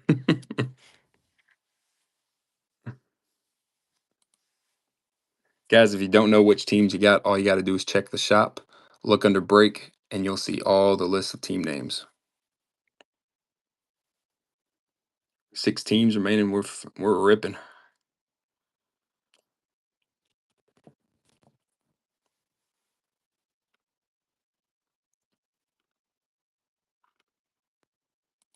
Yeah, Redson, you said commies for Bucks. All right, sounds good.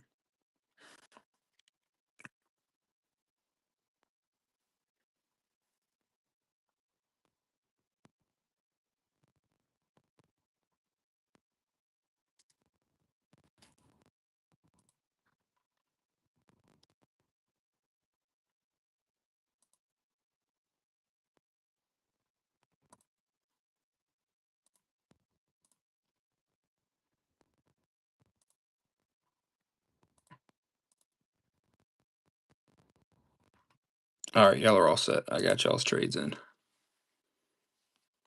6 teams left, guys.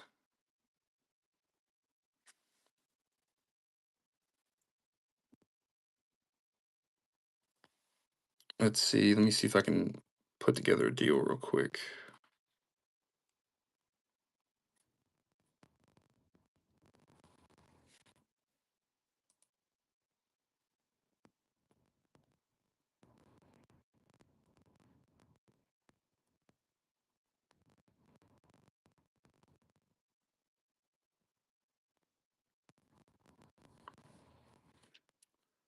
Anybody want to do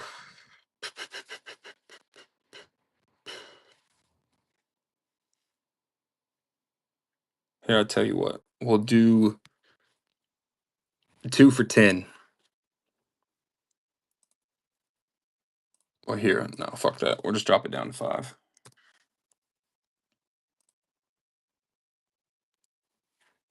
Sorry, fellas. It still is a little bit early for the chef. $5 spin, 6 teams remaining. Oh, Card Crew, your payment just went through.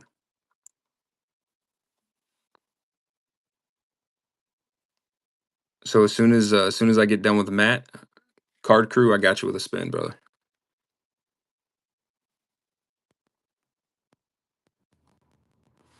Alrighty, Matt, you got the Jets.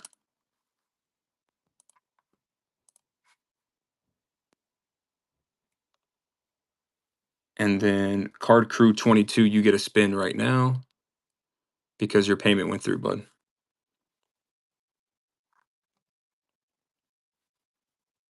You got the Cowboys.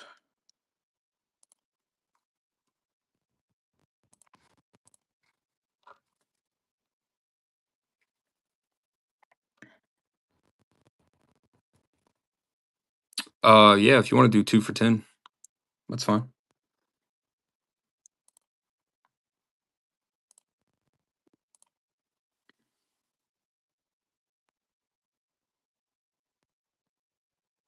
That was a $10 spot push through, really?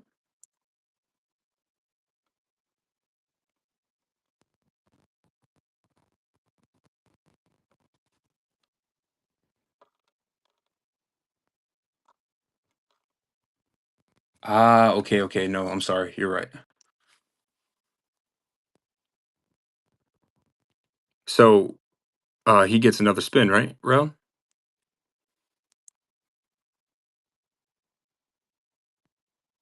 Okay, yeah. I'm sorry, guys. Grabbing the Vikes. There we go.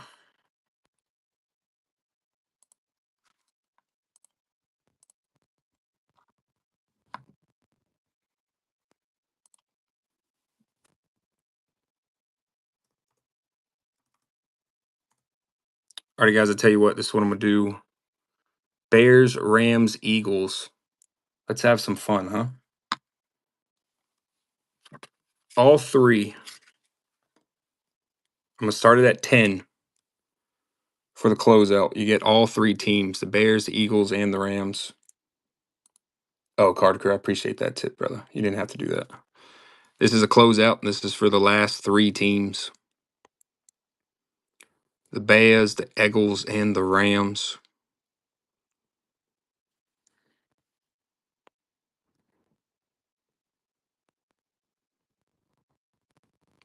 Matt taking it down. Let's do it. Grab a deal, why don't you?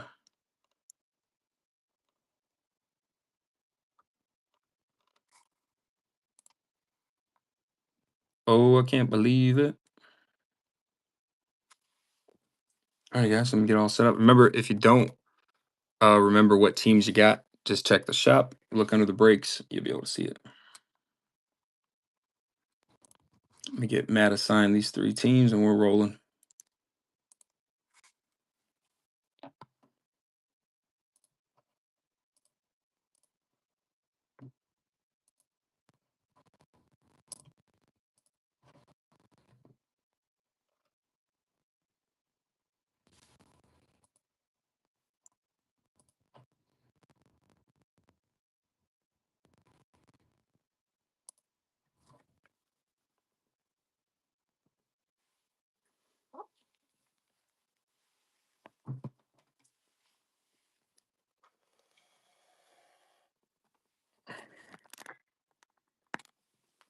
All righty, guys. First off, appreciate you hopping in.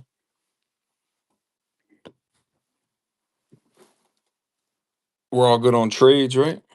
Card Crew said, "Does anybody wants the Bengals?"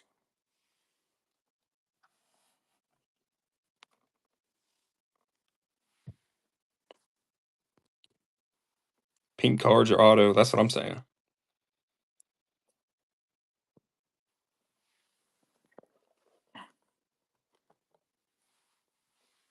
Alrighty, guys.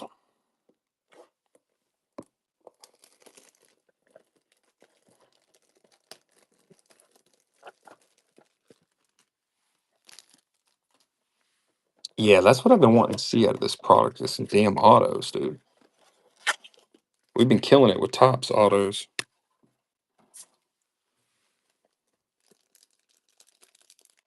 All right. Good luck, everybody. Jerry Judy.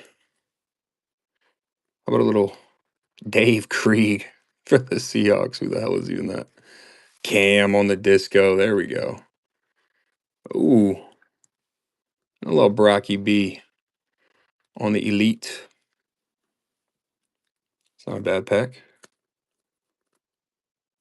Brock Bowers, apparently his knee is going to be just fine, by the way, guys. Any Raider fans, don't freak out. Nice little Cam Ward to start it off.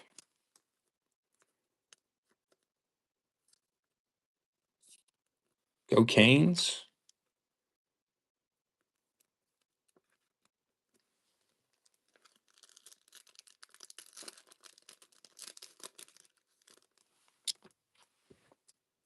Yeah, Josh Jacobs.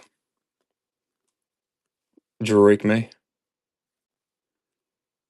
Micah Parsons and his old uni. For the Eagles, Andrew Makumba.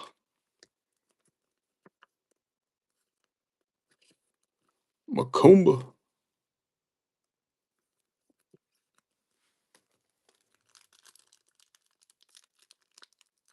Oh, what is it? My first time breaking? What the fuck's going on?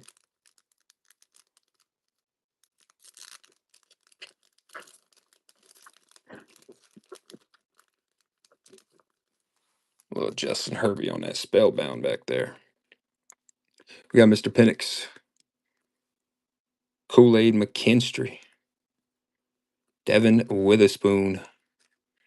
And that Justin Herbie on the spellbound.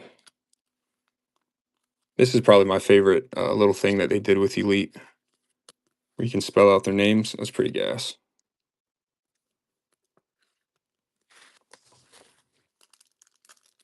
Guys, if you can, go bookmark our show for tonight. We got a pretty dope show coming up for tonight.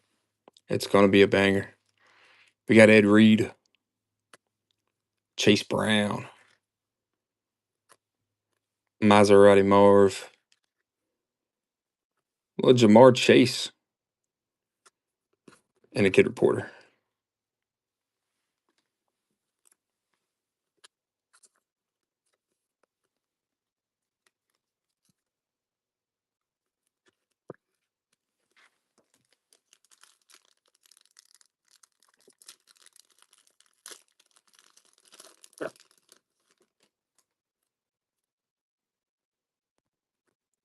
Charles Woodson, Dirty Joe and the boys,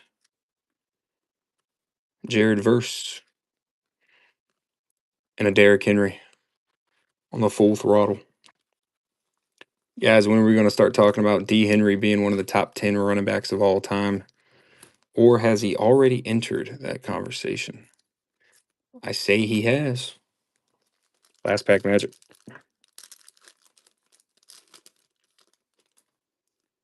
All right, we're going to finally have a numbered here. Josh Hines Allen, Malik Neighbors,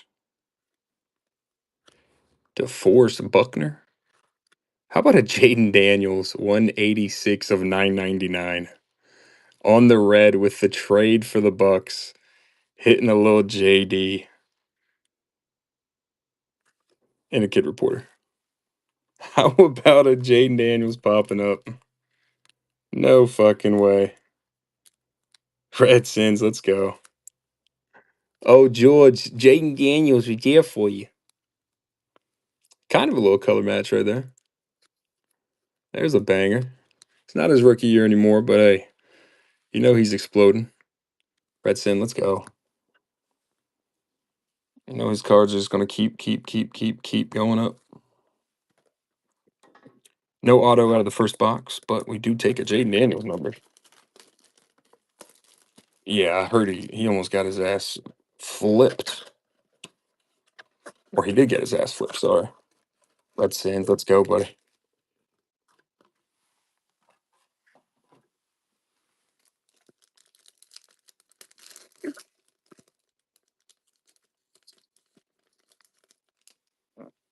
There's a little Bucky.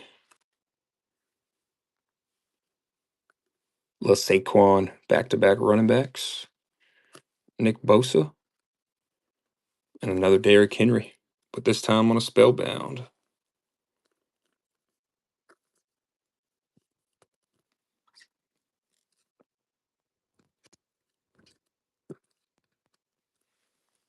Pulling a JD out of 999 in the first box. I like it. I like it. Got Xavier Worthy. Darrell Green. James Cook, my flex in fantasy football. And a Dirty Joe and the boys on the disco.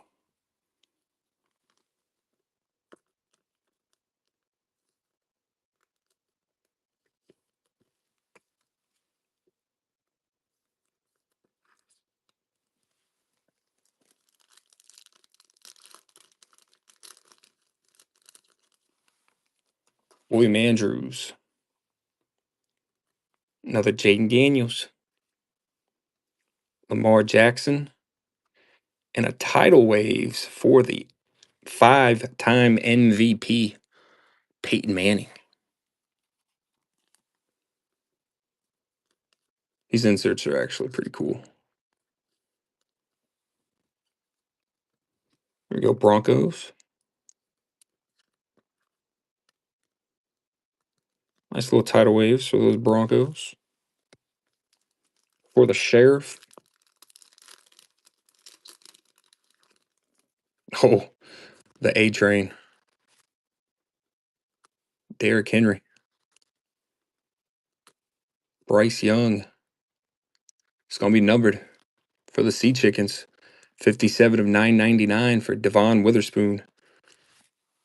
He's have like a kaboom effect to it. Sorry, guys. If anybody wanted that kid reporter.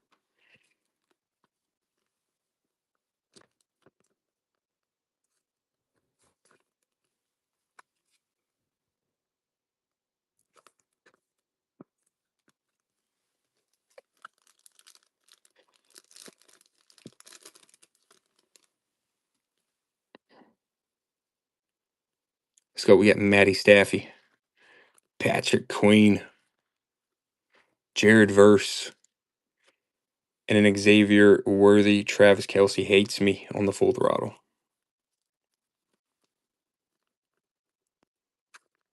Come on, guys, stick around. We're going to run this one right back.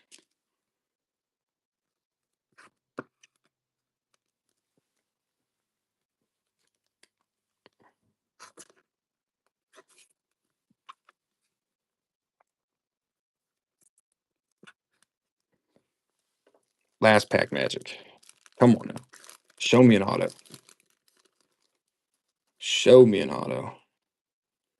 We got Jamal Charles, Kyler Murray, Baker Mayfield, and a Woody Marks on the rookie for the Texans on the disco.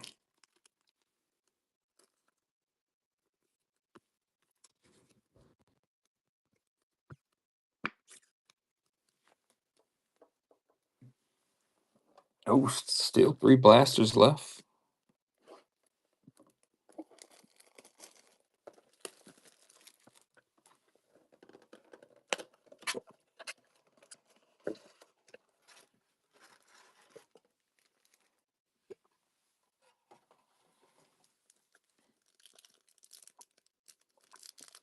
What the fuck?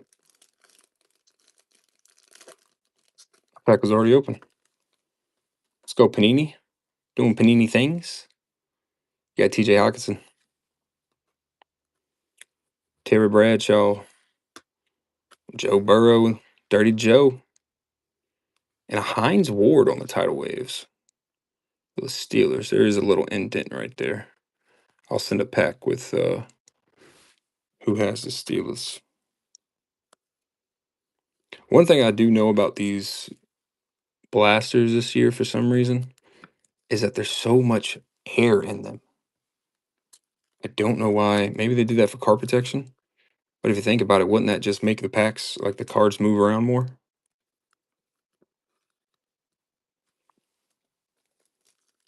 See how much air is in these things?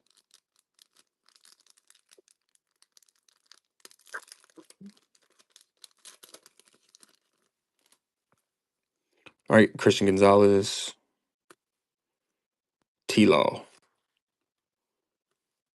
Alvin Kamara, Antoine Wells for the Giants on the rookie disco.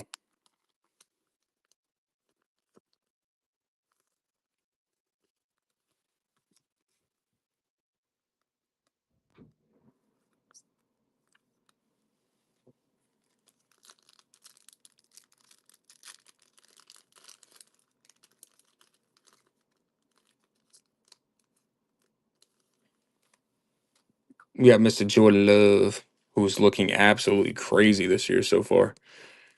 Brian Branch, Puka, and a Saquon on the Spellbound. Show me an auto. Show me an auto for the people. For the boys and the girls. Mr. Barkley. Hey, he could eventually make his way as a top 10 of all time, too. Should give him a couple more years of playing. We got Jerry Jeudy, Dave Krieg, Josh Jacobs, and a Jared Verse. Couple of repeats. It's all good. We still got 2 more blasters. Couple packs left in this box, too.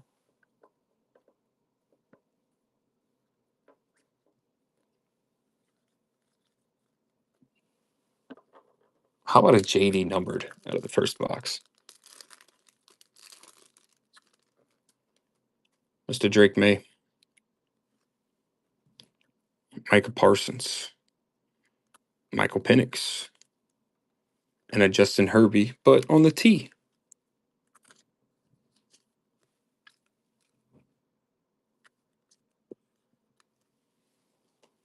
Last pack magic was.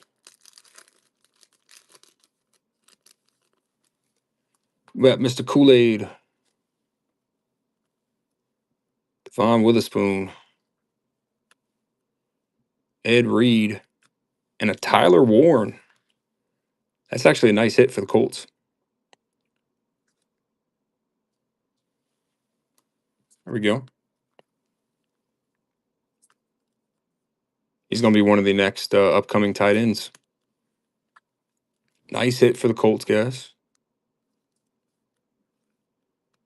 Their star rookie tight end. On the numbered at a 9.99. We got 2 more blasters. Yeah, it's number 961 of 999. Tyler Ward.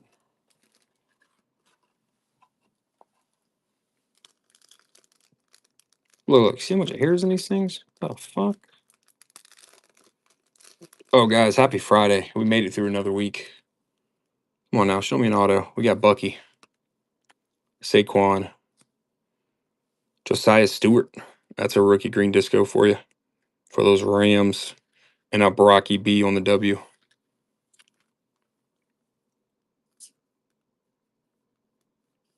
Like I said, guys, stick around. I'm going to run this break right back.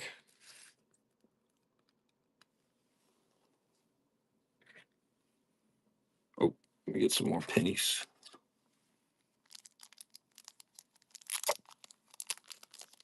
Let's go.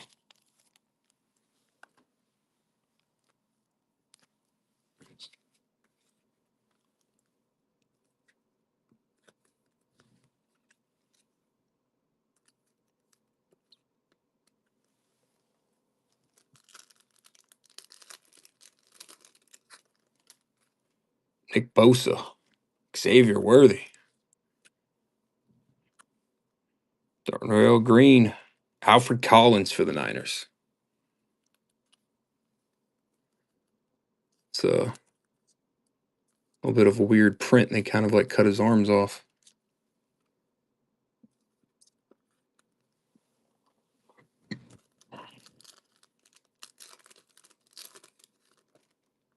Yeah, Mr. James Cook,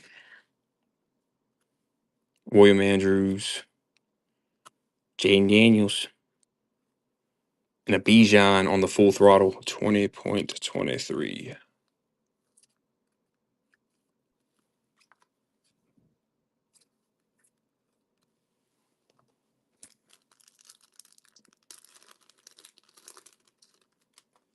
We got Lamb Jack, the A Train once again, the King, and a Jonathan Taylor for the Colts on a disco.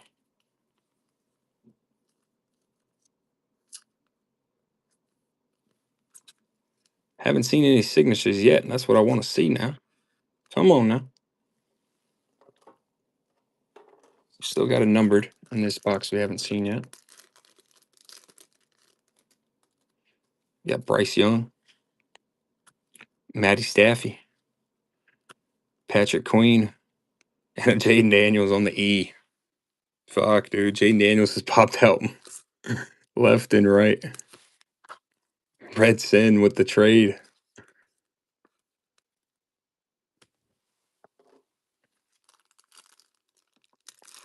All right, show me Emeka Ibuka. Make the trade at least a little fair. All right, we're gonna have our numbered in this one, guys. Jamal Charles, Kyler Murray, Baker, and a Josh Simmons for the Chiefs. 185 of 999. There you go, card fam. And sorry, guys. Fucking kid reporter, in case anybody wants it. Chiefs popping a numbered for the rookie.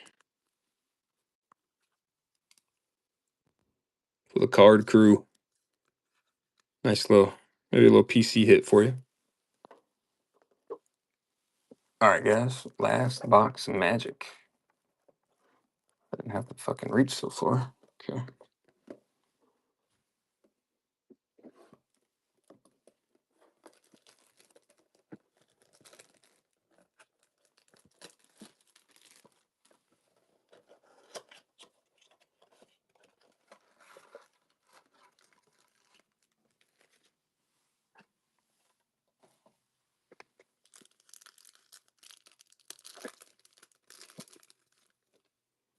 Yeah, George Kittle.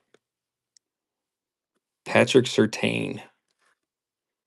Brocky B on the O. Ooh. And a first class for Vince Young. That's pretty gas. Look at them Titans hitting.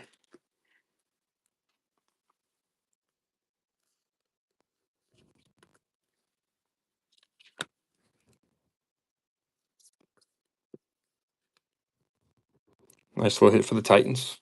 Titans got a Cam Ward on the green disco. And a first class Vince Young. There we go.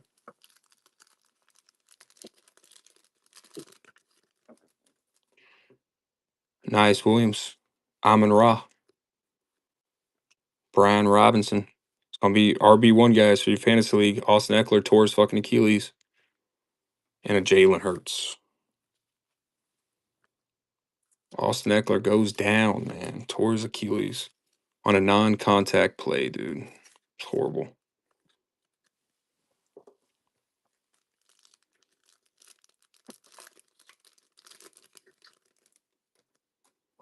Got TJ Hawkinson. Terry Bradshaw. Christian Gonzalez. And a full throttle Jamar Chase.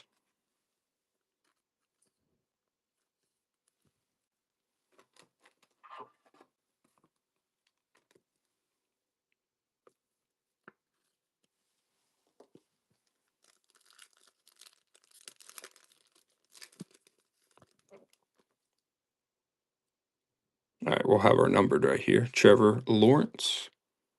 Yeah, no, he fucked up, I think, a lot of people's tickets. Alvin Kamara. Mr. Jordan Love. Got that kid reporter for you. Let's see, it's an elite. Will Anderson, 160 for them Texans.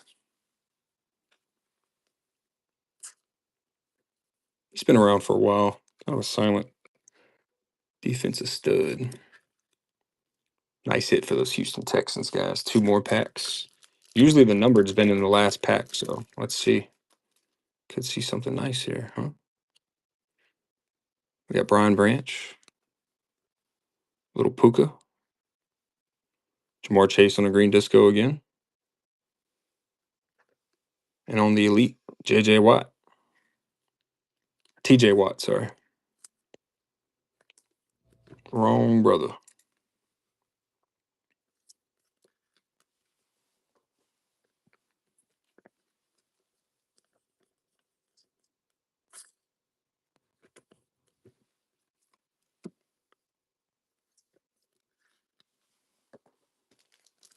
Last pack magic, everybody. Stick around. I'll be running this break right back, guys.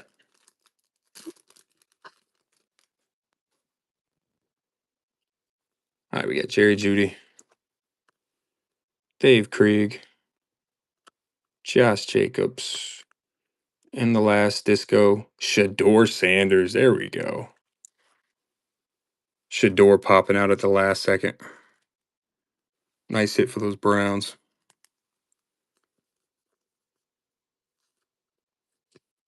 Not too bad of a break. No auto. That's what we wanted. But for 5 blasters, hell. Not too bad. Let's go through some hits. Bijan on the full throttle. Alfred Collins. Brocky B. Spellbound. Josiah Stewart. Tyler Warren, 961 of 999 for the Colts. Nice hit for the Colts. Justin Herbert. Jared Verse Disco. Saquon Spellbound. Antwain Wells Jr. for the Giants. Dirty Joe. Hines Ward Tidal Waves. Woody Marks on a green disco rookie. Xavier Worthy on the full throttle. Jared Verse. Got Devon Witherspoon, 57 of 999. Tidal Waves for Peyton Manning. Dirty Joe and the boys. Derrick Henry. Jaden Daniels, 186 of 999. That's gas. Let's go, Redskins. Sorry, full throttle D. Henry. Jamar Chase Disco. Justin Herbie. You got Andrew Macumba. Mr. Cam Ward. And the elite. We got Brocky B. Jamar Chase. TJ Watt. Will Anderson, 160 of 999. Got Jamar Chase on the full throttle. Jalen Hurts disco. Baraki B with the O. First class for Vince Young. That's a sick hit. Josh Simmons, 185 of 999 for those Chiefs. JD with the E. Jonathan Taylor. And a Shador Sanders. Those are going to be the big hits for that break, everybody. Not too shabby. Didn't hit big in this one. It's all right, guys. The chase lives on. That's the beauty of it.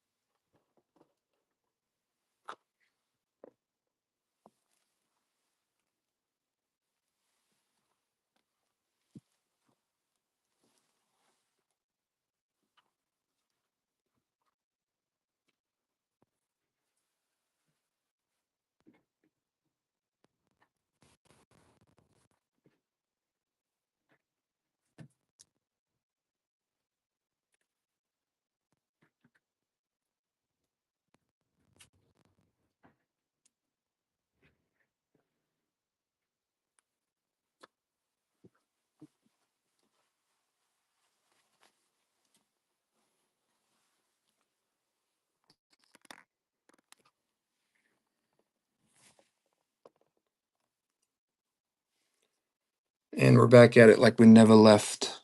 Matter of fact, let me fix this a little bit so I can make the wheel a little bit bigger for you guys.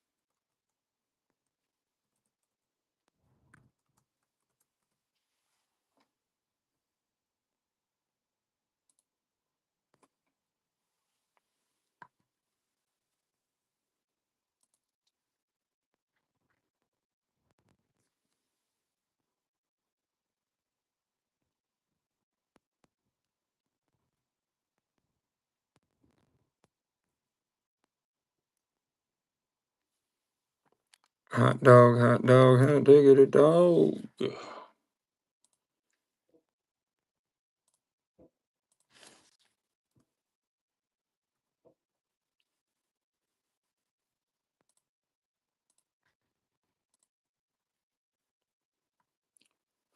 Break number 2. 5 fresh elite blasters.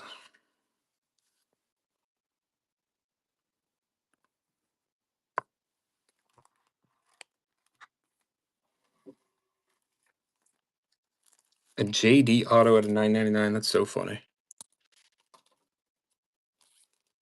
Damn T. I feel bad.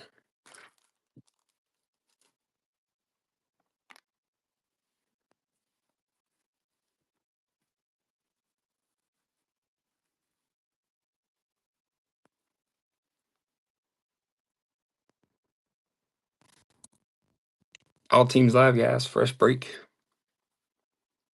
Takes one to get the party started.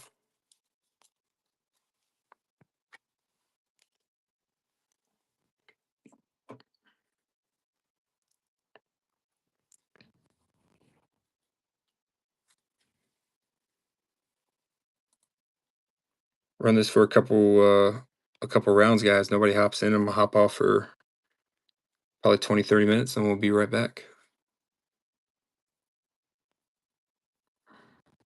Grab a spot. And then we'll just keep going until it fills.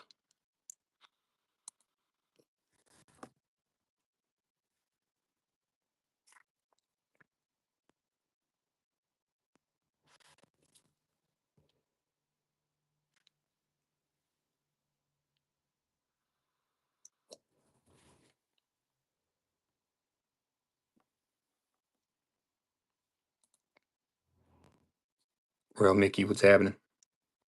Yeah, 32 teams live. It's a fresh break, baby. Break number 2 of the day.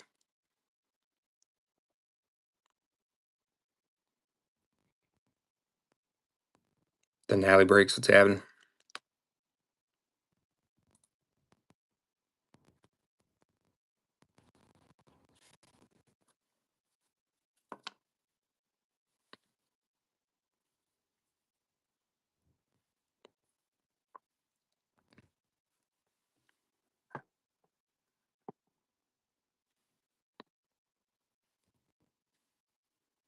Throw that stash or pass for free to get us started, huh? Get my little board up. Stash or pass for free to get us started.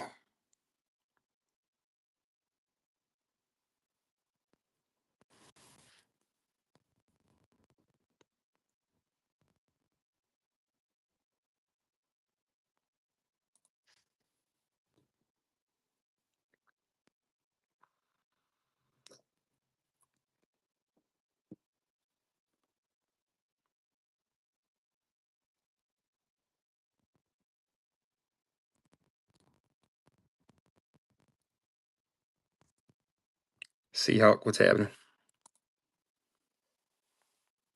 It's a fresh break.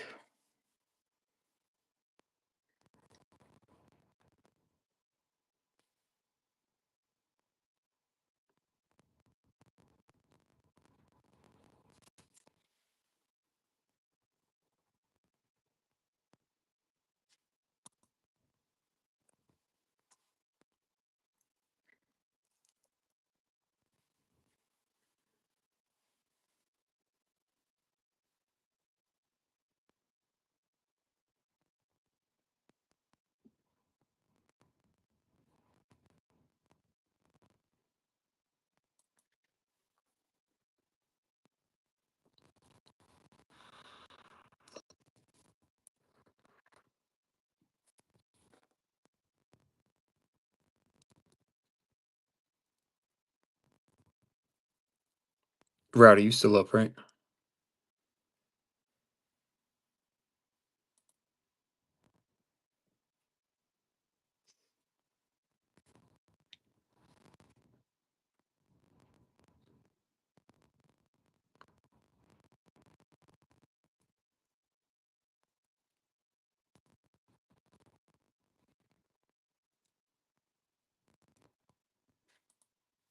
All right, guys, I'll try a couple more auctions. If not, it's all good. Hop off, take about a 30-minute break or an hour, and then we'll be right back.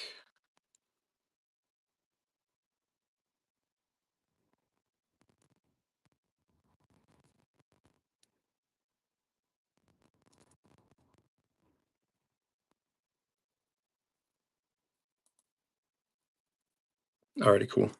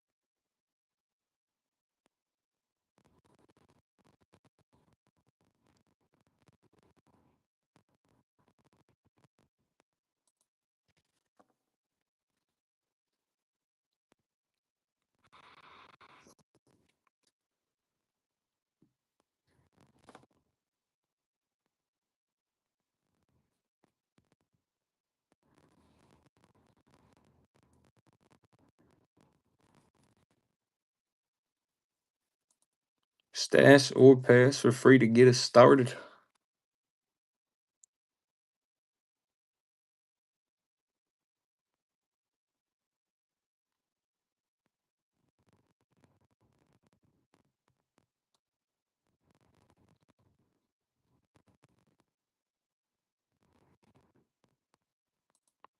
All right, guys, run one more. No one hops in, then we're gonna hop off for a bit, and we'll be back in a little bit.